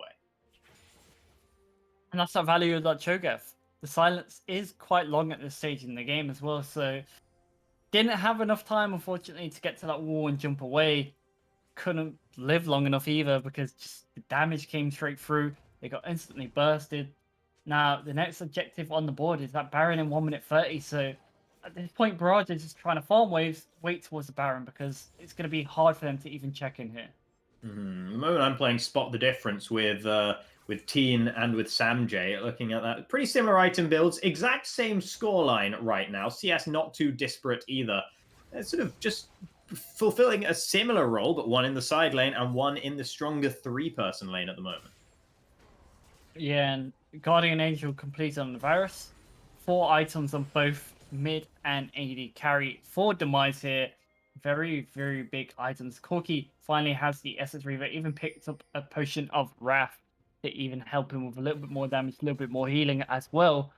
Knowing that next fight could very much determine the game for them. Yeah, you need that power available to you in the very moment of the fight. So picking up that potion is going to give you more than something in that item. Whatever half item might be in that slot might give you at that critical moment where the game-changing fight might occur. Interesting enough, Aladar. Look in the base. The Corki is waiting. He has TP. He's waiting in the base. Just waiting for any fight to break out. Yeah, I thought there would be a package there with how much he was waiting, but package spawns in 5 seconds. Yeah. So, waiting for that to then join his team. Picked up straight away. That's going to give Demise the idea that that's what's happened. Teleporting straight in. The Baron has actually been started up. Once again, it's the 2-person Baron attempt here from Yanako and Sanjay. The Necro seems to be well aware of that threat. They are not going to be fooled twice by this one. Now it's up to Necro. Having used that teleport, having picked up the package, something needs to be done with it. That is a lot of your team fight power that you've invested in this team fight. And if a team fight doesn't happen, then what's the power for? Yeah, what's the power for indeed? They're not able to find anything with the package. So the Miners are just playing so safe, so far back. Not really able to punish them. 2-man sleep. That's all we're going to get. It's available. Karaman didn't pull the trigger, though, so still has the sleep, the lilting lullaby if necessary. Barrage, once again, they've got the inside line for the Dragon. It seems like Demise don't care. They're letting them have it. They're letting them have their package down there, and they're just going to absolutely melt through the Baron Nashor instead with those double Kraken Slayer 80 carries. They're getting up there as fast as they possibly can, Barrage, but it's nowhere near fast enough. The trade of objectives comes through. Soul will now be on the table for Barrage. The next time Dragon spawns, flash forward, rocket grab, goes wide from Yanako, and the onslaught of shadows into the fight. Karaman getting a couple of people put to sleep, but it's only going to be one on the backside. Bio Chipmunk, watch Bio Chipmunk, untouched in the fight right now. Lamborghini's fallen down, that is team going down. Sanjay still healthy, and there's no one left to protect the Jinx. The shutdown comes through, and Demise, even then, even with Bio Chipmunk left untouched at the back of the fight, still roll over the front line and just win out. This is going to be the game for Demise. Yeah, Demise just look stronger throughout this game. They look more decisive in every fight. Even just the decision just to play back from the package, even just the decision to go Baron there was just the better decision for them. And to be honest, that 1-man sleep was huge. And the reason why that 1-man sleep hit Corki. Corki wasn't able to put down any DPS in that last fight before he died. Despite the Jinx being untouched, it didn't mean a thing. Yeah, indeed. And the fight, I thought it was looking promising. I was watching Bio Chipmunk. I was all ready for a Jinx pop-off late game fight. Just never quite got to that point. Not enough kills earlier on, not enough gold going into the pocket. And 2 pretty strong late game carries in the form of the Varus and the Tristana on the other side. 2 versus 1 with the Corki already having been put to sleep, becoming a non-factor. Resulted in the win there for Demise. It was a close game. It was an interesting game with a lot of decisions made, but Demise did prove to be the better team on the day. Yeah, and Demise looked like the team might even go undefeated at this rate, because that's another very good game for them. They waited for the power spikes. They waited to play around certain things like the Herald to give Tristana more gold. And even after that play top lane, when Tristana died, they took a few steps back and said, okay, let's slow down a little bit. Let's wait for the Blitzcrank hooks. And that's what they did on the next Dragon fight. They pulled away the Cho'Gath and said, you're not feasting this. We're going to kill you instantly. You don't have the resistances for this. Demise just looked cleaner throughout this game. Yeah, and they've looked clean throughout the tournament thus far. The student proving grounds, and Demise are definitely proving themselves thus far. They have one more game to go. And that will be brought to you not by us, but by Kachka and Reclamation, who are going to be taking our places for the final 2 games of the day. So stay tuned for London versus Demise and Resolve versus Barrage to end out our group stages here And I hope you've enjoyed watching us, and I hope you've enjoyed watching these last 2 games we've been able to bring you. Don't go anywhere, because the broadcast will be right back in a few minutes' time.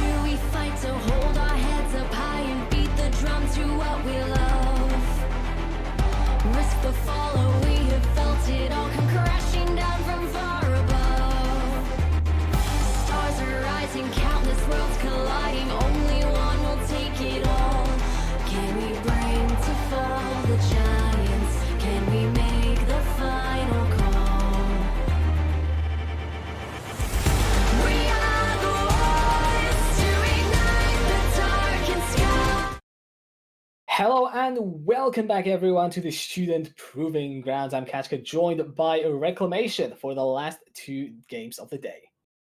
Hello, hello. And as you can see, we've already played 4 fantastic games, and we're going to be leading in with our last 2 of the day. Starting off, we have what I believe is going to be Resolve versus Barrage, if I've got my timetable correct. Yep. Wonderful. And if I am going from that, that means we've got some Hampot versus Jojo in the top lane, and then we've also got some other interesting matchups that we've seen throughout today, and we can start to get our first few glimpses and first few things all going into day 2 as well. Yeah, 100%. I mean, you mentioned Hampot versus Jojo, and the interesting thing is that both of these guys played on Absolved roster in UKEL, I believe 2020 spring? Well, it was 2020, not sure if spring or summer, but they played on the same roster. Jojo was the main top laner, Hampot was the sub, so there might be a bit of rivalry going on. And I'm really hoping, because what we've seen previously from these teams has already been the classic of Hampot playing your classic strong side, and then Jojo's been more of the more reserved kind of guy, aside from the Quinn pick, as Melvin will quickly be quick to point out from earlier on. And I'm really hoping for some spicy top lane picks and really hoping that we get a good matchup there. Yeah, I mean, last game that Barrage have just lost, Jojo was put on the choke at GTN. I mean, it wasn't really too impressive. It kind of felt, well, maybe not laning phase. I actually do have to make this distinction. Outside of lane, he felt, a bit out of depth. I mean, not to be like he was fine in laning phase, and then he got towards like the later game into some of the fight setup, where his carries were further behind. There seems to be a few issues presented on like Barrage. Bot lane's not quite clicking just yet. Not to say they won't, but they may. We'll see for this game that's coming up. And then obviously with Resolve, we've been seeing more strong side tops with Darius, Renekton, that kind of ethos, and the bot lane not really being accommodated for. Now, they've had some success, some failures with it. Will they continue with it? That's really going to be what we'll be trying to look at when we get into our draft phase. Yeah, we will indeed. And also, just to add, Resolve did lose both of their games. And you mentioned they draft for those strong side top laners. But Hampot, let's be honest, the Darius, he got counter Renekton. There were some early leads. There were some, one good dive that happened with the Nidalee. But other than that, his impact has been severely limited. Now, I looked at that and we took away from that game of saying that it was working. It was a 3-minute 15 dive, third wave. Cool, that's fine. Maybe there were other things they could have gone with. Maybe the draft later on, when it started to get to that point where they hadn't snowballed hard enough and they hadn't snowballed quick enough, and then they ran into issues.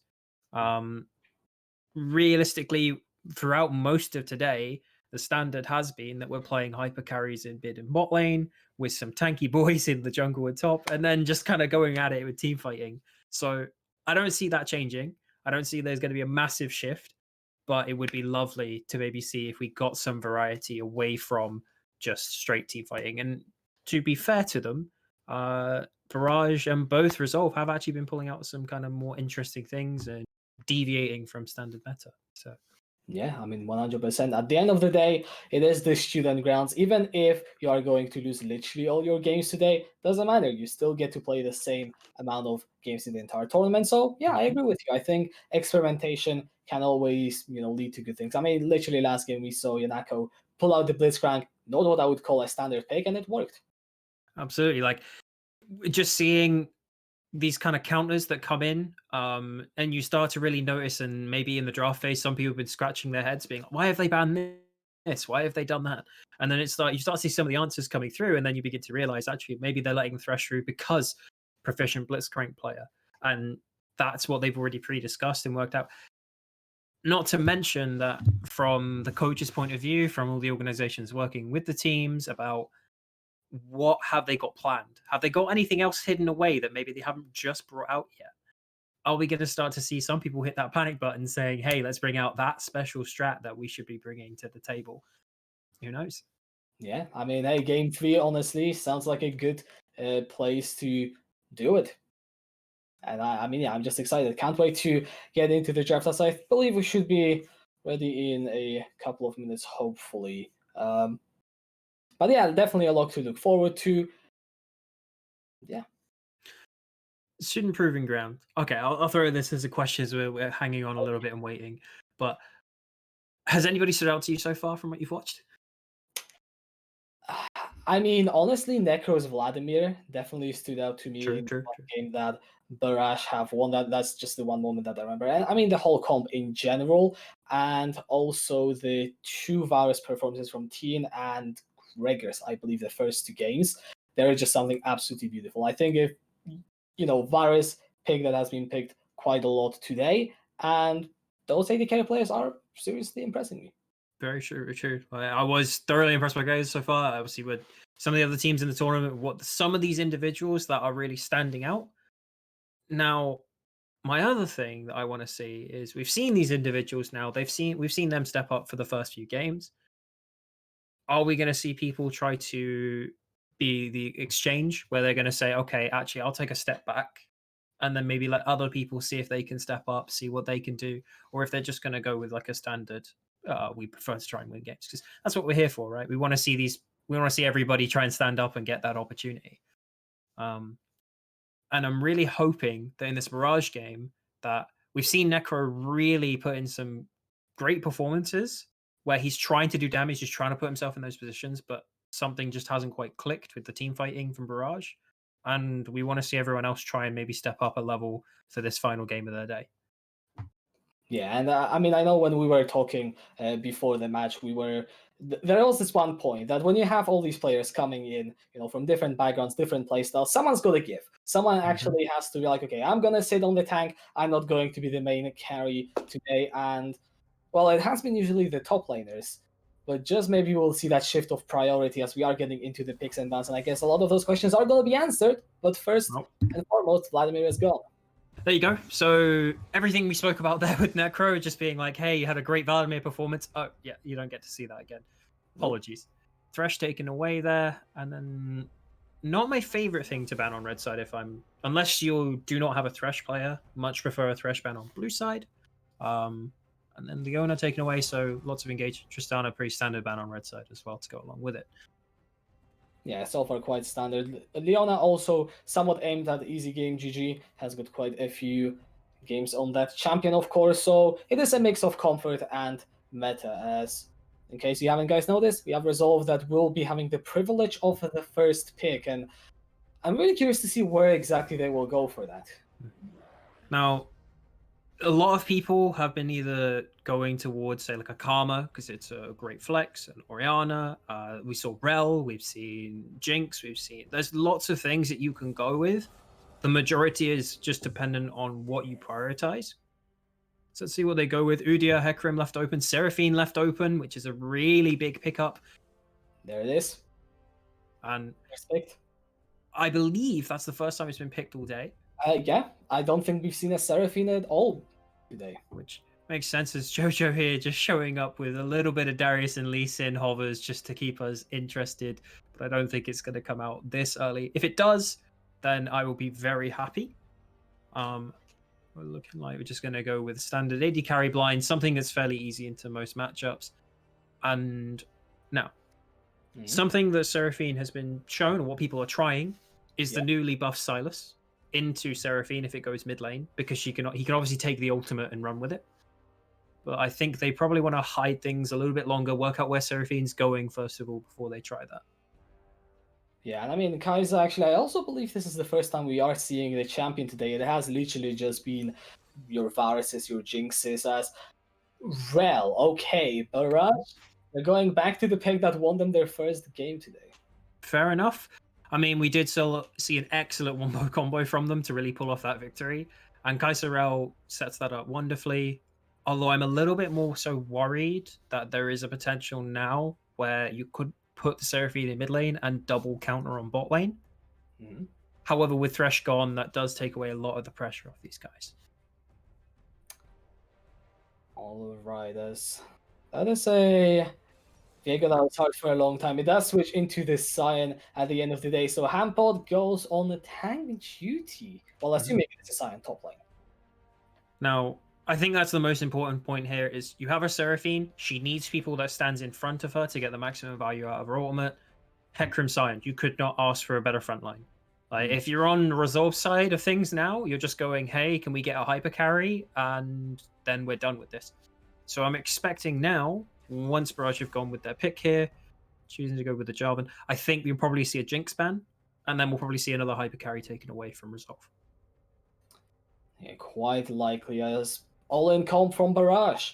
They're going for the same prototype, but this time no Vladimir, so Necro of course won't be able to go on that super aggressive midliner. But Ezreal ban kind of makes sense. If you want to go in, if you have something like Jarvan, then the extra escape is very annoying. I mean, at the same time, Ezreal, in my eyes, doesn't really fit what Resolve are trying to accomplish here. And I think they would have been fine with letting an Ezreal exist because they can play the game elsewhere. Orianna taken away, really nice Jarvan combo that they could have had, taking away options away from them, and we'll see where they decide to go.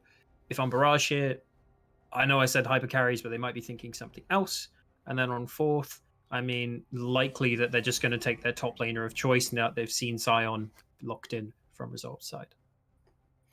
Alright, so it is an Alistar ban, so both Varus and Jinx, those hypercarries that you mentioned, Barrage are leaving them open. They're almost inviting Resolve. They're daring them.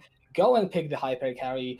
We think that we can go up against it. Whether or not they will be able to, I mean, time will tell, but they are confident in their plan. Yeah, I mean, there is the opposite point here where they don't take Jinx purely because they have Jarvan Rel. They believe that if it's an immobile carry, they could just quite literally run it over. Perfectly valid. Darius could be an option. Aatrox is an option.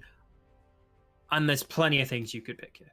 I mean, if they go for an AD choice, or they could even try and look for Gnar or something, just adding into their team fight to be complementary. But looks like he's hovering the Darius, and we're getting the inverse of what we saw earlier today.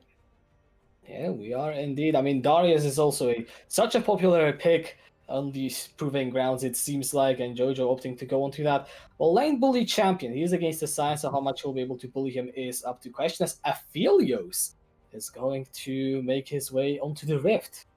Yep. Now, once this is like a more of a lane bully hyper carry, has seen some nerfs recently, but also buffed in the lethality. Lulu locked in.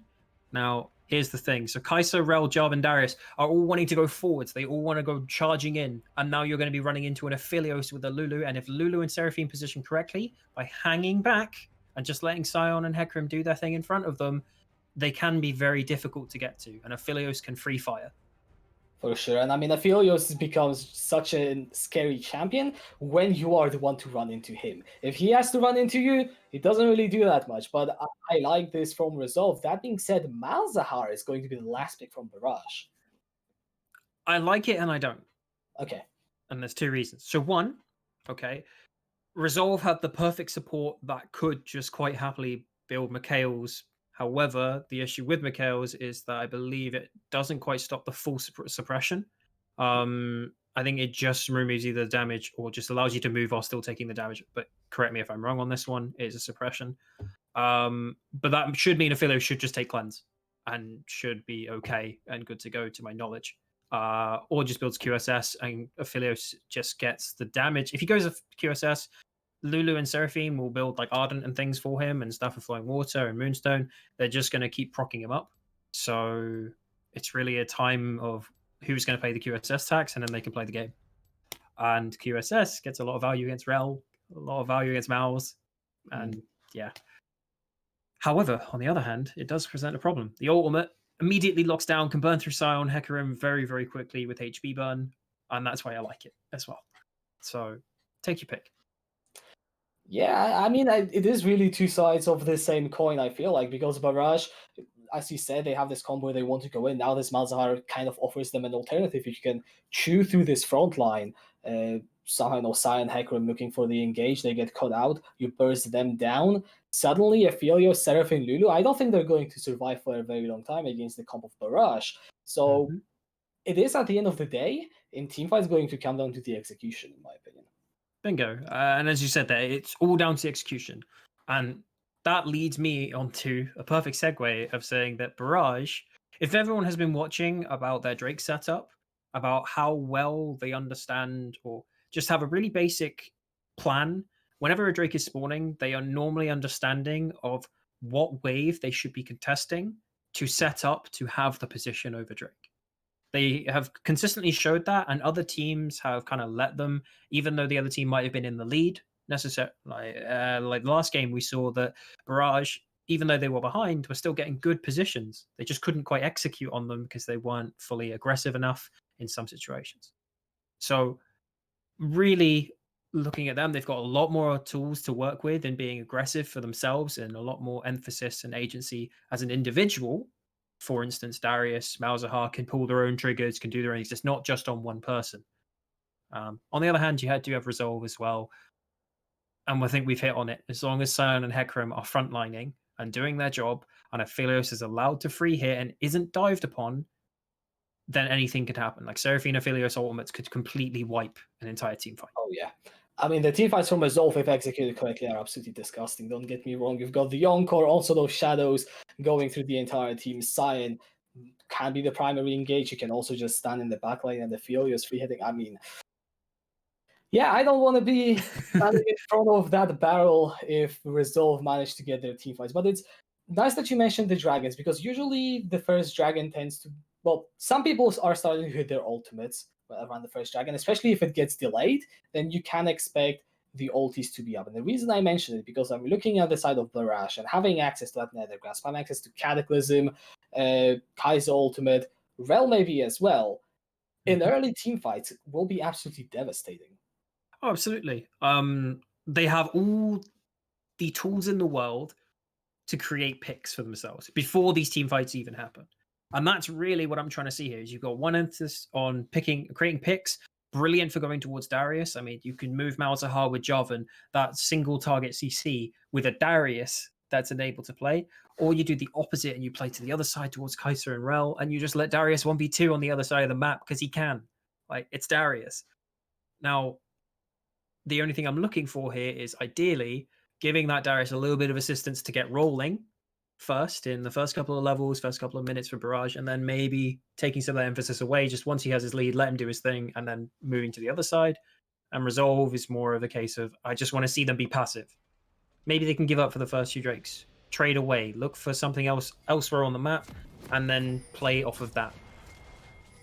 Yeah, for sure. As by the sounds of it, we should be getting into the game soon. The last one for, well, the regular stage, I guess we should call it, as we're on to the Rift. Fifth game of the day, Resolve versus Barrage. Let's see who's going to come out on top.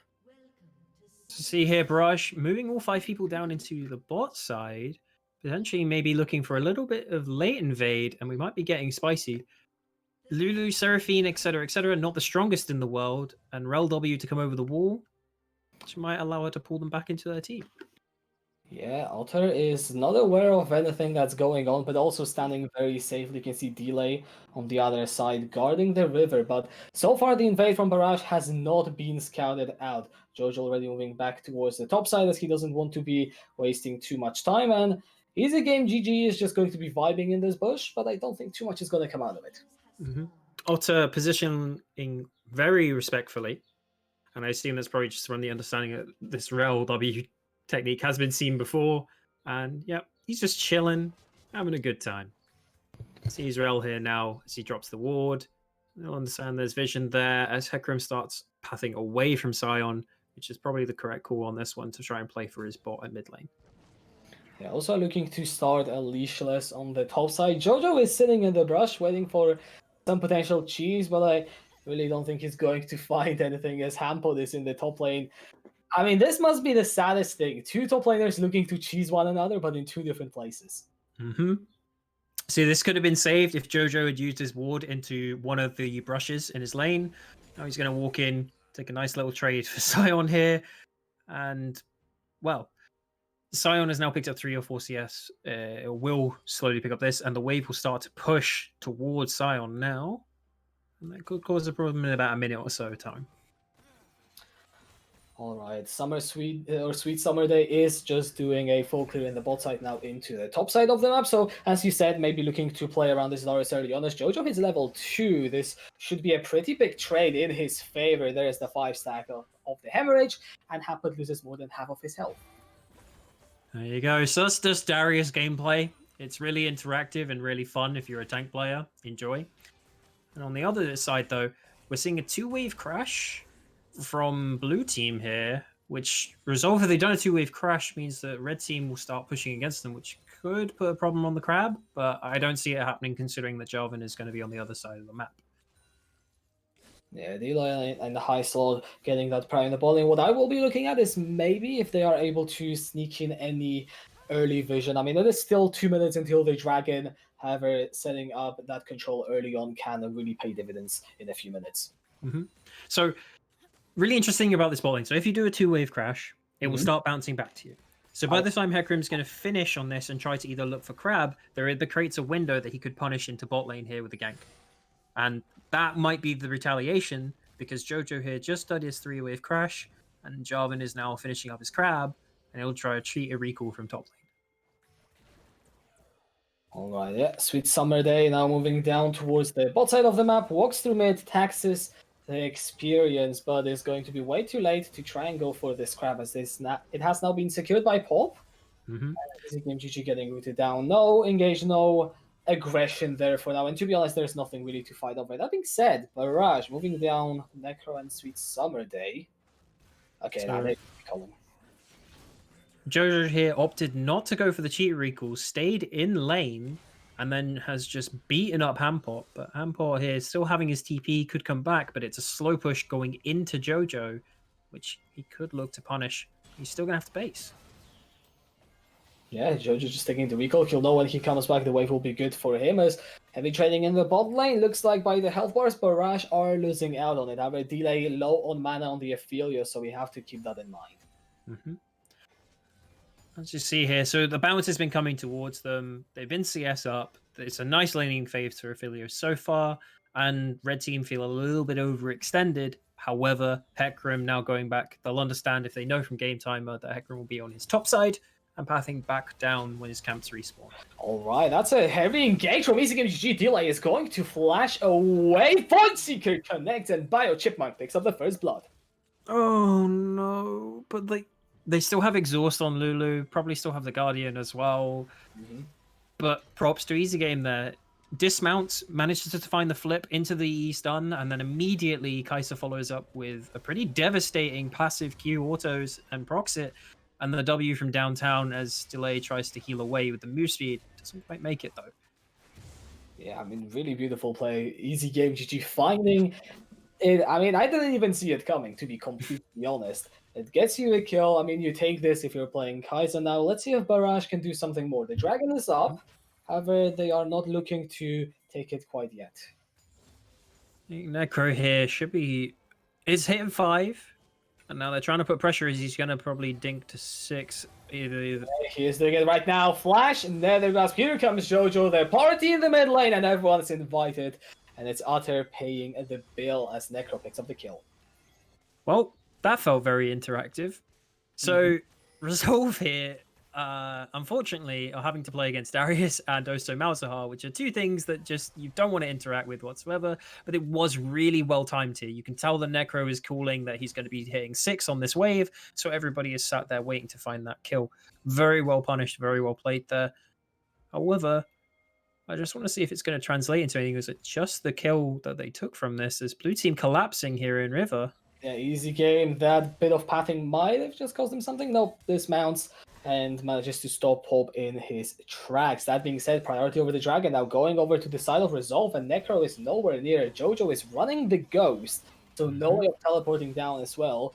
Let's see if Barrage want to contest. Bio Chipmunk over the wall. He's going to go in with the Blast Cone. There's the flag and drag. Delay is extremely low. Is he going to go down? Finally, Bio Chipmunk picks him up as he is exhausted. Encore coming onto the Charm, finds Kai'Sa. Flash, cleanse away. Bio Chipmunk is still alive. Easy Game GG on a sliver of hell. He's trying to run away, and Barrage are absolutely curb stomping, resolving this team fight. High slot attempting to run away, will be able to do so, but 3 of his teammates die as Hamput solo kills Jojo, but the dragon will still go over to Barrage. As the sub beats the top. It's a terrible sight to see a Scion solo kill a Darius, but at the same time, we've said this before, it has been happening. And on the other side as well, you also have that massive teamfight win, which is the main part we should be hitting on here. So Resolve here trying to collapse while they had some kind of priority. That timing window closed, and then Red Team Barrage here instantly recognized that and said, actually, you can't do that. We're now off our bases. We have item economy. We're more powerful than you right now. And immediately they just pull the trigger. Hecarim Seraphine ult didn't quite find the right targets. They didn't get onto 1 or 2. They only got 1. They needed more than that. It needs to be hitting more and time better, to be honest with you, to make these fights easier for them to play. Now 1k down, Drake down, and all the gold is going on to the right carries of Barrage. Starting to look a little bit disastrous, and Delay here under pressure again. Yeah, talking about disaster, Delay is going to get ignited. There's the Kalencic fall, just absolutely destroyed. Easy game GG is the one to cash in on a bit of gold, and Barrage are really starting to snowball. This is looking like almost the perfect start that they could ask for. 2,000 gold in 8.5 minutes. Now they are also going to get a bit of a push in the ball lane, but you can imagine they will be looking for those plays. Absolutely. Now, I will be looking at this and saying, okay, they got the kill here. Now I want to see what Easy Game is going to do with this advantage. Is he going to keep pressing it onto the Kai'Sa and keep killing them? Or will he start moving it onto the other side of the map, maybe looking for more? Because this Darius, not really being played very... I don't want to be brutal here, but it's not being played to how the matchup should be. It's not an accurate representation. And he's getting bailed out by the fact that Kai'Sa Rel here are really punishing on the mistakes on the other side. Oh, 100%. I mean, Jojo is even in CS, got even solo killed. However, Necro down in the bot lane. Barrage, they don't really care about the top side. There is the Nether Grasp. Absolutely no counterplay. Bio Chipmunk is on a killing spree. There is the Cataclysm high solo this. Just wishing that maybe he played something with the dash as that sweet summer day second kill of the game for him. Mm-hmm. So you're just seeing priority achieved by Malzahar, and Malzahar is instantly using any tempo advantage that he gains and just investing it into bot side alongside with Jarvan here. They see Aphelios Lulu being left alone. There's no summoners on this guy. Kill him again. No summoners still. Kill him again. And just keep repeating. And Seraphine can't do anything. Seraphine can't answer that. Sion can't answer that. There's no possible way for them to try and help this Aphelios Lulu. They're on their own, isolated. And it's really starting to hurt. It's starting to go into damage control kind of points where you need to say, at this point, Aphelios is never coming online. What can we do?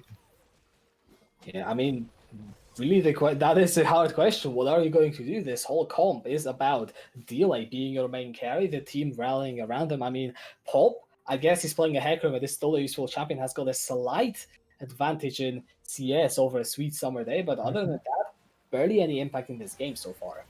I mean, I think you touched on it there. That is the logical move where you start investing more resources into Hecarim. He needs to build a bit more damage orientated, go for the Trinity Force into something else where he can build tankiness, and Seraphine and Lulu are going to buff him up as much as possible until Aphelios finds some kind of farm, finds he's able to get to a second item, and then we might see a transition. But as of right now, we're seeing Red Team full domination. I want to see where they invest their time. If they're going to keep hitting on the spot lane, how quickly are they going to take it, or are they going to start shifting it? Because as you can see here, Easy Game on the roam with Jarvan potentially looking for this mid dive as Ulm from Malzahar is up. Yeah, I mean, Utter managed to clear the entire wave. Sweet Summer Day takes 2 turret shots on his way, but here comes Jojo from the river. Utter finds themselves in the 1 against 4 yet again. This time Jojo picks up the kill. So Otter there did everything he could. He cleared the wave, meaning the dive was off. And yet they just don't care because they've got Prior from topside, they've got Prior from mid, and Prior from bot. You're getting collapsed on all angles. Not really a lot Otter could do there, to be honest with you. I mean, maybe he could have flashed over the wall to walk away, but that's about it. I mean, this is actually really good to see from Barrage. The fact that they find the lead in the ball lane at first, and now they're spreading it across the map. I mean, Jojo by no means is, ahead in the 1v1 matchup. Well, now maybe you can make that case. But he's still impacting the map because the mid lane is freed up, because the jungle... I mean, just look at all those words. Barrage, they have the entire map effectively for themselves. Absolutely. And we're really looking at now, and we're saying, Barrage, really well done on creating your leads. Really well done at creating those, basically putting yourself in a position where this game is now yours to choose from. Let's see how they're going to keep this up. Are they going to keep snowballing it? How quickly can they go? How quickly can they play? And as you see here, once again, potential overextension. Necro coming in with his ult. Yep, Nether Grasp into flagging drag. I feel like we have seen this before. Jojo 2-1-1 on the Darius. Meanwhile, the Ocean Dragon is being taken care of, and Barrage are putting on a clinic in their last game today. Yep, and we're really seeing here, Porp just keeps farming up, but Jarvan is consistently putting more pressure out. That pressure is being rewarded now with the Mauser hard pick, and they're working as a duo to then start putting pressure on the map and creating all these kind of advantages. Free Drake going over. Kind of touching on what we hit on in the champion select here, like Resolve should have been scaling, should have been giving over the first 2 Drakes, but they should be trying to hold on and go even. That hasn't happened. And now the turret is going to go down. This will end the laning phase, which, to be honest with you, might actually be in favor of Resolve a little bit, in the sense that they might be able to hold a wave deep here on Aphelios and then try and stall the game. But let's see what they want to do. Yeah, if I could ask the producer to just pull up the gold, I'm interested to see. Yeah, Aphelios is very, very far behind. In fact, he has less gold than Easy Game at this point. Delay is not effectively not a champion at this point, and you can see those advantages basically all across the board. Now, if someone had told me that this gold graph between Aphelios and Kai'Sa was the Darius versus Sion, I could have believed it. Yeah. But at the same time, it's a complete inverse of what I think we should be seeing. But at the end of the day, that is the game state we have. That is what we should cast. And you see Hecarim here does have a considerable amount of gold, probably going to be the carry of the team. He's trying to farm us as much as possible. Just saying, guys, hold on. Hold this game for 10 minutes if you can. Let me get to 2 items, and I might be able to do something. Yeah. Gonna be difficult, though. Yeah, I mean, Pomba is doing a good job so far. Only, well, less than 200 gold behind, quite negligible, but no real control over neutral objectives. That is firmly in the hands of Barrage. You can see him doing this. Jojo just standing guard, waiting for the first person to come across. That's going to be Hampod. Has to burn the ultimate just to get away. Yep. And as you see here, so Jojo, instead of pressing for his own individual leads, is just coming down, as you said, looking for some control over the river, helping out his team with any picks he gets, and he rewards himself with those. And then he just goes back to his wave, and he's kind of left on his island, not really having to do all too much, as the rest of his team just is going to force down the mid lane here with the Herald that they've just secured. Yeah, unfortunately, you don't really get the privilege of crashing a wave into the turret if you're against Seraphine. That is until you get the Baron. But Herald itself is going to do the job. Second tower of the game, 6,000 gold advantage for Barrage at 15 minutes. These players have definitely come here to play. Oh, Delay. Man, you just got so lucky here. Now, maybe my only consideration in this point might be that maybe they assigned too many members to secure a potentially already one Herald with the fact that they had top and mid prio. So maybe Kai'Sa didn't need to move and could have just kept pressuring Aphelios in bot lane. But that's neither here nor there. Like, we're talking semantics at that point. It's like going for a big trade here. Hampot doesn't have the flash, but Jojo is in a 1 versus 2, and I don't think he wins though. That's a shutdown going over to Hampot. So Resolve finally finding something that goes in their favor. F in the chat for Darius players today. We've seen this happen twice where they pick strong side Darius. Hasn't really got much love and is just left to 1v1 and then eventually get 1v2. But there is a response coming in just after he's died. There is indeed. Necro will be looking for the Nether Grass Pop. You do not go anywhere. You stay right here. There's the Magnet Storm, and that is a double kill picked up by Necro. Barrage. Again, solid map awareness, punishing the overextension for the side of Resolve. And Resolve are just not allowed to do anything in this game, it feels like. Literally everything is illegal when Barrage are the rule of law. And in a way, Resolve are in a very tough spot where any play that they choose to make is probably going to go badly for them. And they just have to choose the play which might put resources onto a carry, but still in a losing state. And for instance, here they try to go for the Darius that was overextending, immediately punished. Kai'Sa shows up, they take the turret, and the gold lead just continues to balloon. We're approaching 10k gold nearly, and in another 3 minutes, I could definitely see it happening. For sure, Paul in the river, looking to go on to easy game in GG. He's together with Jojo, as Jojo uses the Stride Breaker to disengage. So actually, this is good to see. Barrage are so far ahead that it's not uncommon to see these players be in the mindset of, all right, we're invincible, but they see they're at the numbers disadvantage and they disengage anyways. They recognize that most of their team is in base, resetting before the Drake is about to spawn. As Malzahar just comes in, picks up the waves here, sends this in, and more likely see Kaiserel on mid wave, and it will be a free Drake over to Barrage. No contest coming out from Resolve. Yeah, it is a Cloud Soul, so admittedly not the worst case scenario for Resolve. If it was an Infernal, then this game would be all sorts of different levels of done. Oh, yeah, absolutely. I mean, if you're Resolve in this case, you're taking the small victory that it's a Cloud Drake, and you're going, I'm so glad that's not Ocean. I'm so glad that's not Infernal. And it gives you hope in the sense of, guys, just keep farming. We've got late game. And that's probably the call coming out from Resolve here. But Aphelios, though, is being starved from farm. There is a real world where a dive potential could come in. There's no vision for Resolve whatsoever here. I mean, Barrage could make any play they so desire, and it's difficult. See here, we've crashed in, and they're trying to look to cut them off here from the wave. Yeah, easy game was. Waiting for the Sion? engage. That is a teleport from Hampod, as you said. Necro will just burn the flash over the wall, not taking the risk. Teleport for flash. I mean, if you're Resolve, you will take that, but it doesn't really get you anything. That was realistically one of the only plays they could look for. When Barrage are trying to overextend and play aggressively on the tier 2s for these kind of dives, you use that Sion TP advantage over Darius, and then look for something positive. Didn't find it this time. They burnt the flash. Not great, but it's something. Maybe they might be able to find Malzahar later on. Yeah, Paul was looking there for Jojo Solon on the sweeper, but Jojo was recalling and is now back in the base. So the Baron is up in 40 seconds. We have 2 items picked up on the carries of Barrage. And when you look on the other side, it isn't looking that great. Pop did pick up the Trinity 4, so he is going for more of that damage-oriented build, but it just does not compare in any meaningful way to what Barrage currently have to offer. Yep, and the only thing I was briefly going to comment on was the Leandrius purchase from Seraphine.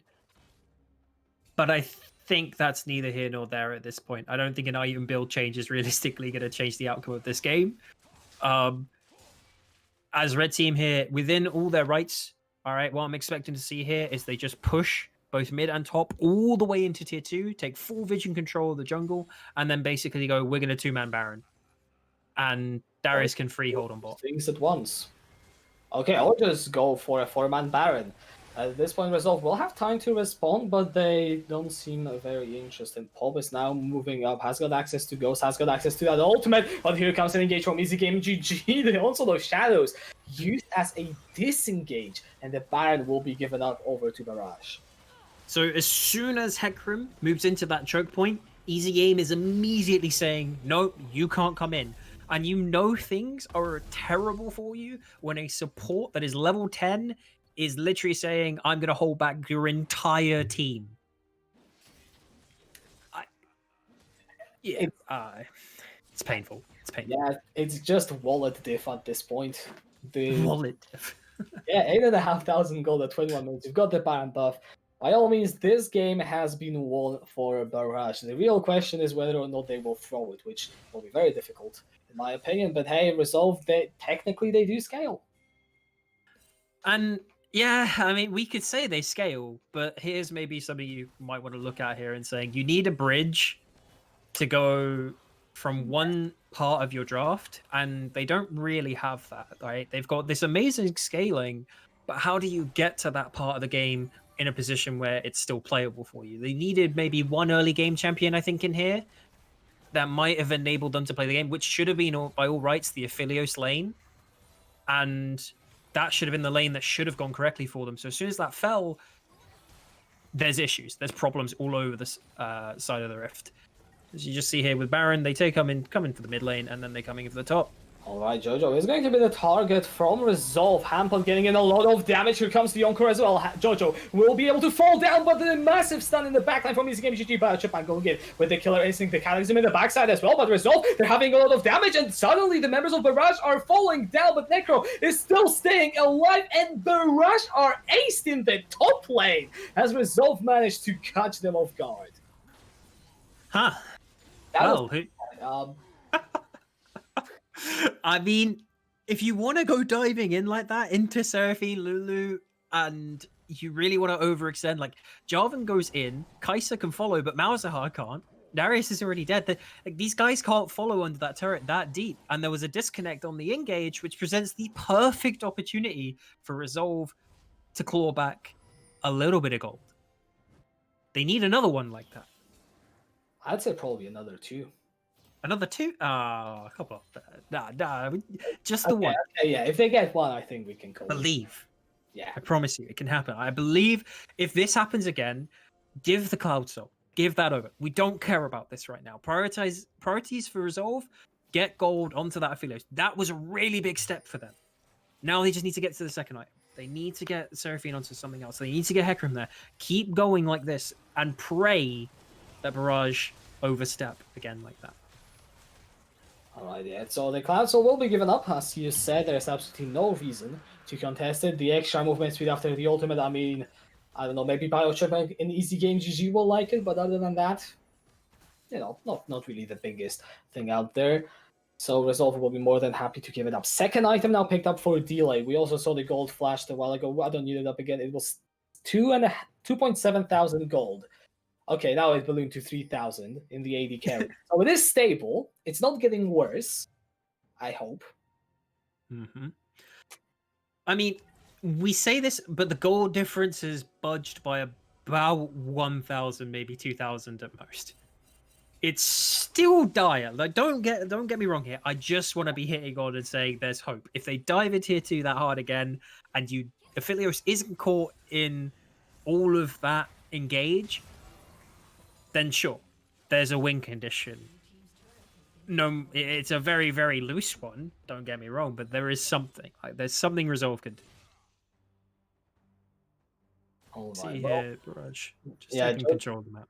Yeah, Jojo crashes the wave into the topside tower. Now Barrage moving into the topside jungle. Baron up in 2 minutes. This is going to be the next objective. And if Barrage play, well, their play style, I do expect that next Baron to where they are probably looking to close this game out. We are 25 minutes on the clock. The gold lead has not moved since the last team fight. Is still at about 9,000. And Barrage, I mean, they still have plenty of time. You got to think about, finishing this game. I mean, they should be finishing the game, but I've got the funny feeling now that what happened there was everyone got testosterone flying through the body and we're going, let's go in, we'll just win this. And then they didn't. And now it's, guys, can we stop trolling? We need to clean up. Can we just close this game out? And the issue that creates is now that their aggression is falling off. Blue team here just still picking up waves, still picking up whatever they can, whatever jungle camps, we're clearing some of the vision. And they're being bold by walking into their jungle right now. Like, red team should really be having that chokehold by saying, you can't walk into these areas of the jungle. You can't collect waves where you are right now. And are we just waiting for Baron now, I assume? Yeah, we are. There's nothing else that Barrage are looking to do. Jojo will be sat in the bowling. He doesn't have the teleport, so Barrage are not expecting a full-on team fight to be happening in the Baron. But then with that kind of vision, I don't really expect Resolve to be largely successful in contesting. I mean, Pulp can try and run in, but he will almost certainly die if they decide to do that. Very likely. I mean, the only thing that we need to hit on here is if they do want to look for anything like this, highly unrealistic, but they do have TP advantage. However, with no vision control, no nothing, they're walking in blind. It's suicidal at that point. They're much better off just being conservative, saying the Baron is gone. Let's use this time, push out our waves as far as possible, and try and look and get as much gold as we can onto the right people while they are busy taking this Baron. Yeah, Barrage going for the Baron on the spawn. It will take them a couple of seconds with the Kai'Sa Malzahar. It will really not be that long. Jojo already getting the top lane wave in position to push. We all remember how a fight went around there last time. However, last time there was a tier 2 tower standing there for Resolve. Now it's not here, and Barrage are looking to push into the base. Mm-hmm. Baron here, they don't base, they don't need to. The item disparity is rather large. But as you see here, they're all walking in and just going, okay, we can now probably just go into 1-3-1 or 4-1. Don't really need to do anything fancy. Just trying to clear the mid lanes out, but Jojo here should be creating another kind of push on the top lane. However, it isn't timed great. Like, it's not synced up. It's a little bit disconnected. Shouldn't worry too much, but we're talking semantics again. Like, if you're Barrage, you want to be talking about how quickly you close out, but they'll get it on this next wave. Alright, mid lane inhibitor tower will fall down in favor of Barrage. They are now 11,000 gold in lead. Pop positioning forward as there is the Moonlight Vigil. Look at the Magnet Storm from Easy Game. GG in the backside. Delay is looking to stay alive, dish out the damage, but here comes the guillotine from Jojo, and Barrage will finish off this game the same as it started, the same as it went all along, which is an absolute dominance. 28 minutes on the clock, 13,000 gold in lead, 21 kills to 8, and Resolve took 0 towers in this game as Barrage will take the win over Resolve. Really well played. Barrage just playing exceedingly well there. Like, literally from start to finish, there was the slight slip up, but by and large, I mean, it's hard to say, but they dumpstered that game. They literally, that looked like they had a problem, a bone to pick from the game they just lost previously, and said, yeah, we're not doing this anymore. We just want to win and get it over fast.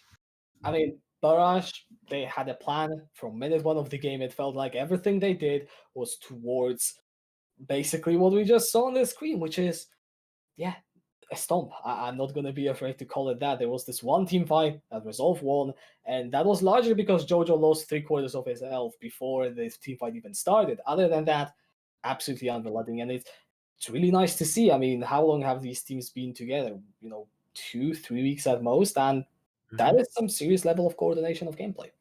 Like, I think I was struggling. I mean, there's at times there where you're looking and go, yeah, maybe it could have been a little better with this, a little better with that. Maybe we want to talk about what they're going to choose to do. But wherever they went, I mean, the gold lead and the position they found themselves in meant that they had no bad plays. It's just a choice of which play gets you to the Nexus quicker. And by and large, I mean, we just saw a game that was, I'm going to engage on this guy, they're overextending. And Malzahar, Jarvan, Rel, those three working as a unit, and then just playing around what they had and the waves that were presented to them, and then they just slowly closed out the game, built that gold lead, and yeah, I mean, congratulations on that win. That was a very nice game from their point of view.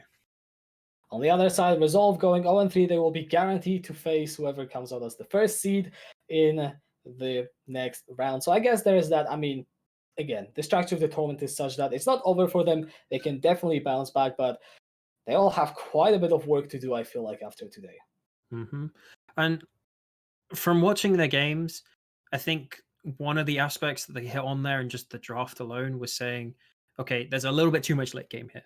It's really good, but it's really dependent on one or two people probably overperforming or some of the things they should be doing. Maybe we should change the way we're looking at the game. Maybe we could look at the drafts and say, is there something a little bit easier that we could play that maybe gives each person a little bit more agency? I mean, we saw it from Barrage the previous game where they tried something, it didn't work, and then they just completely switched it for this game. And they're like, yeah, we'll just go down for some comfort and you're good to go. And, well, it made the difference. Yeah, it did indeed. But I think on that note, we will go over onto the short break before we will be back for the last game of tonight between London and the Mice. So don't go anywhere. We'll be right back.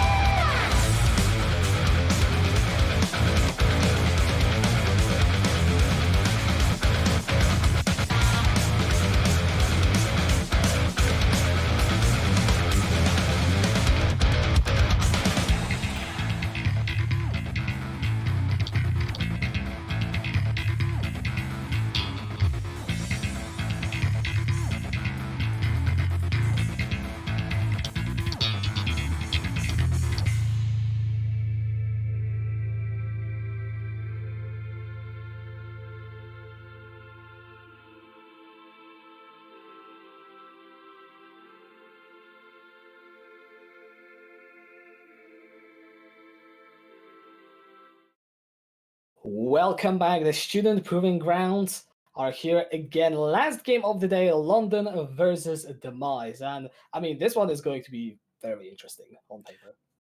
Last game of the day, and it decides our first seed, who will be playing against Resolve, and assuming that's Demise win.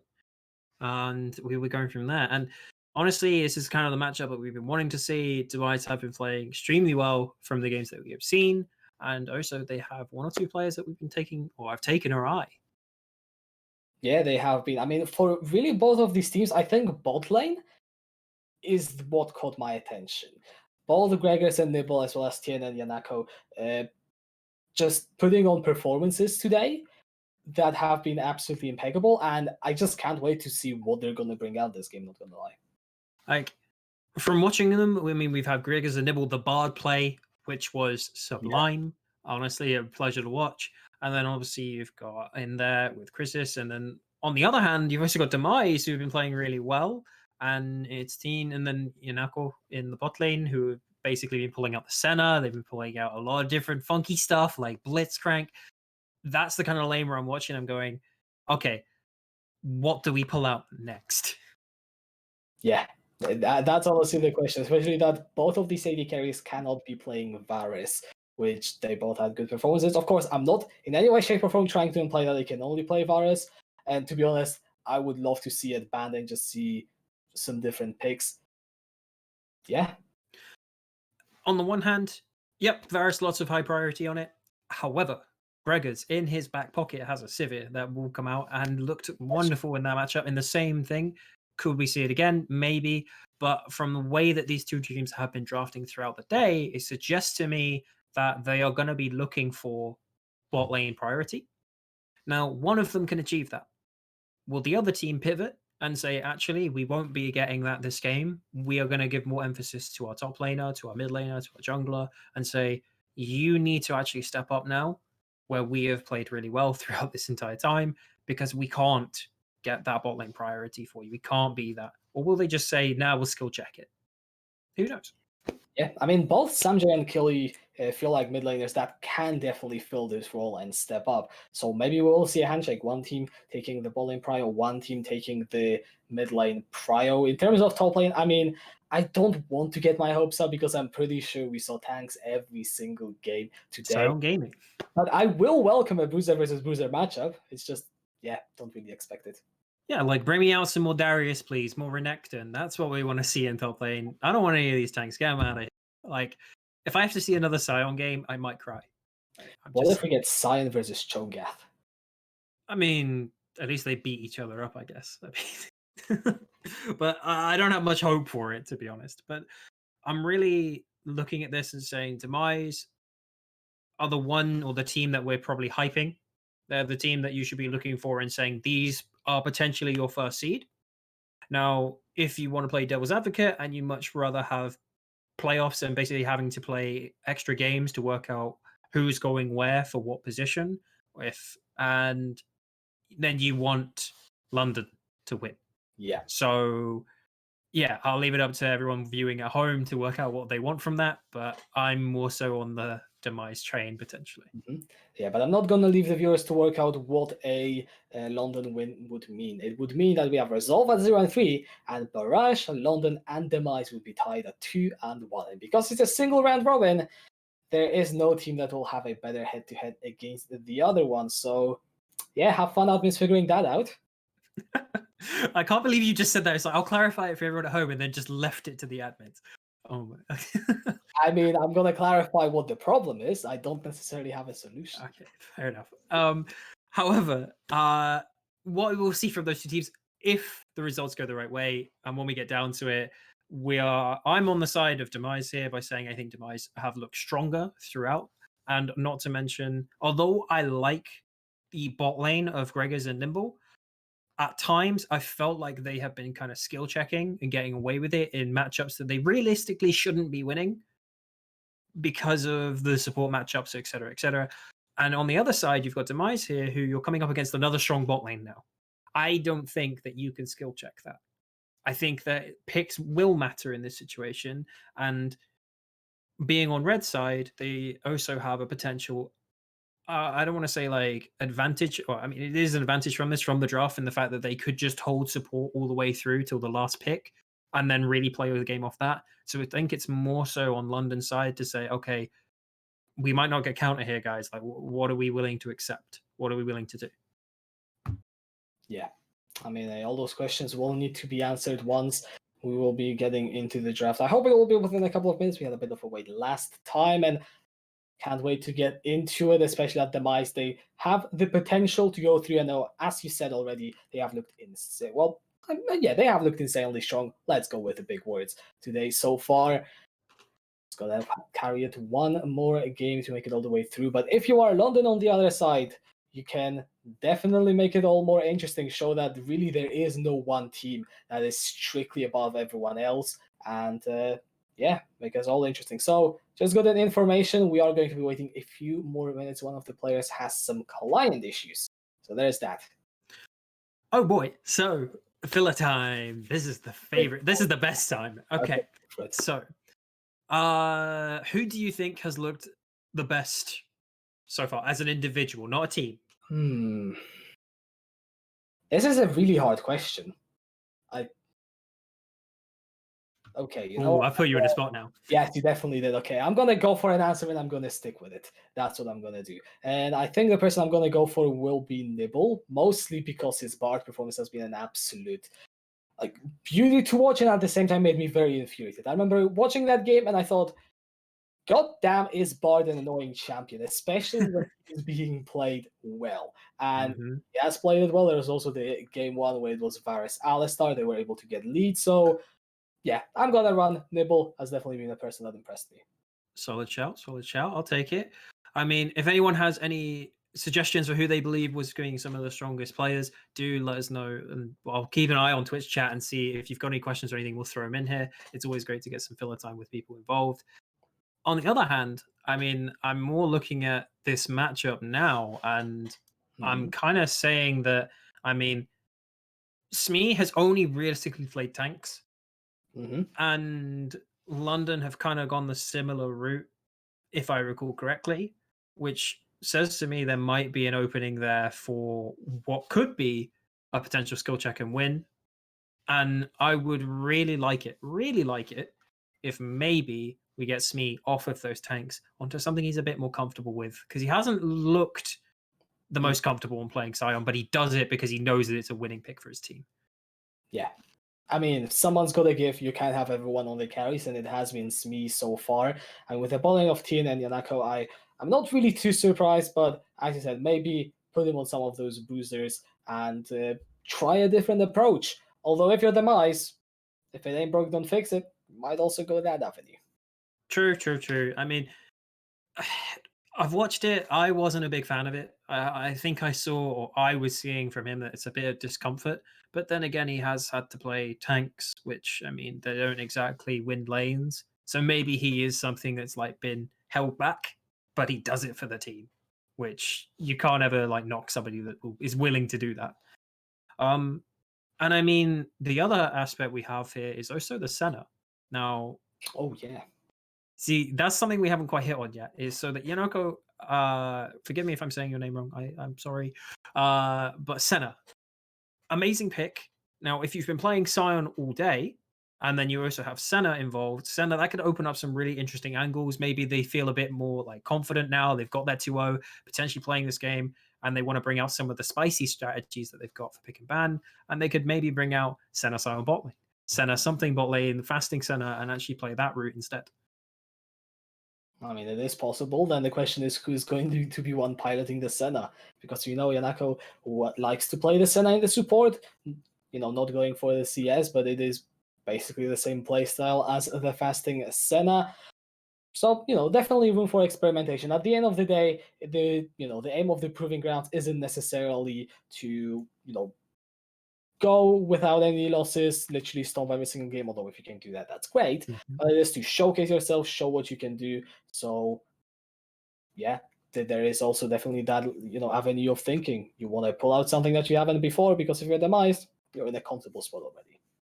I mean, I'm quickly having a look through the chat, and I'm seeing a lot of people trying to bet on Demise already. So sorry, guys, the game hasn't quite started yet. You can't bet just yet, okay? Like, hold your money for like up to channel points for a little bit longer, just a little bit. It's not a wise investment. I mean, technically you can bet now. However, you gotta wait until you have more information. Come on, at least until you see the draft or something. Then you can make your informed decision and be like me, not know how to read the draft and still lose points. Oh, no, okay. I mean, you could follow his advice and try to lose. I will try to advise you on who will get you the most channel points of today. Okay. As we managed to get into our pick and ban. Kane instantly taken off the table. Hecarim in response. So it looks like we're just going to start targeting the jungle pool a little bit. Yeah, I mean, Kane is definitely a big pick of his, although today he already showed that he's definitely not a Kane Evelyn 2 trick. He has way more champions they can pull out. But yeah, first 2 bans being targeted towards the jungle. Let's see if we see some more generic meta bans, some more specialized bans coming out of London now. Now, one aspect we need to hit on is the fact we've seen a number of games today. People will have been watching, maybe adapted their drafts as they've gone and seen what worked for other people, and maybe tried to pick and choose what they want to add in and spice up their drafts. Seraphine there instantly taken away. So Seraphine picked for the first time, lost for the first time, never to be seen again. Yep. I mean, maybe in the playoffs, who knows? But the champion is normally disgusting unless you do what Barrage did, which is just shut her down. It's as simple as that. Now, other aspect, Volley hit here as well. Shogath taken away, so that suggests there might be another Scion pick on the way, just saying. But on the other hand here, I'm wondering if they can't target any more junglers, so I'm highly thinking they should just take away the Tristana here and be done with it, and we go into our first pick. Yeah, so far, none of the AD carries have been banned. And the reason I say so far is because we could very well see the Myers take away as the Tristana. Or, okay, they go for the Viego. Literally all of the AD carries and marksmen that you can play in the mid lane are up to be picked up. And I mean, to be fair, there is another route that they could go down, which is not banning it, leaving it open, and then just saying, we'll secure some power picks of our own. Like, they could quite happily get Udyr Karma here, potentially, which would enable a lot of flexibility in their draft. They could do a number of other things with but let's see what they choose. Tristana handed over. Not biggest fan, but it is what it is.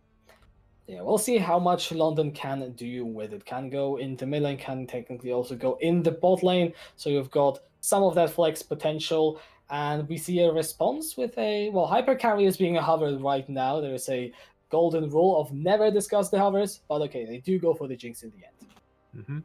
Now, kind of blends into now why you're starting to see the Hecarim and Volibear taken away. 2 things that are very good to dive onto Jinx.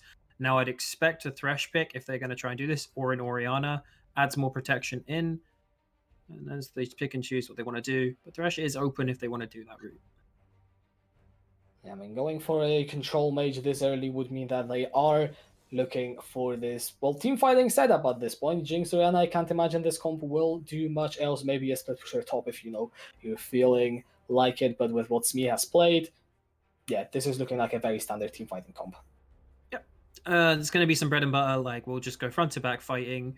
I'm expecting on third that they're going to lock in their jungle pick and then potentially look elsewhere. Or they do support and jungle on fourth, but they run the risk of all the champions being banned. So I think jungle one next is going to be the most pivotal. So they choose not to go with the Udyr. They choose Lilia over that, which, fair enough, after Udyr got some nerfs recently and Lilia only got hit on her ultimate, could be a worthwhile choice. Not to mention Tristana Lilia in terms of their damage spread.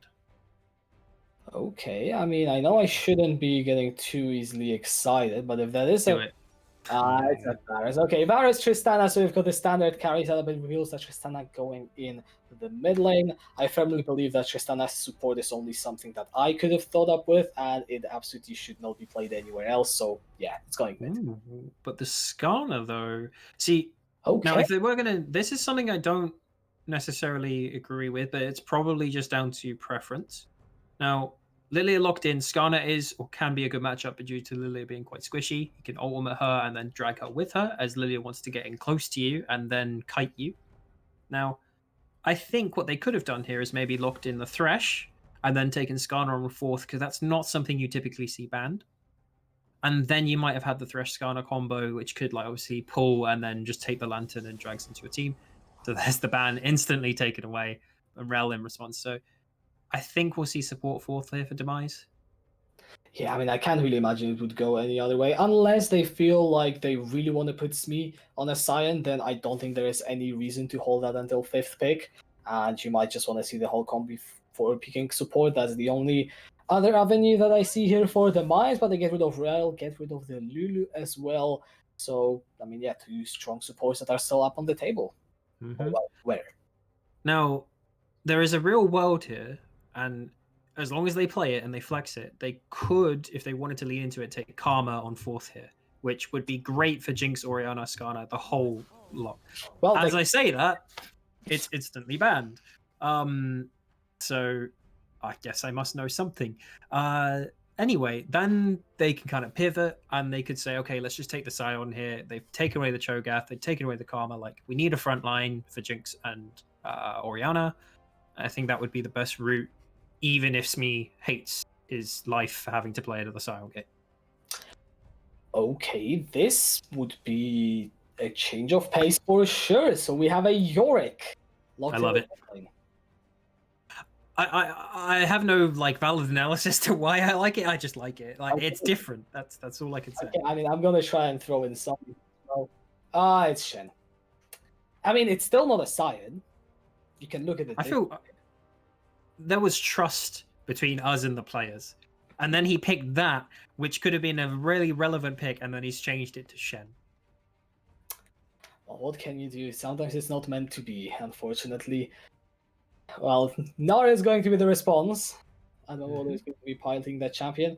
So we said that it looked like the team fight set up for the Demise, but London are looking to respond in kind with now quite a lot of tools for that matter. And the Bard is open. Nibble hovering that one up. I'd love to see him back on the champion because last time he had one hell of a performance, and yeah, look at it, he's back. Mm-hmm. Now, question we'll be looking at here then is what they take is because they've held support this entire time. Mm-hmm. Is it a Shen flex where they're going to move Shen to bot lane and then pull out something fancy top? I doubt it. It will probably just be their support choice, which could be anything hard engaged to really punish onto the... Okay, or not. I was going to say... I'll put the Skarner. Yeah, it makes sense. I mean, they're going to speed them up. They're going to be able to use that as the engage. Like, it's another route to what my point was, in the sense that they could use more CC, attempt to punish the Varus because he's immobile, and because of the support pick and Bard being potentially mobile as well.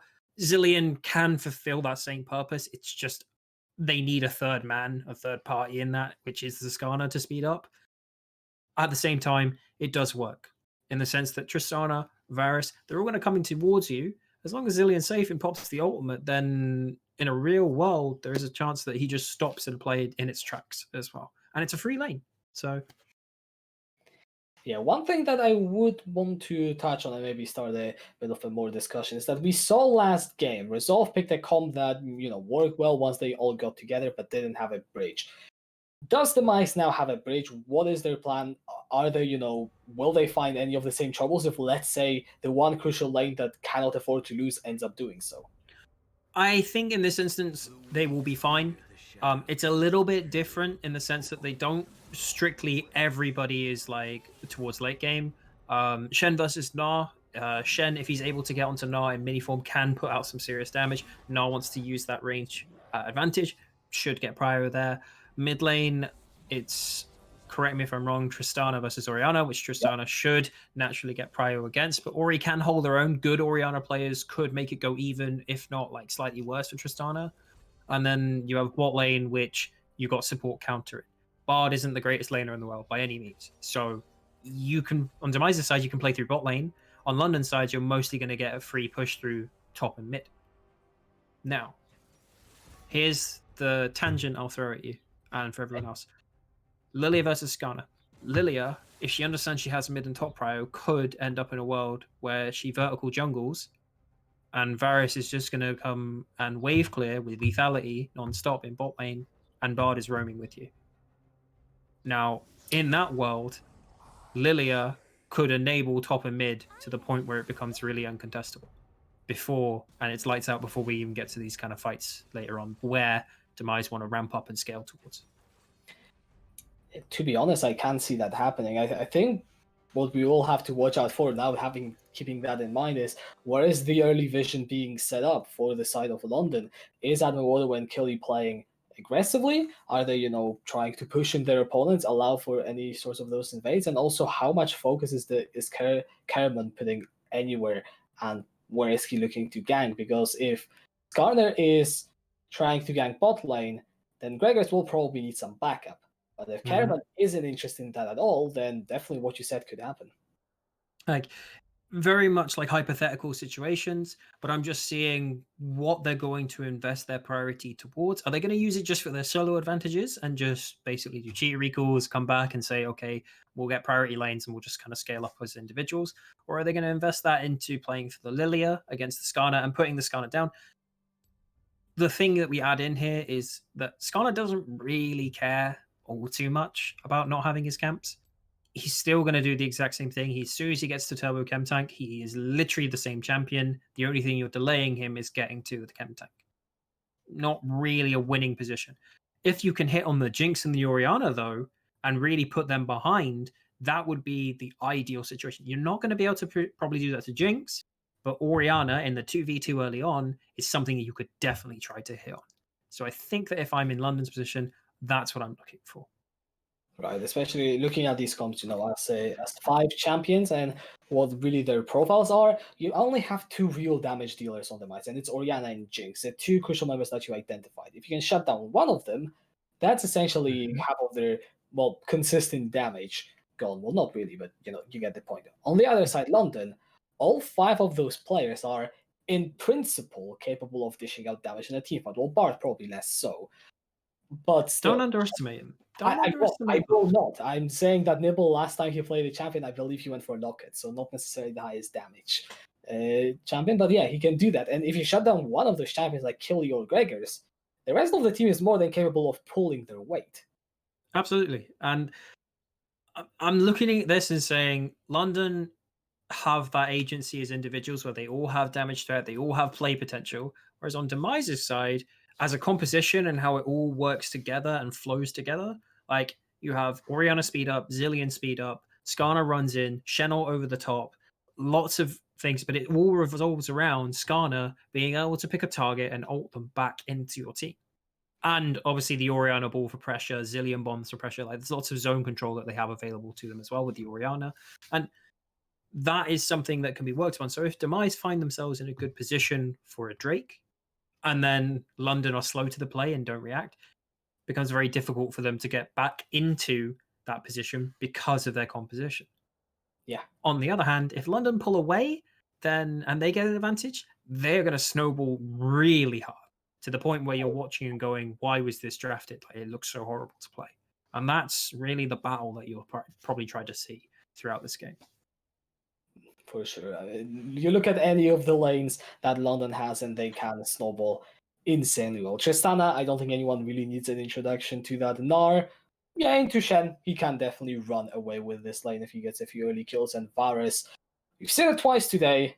There is little reason why we couldn't see it for the 3rd time again, just running away with the entire game. So London, I would definitely describe their team comp as much more volatile. And volatile, I have no problems with that. Okay, if you believe that your players can come up here and say we're going to skill check and we'll find ways to play this game, and it doesn't matter if we have like a front to back team fighting comp if we're just ahead and we have a lead. Not to mention that although we're really hyping this up, their team fighting isn't bad by any metric. It's just a little bit worse than what I would assume of Demise's. They still have a Gnar that can transform into a big beefy frontline that ults back for them with a Tristana and Varus dishing out damage. Like, that isn't a problem for them. And then Demise, yeah, I mean, you've got Zillion and Orianna where it's like, you can kill us once, maybe twice.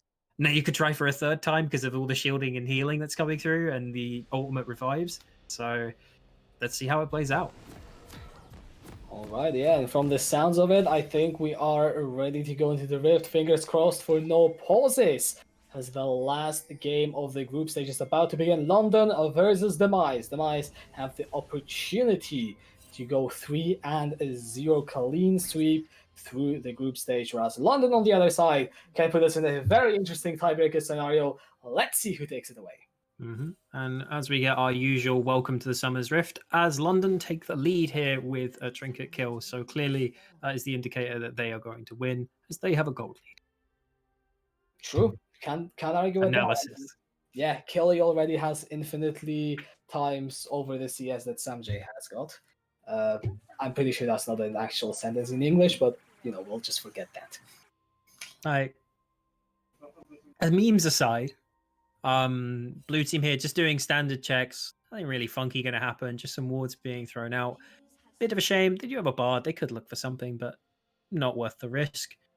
And red team also doing the same, where they're just trying to feel out, throw some protective vision, and just make sure that no funky business happens at all. So, yeah, just a calm early game. Yeah, it's a beautiful morning on Summoner's Rift. No violence in sight. At least for you see, that is the definition of a caster curse. All right, it is going to be the Raptors taken away by Crisis. Drops down the ward, sees that the red buff is going down. Killy is moving up. This is getting really interesting. Atmowodo coming around from the other side. Caramon is getting very low. First blood picked up by Crisis. Red buff goes over to Killy and Caramon. Good luck playing League of Legends now. So, because that ward died, and because they picked it up so early and they knew that he couldn't protect himself from the late invade, they immediately go for it. And, well, I don't really know what to say apart from that's kind of horrible for Skada. Because if Lily is smart here, I think she's actually doing something a little bit incorrectly. I think she should have just cleared the camp and then gone immediately back over to her own red buff. Instead, chooses to invest her time in top lane. Alright, Burns, Smeeze, Flash. We'll see if Caramon decides to punish that and go for the use of red buff. As I think that is the correct play here. Crisis is put in an absolute tremendous position. However, did not cover the bot side. And you've got the priority for Teen and Yanako on the bot side, so they would be able to cover in case of Now, my aspect here is saying that Skarner will get 3 camps, which is blue, Gromp, and Walks. Whereas if Lilia decides to take this and then pass down towards her own red and back and just basically clears 3 quadrants of the jungle, Gnar could get Prio and Gnar could potentially take that camp and then be done with it. And it'd be the same result, but absolutely guaranteeing that Skarner would get nothing from this. As you see right here, there might be a world where Zillion and Jinx keep their Prio and Skarner might look in to try and take that red buff if he's quick. Caramon is currently on the Skull Crab. Also, to point out that Kelly with that red buff is doing very well in the mid lane for Samjay under the tower and already took 1 good trade as now Crisis arrives in their bot side jungle, and this means that party's over for Caramon. You gotta look for a gank or something because, yeah, what are you going to do when you can't do anything? So if he invests his time into mid, it's a very difficult gank. It would literally just be him making sure that Tristana can't hit the wave because she's just going to jump away. Showing on map there doesn't change anything. He's going to go and check his Raptors to see what's available, but he'll finally see that it's all been cleared. And that is one unhappy Scorpion. Yeah, Caramon has one hell of a mountain to climb up this game if he wants to have any impact whatsoever. So this is really where I am kind of looking up with potential hope. It is still the 4th minute of the game. It's by no means over. And if Caramon can actually have an impact on this game for his team, then what a statement would that be in the proving grounds? I mean, it would be a statement that Crisis didn't punish him accurately enough with the lead that he had. Rather than the inverse. Because Caramon, if he manages to pull himself back, then fair play. But at the same time, it was his own mistake that led to that position. So, believe, take enough. That from how we will. Yeah. The one point I see here, Shen, maybe a little bit overextended. Could create a problem if Lilia decides to make a way up here, but camps should be respawning now. We see here just more trading in bot lane. Yeah, team not really doing too well on health and mana department. still has access to both of the summoners. Actually, something we didn't point out is that Tina is running the clans, and Yanako will be going for the heal. As there's a gank in the top lane from what I can see. Crisis looking to find a kill onto Smee. There is the blooming blow, and second kill of the game over to London. So that has been in the making for about a good minute and a half. So what had happened on the original gank, they burnt the flash, they burn this, and then Gnar crashes the wave and makes it bounce. And as soon as it's on the bounce, Lilia then starts looking on Raptors, looking for camps again, and comes in and punishes on Shen. Yeah, Smee teleports right back into the lane. I do not think that a dive is imminent. Killy does have the teleport though if London are feeling it. But yeah, for the time being, taking a look at the state of the map, London seems to have advantages in every single lane. Bot lane just pushed in, is now going to UKEL with a 13 CS advantage, and Kerman still not allowed to take their own Raptors. Samjay is going to use the Shockwave Flash away from Kerman. Crisis takes away the rest of the Raptors, and I'd say that's a fairly successful invade from London. Absolutely. There you go. There's the top and mid prio that we were talking about. We were looking and saying Lilia could make this happen. She's got the prio to make it happen. And Raptors invades, late invades, now has the timer on it, will keep showing up every time that spawns, and it will passively generate a lead. And it's already ballooning, and we're getting close to 1k plus, 1.5k. Yeah, really great early game from London. Now we have the breakdown lane by lane, and it is the jungle where almost the entirety Oh of my the God. is coming through from 1000 at 7 minutes is huge. Let's see what Crisis can do with it, because now the dragon is up and it's going to be Mountain first. So at least there's the possibility of both Infernal or Ocean still coming through. If you're Jinx here and Zillion, you've got a problem in bot lane. So the wave is currently bouncing towards Varus. Your jungler is on the other side collecting whatever camps he can because of where his buff spawned. And now Bard Tunnel is potentially going to come in, and you can't touch this wave very quickly. Like, as soon as Lilia does this, they know that Lilia's on this side of the map. They have to play respectfully, and now Jinx can't farm. Yeah, does manage to get a cannon with the zap. Looking to run forward, get some poke over onto Gregors. As you can see, Tien playing on the edge of the lane as Crisis takes away at the blue buff. I think this is a bit of a mistake by Nibble to actually show in the lane. I really think he should have generated more pressure by being in the brush and the usage of Bard Tunnel. But at the same time, here you go. This is when we said they couldn't farm because they're overextended.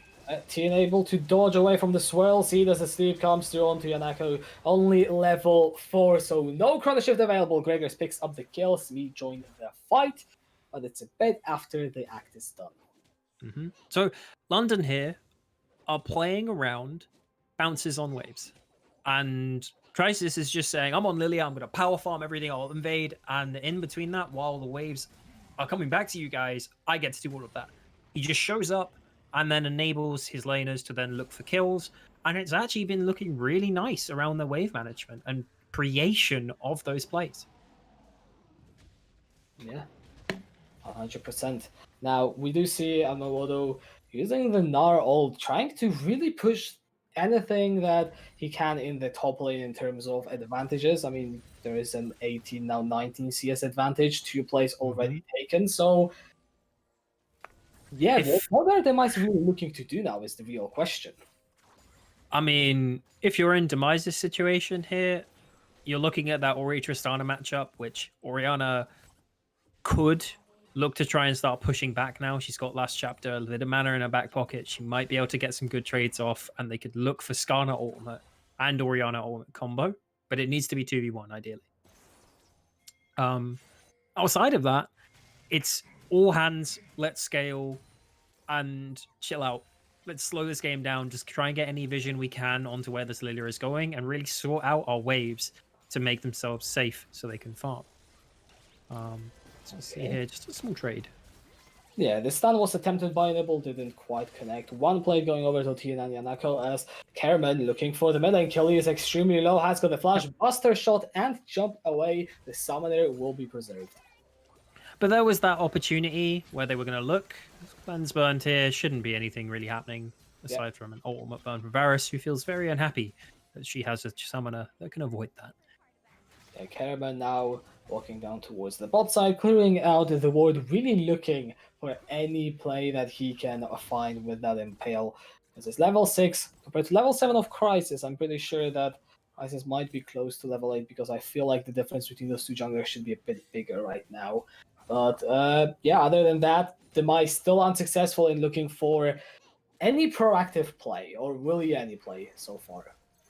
So far, they haven't really been able to. There's no opportunities really presented. I mean, the Tristana was open after a low HP, but ultimate and jump still available. It's really just a case of trying to secure jungle camps at this point and just make sure that no one really gets punished anymore. I'm just going to say this now, and I didn't get to say it earlier on, but if you're Shen and you have to ult while your wave is under turret, that feels bad. Like, he lost so much CS in that play of trying to save somebody and ultimately didn't manage to save anybody apart from Jinx. And yeah, it just makes it from bad to worse, really, in that 1v1. Poor guy. Yeah, and Crisis just running laps around Kerman's jungle. That being said, I remember in the draft you said something about if you try and put this corner behind, the only thing you're doing is delaying the chem tank inevitably. So are London on the right path? Do they need to do more? Should they be trying to put someone else behind? Or like, what's going on with that? Right now, they're delaying Skarner, but accelerating Lilia. And Lilia is then able to or has been enabling her laners with that advantage. Like, Skarner has not been able to play the game because once her laners understand about the wave management, they just punish, and then she's translating her lead into her laners as well, which means everybody benefits. And I mean, you're seeing it here. Like, top lane turret is nearly gone, and we've only been playing for 10 minutes. Herald hasn't even spawned yet. That's a free turret if they want it. They can even hold Herald, take top, and also look for mid lane as well. But the only thing I'll mention here is that there might be a play potential in mid. Okay, Tempered Fade onto Killy and Kerman. Killy has the bomb on top of themselves, and that's Samjay picking up the kill. Teleport from Admodo into the fight. Yanako will burn the flash to get away from the lilting Lullaby. Stand United burn as well. Demise find a kill in the mid lane. Like, first positive play from Demise. I think they invested a little bit too much, but they're going to look for the Drake here off of this as Jinx has moved. I don't think there's going to be a contest, but I could be wrong. Doesn't look like it. London not interested in that. They've got a Herald, can use it. Yep, they do use it mid lane. Look to take down that tier 1. So at the end of the day, I think the trade is... Well, I'm not sure. It's going to be top and mid at this rate. Okay, then it's definitely in favor of London. So, although they got the kill, the problem was that their lanes are still pushed in, and the only place you can go is really mid. So whenever Gnar moves or Shen decides to TP in, he's actually losing waves to do this. So for instance, another TP there where he isn't able to get an assist, he's just moved and got nothing, and now he's lost his turret as well, and he falls behind on CS. It's disaster situation for a Shen in this example. And everyone else on London looking pretty happy. Yeah, Admodo will get that solo goal, waiting to thin out the wave as well. Really making sure that Smee does not get any resources to be playing with. That being said, 40 minutes in, we are starting to see some of the first mythics completed. Curiously, on the side of the Demise, as they have practically rushed them with 0 other items, as Caravan looking for Gregors. Those are really good chains of corruption. Manages to sidestep the zap as well, and disengages without having to burn any other cooldowns. Yeah, I hate to see it. And because Skarner showed, so originally Gnar had used the turret as it was going down to clump the wave and allow it to then start bouncing towards Gnar. After seeing Skarner in bot lane, he immediately broke that and tried to push him in, and then starts taking away jungle camps. So Skarner shows, Skarner loses jungle camps on the other side. Every time he does this, he's just falling that little bit further behind, and he's level 8 to level 10 on Lilia right now. This is disgusting from Crisis. But I mean, it shows that they are able to continue through with that early exploit, still keep punishing this corner. Now you have the Leandri Sork shoes, you have a 3-stack Dark Seal completed on the Lilia. The champion is absolutely online, and I imagine if there was a team fight right now, and a 6,000 gold lead for London would speak very loud and very clear. I mean, we'll be brutally honest here by saying if there was a 6,000 gold lead by 15 minutes, at this point, if it was a scrim or a practice, like you would just be turning around saying, "Can we go for nothing?" But Kerman is fishing for the hurt kill. He will be able to still jump away. Temper's fate onto Sam J, and Gregors managed to kill Kerman. 1 kill for London for the time being. Gregors does get taunted, but it literally does nothing. Teen will be burning the clans to get away from the chains of corruption. As Smee also chained up, and it is only 1 kill for London. Demise find nothing despite investing everything. that's got to be painful. Like, you can see Demise are trying to make something happen, but every single time Chenault comes in, he gets nothing. He TPs into a play, he gets nothing. And they're just left there wondering, okay, well, when are we going to be able to find something that puts us in a positive position to make a positive play? It's always been reactive. Sam J dies in the bottom lane to Crisis, and Demise, as he said, they do not, they can't do anything this game at this point. It is what right now, 7,500 gold deficit. And London have been playing this clean. I mean, personally, I usually use the metric that if a team has a higher gold advantage in thousands than they have kills, then they're playing the game incredibly methodically. Yeah, agreed. You're seeing most of their advantages come from excellent play around jungle camp timings, and then also how their waves were being bounced. Like, so credit if they have spoken about this and worked this out in the past 3 weeks. So just being like recognizing, hey, my wave is bouncing. You can make a play here that creates a timer, and it looks like they've punished that concept really well to get this kind of lead. So it's props to London. This isn't Demise making lots of different mistakes. It's London throwing down on the macro game and saying, we are creating these scenarios, but Demise aren't picking up and reading it because Skarner can't contest anything with how he's been situated in this game. Yeah, 50 CS behind currently, and yeah, I think the narrative to watch this game at this point is how cleanly can London close it out. The first 17 minutes, as you said, clean, methodical macro game, something which I personally didn't expect coming into this tournament, but nonetheless, we have it presented right in front of our eyes. Whether or not they can close the game out in the same fashion is now a different question. Mm-hmm. And I mean, we're just looking at Snowball effectively, like from level 1 with that invade of what happened, and it's only got worse ever since. Like, this is another game where we're seeing, hey, we're going to opt into full scaling, and we're not really going to have any options where if we fall behind to really make anything happen. And it's a sad story. Like, Caramon forced out of his own jungle as another blue buff goes over to Crisis. I believe Caramon was able to get his Grom, so consolation prize. I don't know. It really feels bad. He had such a good performance in the first 2 games as well, and now getting absolutely shut down. And the only real mistake that you can point out to is the level 1. Other than that, there was no space for mistakes. As Killy looking for a solo kill to Samji. There goes the Buster shot, and Tristana manages to find the solo kill. well, so I was about to compliment the fact that Oriana and Jinx have been farming relatively well given the situation, but then there's just plays everywhere, all popping off at once.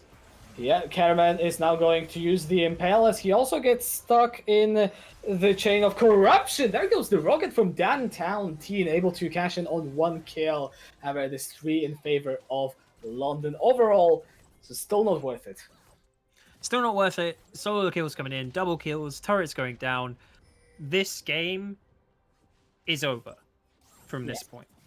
Like, there isn't a strict you win late game because you outscale. This is another example or scenario where we're looking at saying, how quickly are London going to close out now? Unless there is some serious miracles coming from Demise while they're turtling in their base. Yeah, that's the only scenario. It has to be, I mean, you gotta have a 5-man shockwave somewhere there. Caraman needs to drag. It's gotta be either Crisis or Gregors or right into the team, and they need to be blown up immediately. And I think already we ran out of damage on Demise by this point. Agreed. I mean, the only thing that Demise could attempt to pull out here is basically needing to get control wards into one area and create a pocket of space where they can't be seen.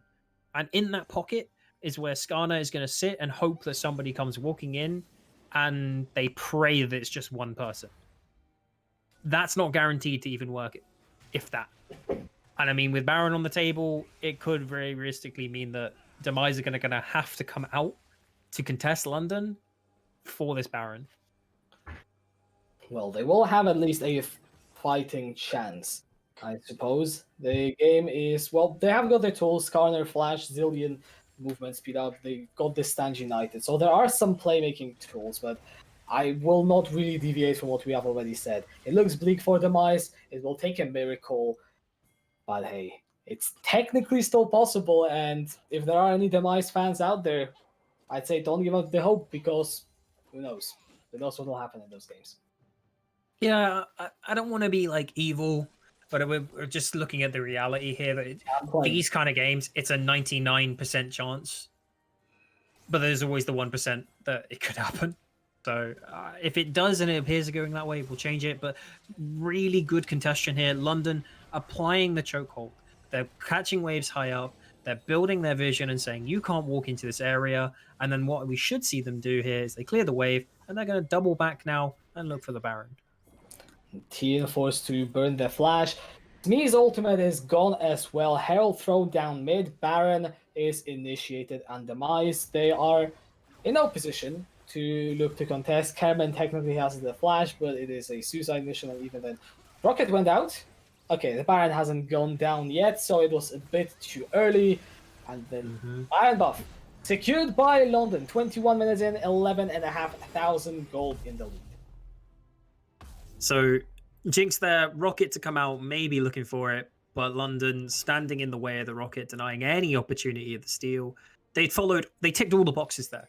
If you're a coach and you're watching this game, by the way, they just ticked every single box. Like, wave, create vision, next wave, deny it, Baron. What is top lane gold advantage? Depressing. Would be the answer. I don't expect that. What? Like, honestly, that's the result of what happens when you have 3 missed ults that go to fights where you don't get anything. You lose waves, your turrets, everything, and it gets funneled into Gnar. And yeah, you're not having a good time. Yeah, Admamodo level 14 is now jumping forward, almost got the Mega Gnar, but Shirelius from Yanako is going to be securing the disengage for the timing. I mean, yeah, 3 items Gnar, it checks out. I genuinely didn't know at this point. And man, did it turn funny when I saw the number. Crisis, though, props to him so far. This game has been played through him and the other part of whoever is calling on the bounces of what's happened to lead to this kind of capitulation of Demise, really. I mean, we were expecting Demise to be quite strong, and they haven't really lived up to those expectations we put on them. Not at all. Although I would say it definitely feels more like London doing the right thing. Demise, they got neutered this game. This is what really happened. Don't get me wrong. They've pulled everything out. They've ticked all the boxes, and it's just methodical League of Legends. And from that aspect, you cannot fault them. And now they've had Baron, they've walked into these 2 lanes, and it's just a slow chokehold that keeps... Like, the pressure has always been on them. It's never been relieved, and they've never had a moment to breathe. And this is the result. Yeah, London are starting to cut off the life support from Demise. 2 inhibitors gone. They're looking to take down the top lane towers as well. Might as well get literally all the objectives on the map and make sure that Demise defeat is total. Which, this game is the epitome of that. I feel like I've watched this before. I feel like I've been Groundhog Day. I mean... Literally, the 2 games we've been doing today have been very one-sided and fairly clean. I don't know. We showed up, we watched these games, and it's Groundhog Day, and we're watching the same game on repeat. And, well, if we're being serious here, Demise, their only opportunity, like, with having inhibs down, if they can turtle, big if, they are going to be getting extra minions, experience, and gold from the inhib waves that are coming into them with the super minions. Maybe that translates into something, but it's so insignificant in terms of the reality they find themselves in. I mean, this far down, Ocean Soul coming as well. They only need to take the last inhib and they could be done. But yeah, I don't even know where to start for Demise and they come back. Kerman and Yannick out of position as Kerman is going to go golden involuntarily. He's trying to use the Impale to get Nibble away. The shield coming through as well with the Stanch United, and Yannick is out. The Mayas are able to survive with all their members, but how much is it worth when London are now knocking on the door of their Nexus? If you have to use all your resources to save a Skarner that's at 2 HP, then you might have a problem. Okay, Killy's damage isn't that impressive. Samjay able to survive, although Redemption did have to be used, so not ideal, I suppose. And Water using the Stridebreaker forward. Third inhibitor of the game will go down. Samjay burns the flash to get away from the looting. London by the arrow almost finds the kill. However, London now looking for the Nexus stars, looking to put the finishing touches on this game. Only 9 kills they have claimed throughout this game so far. Now the last stand from Demise, but they are absolutely powerless in front of London. The victory lap is being run as the Nexus falls down and London destroyed Demise. That, if you're a Demise fan, was painful. Mm-hmm. If you're a fan of London, that was some of the best League of Legends you could watch. Take your pick. I think it just was in general some of the best League of Legends you could watch. I don't remember last time I have seen or casted the game that was this clean and this methodical. It started from literally minute 1 or well minute 2 technically, and it kept going. There was no rest, but there were 2 kills that the Mice were able to pick up. No towers, no neutral objectives, no wait, were they able to get one dragon? Yes. So Okay. they did get an Infernal Drake. That's it. They got some kills and an Infernal Drake. That was it. Even then, that Infernal Drake, if you recall, was in to get that. They traded away, I think it was about 2 turrets and also 2 kills. Like, it really wasn't worth it for them in the end. So even when they tried to make a play, they were punished. And I just was, from watching that game, I mean, 2-1 for 3 teams now. And London, if you watch that game, and also Barrage from the game before that, you're looking and saying, oh, those 2 might be our favorites. For sure. Although I don't know if I would count anyone out because, yes, whilst we just saw an absolute masterclass from London, consistency is another beast. True. I don't know if they are able to pull this off consistently. Then I think some orgs in the UKLC should be looking at just signing the whole roster. But like we're not going to see that. It is still a great showing from all of the players for sure.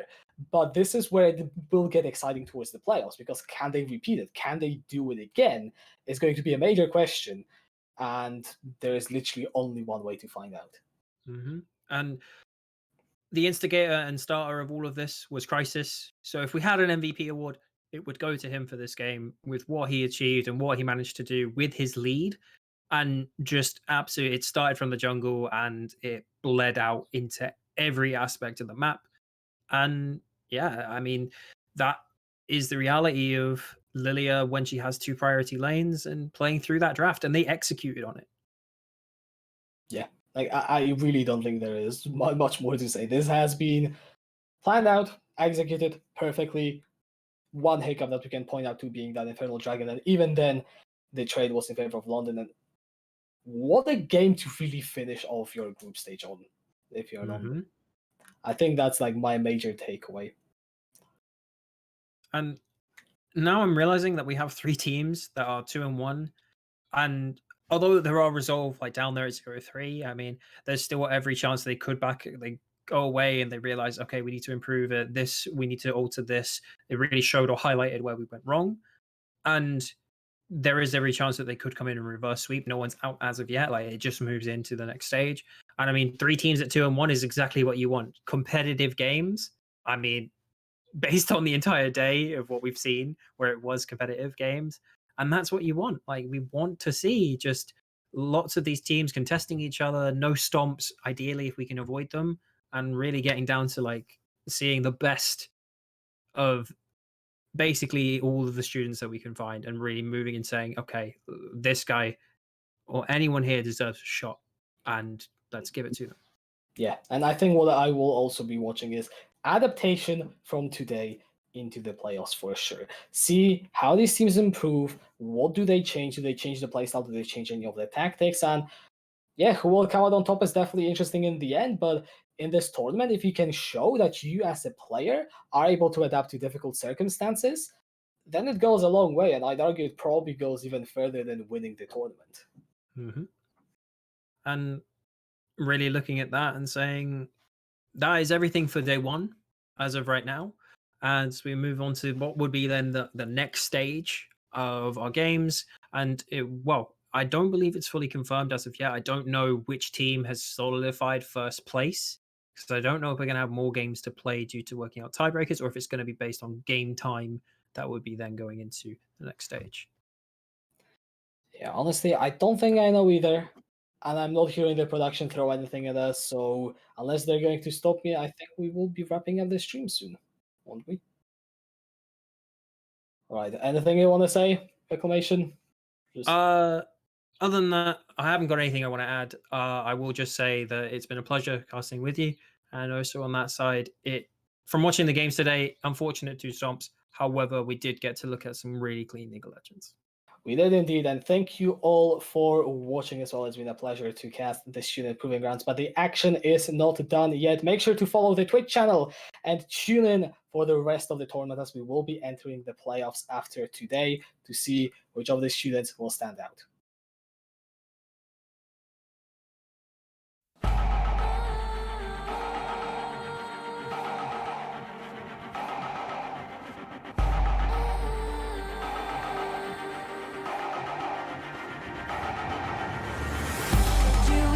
To hold our heads up high and beat the drum to what we love. Risk the fall, oh, we have felt it all come crashing down from far above. Stars are rising, countless worlds colliding. Only one will take it all. Can we bring to fall the giants? Can we make the final call? We are the ones to ignite the darkened skies. The champions of a world that we defy. A soul ray of the few who rise up high. And we all fight at the last.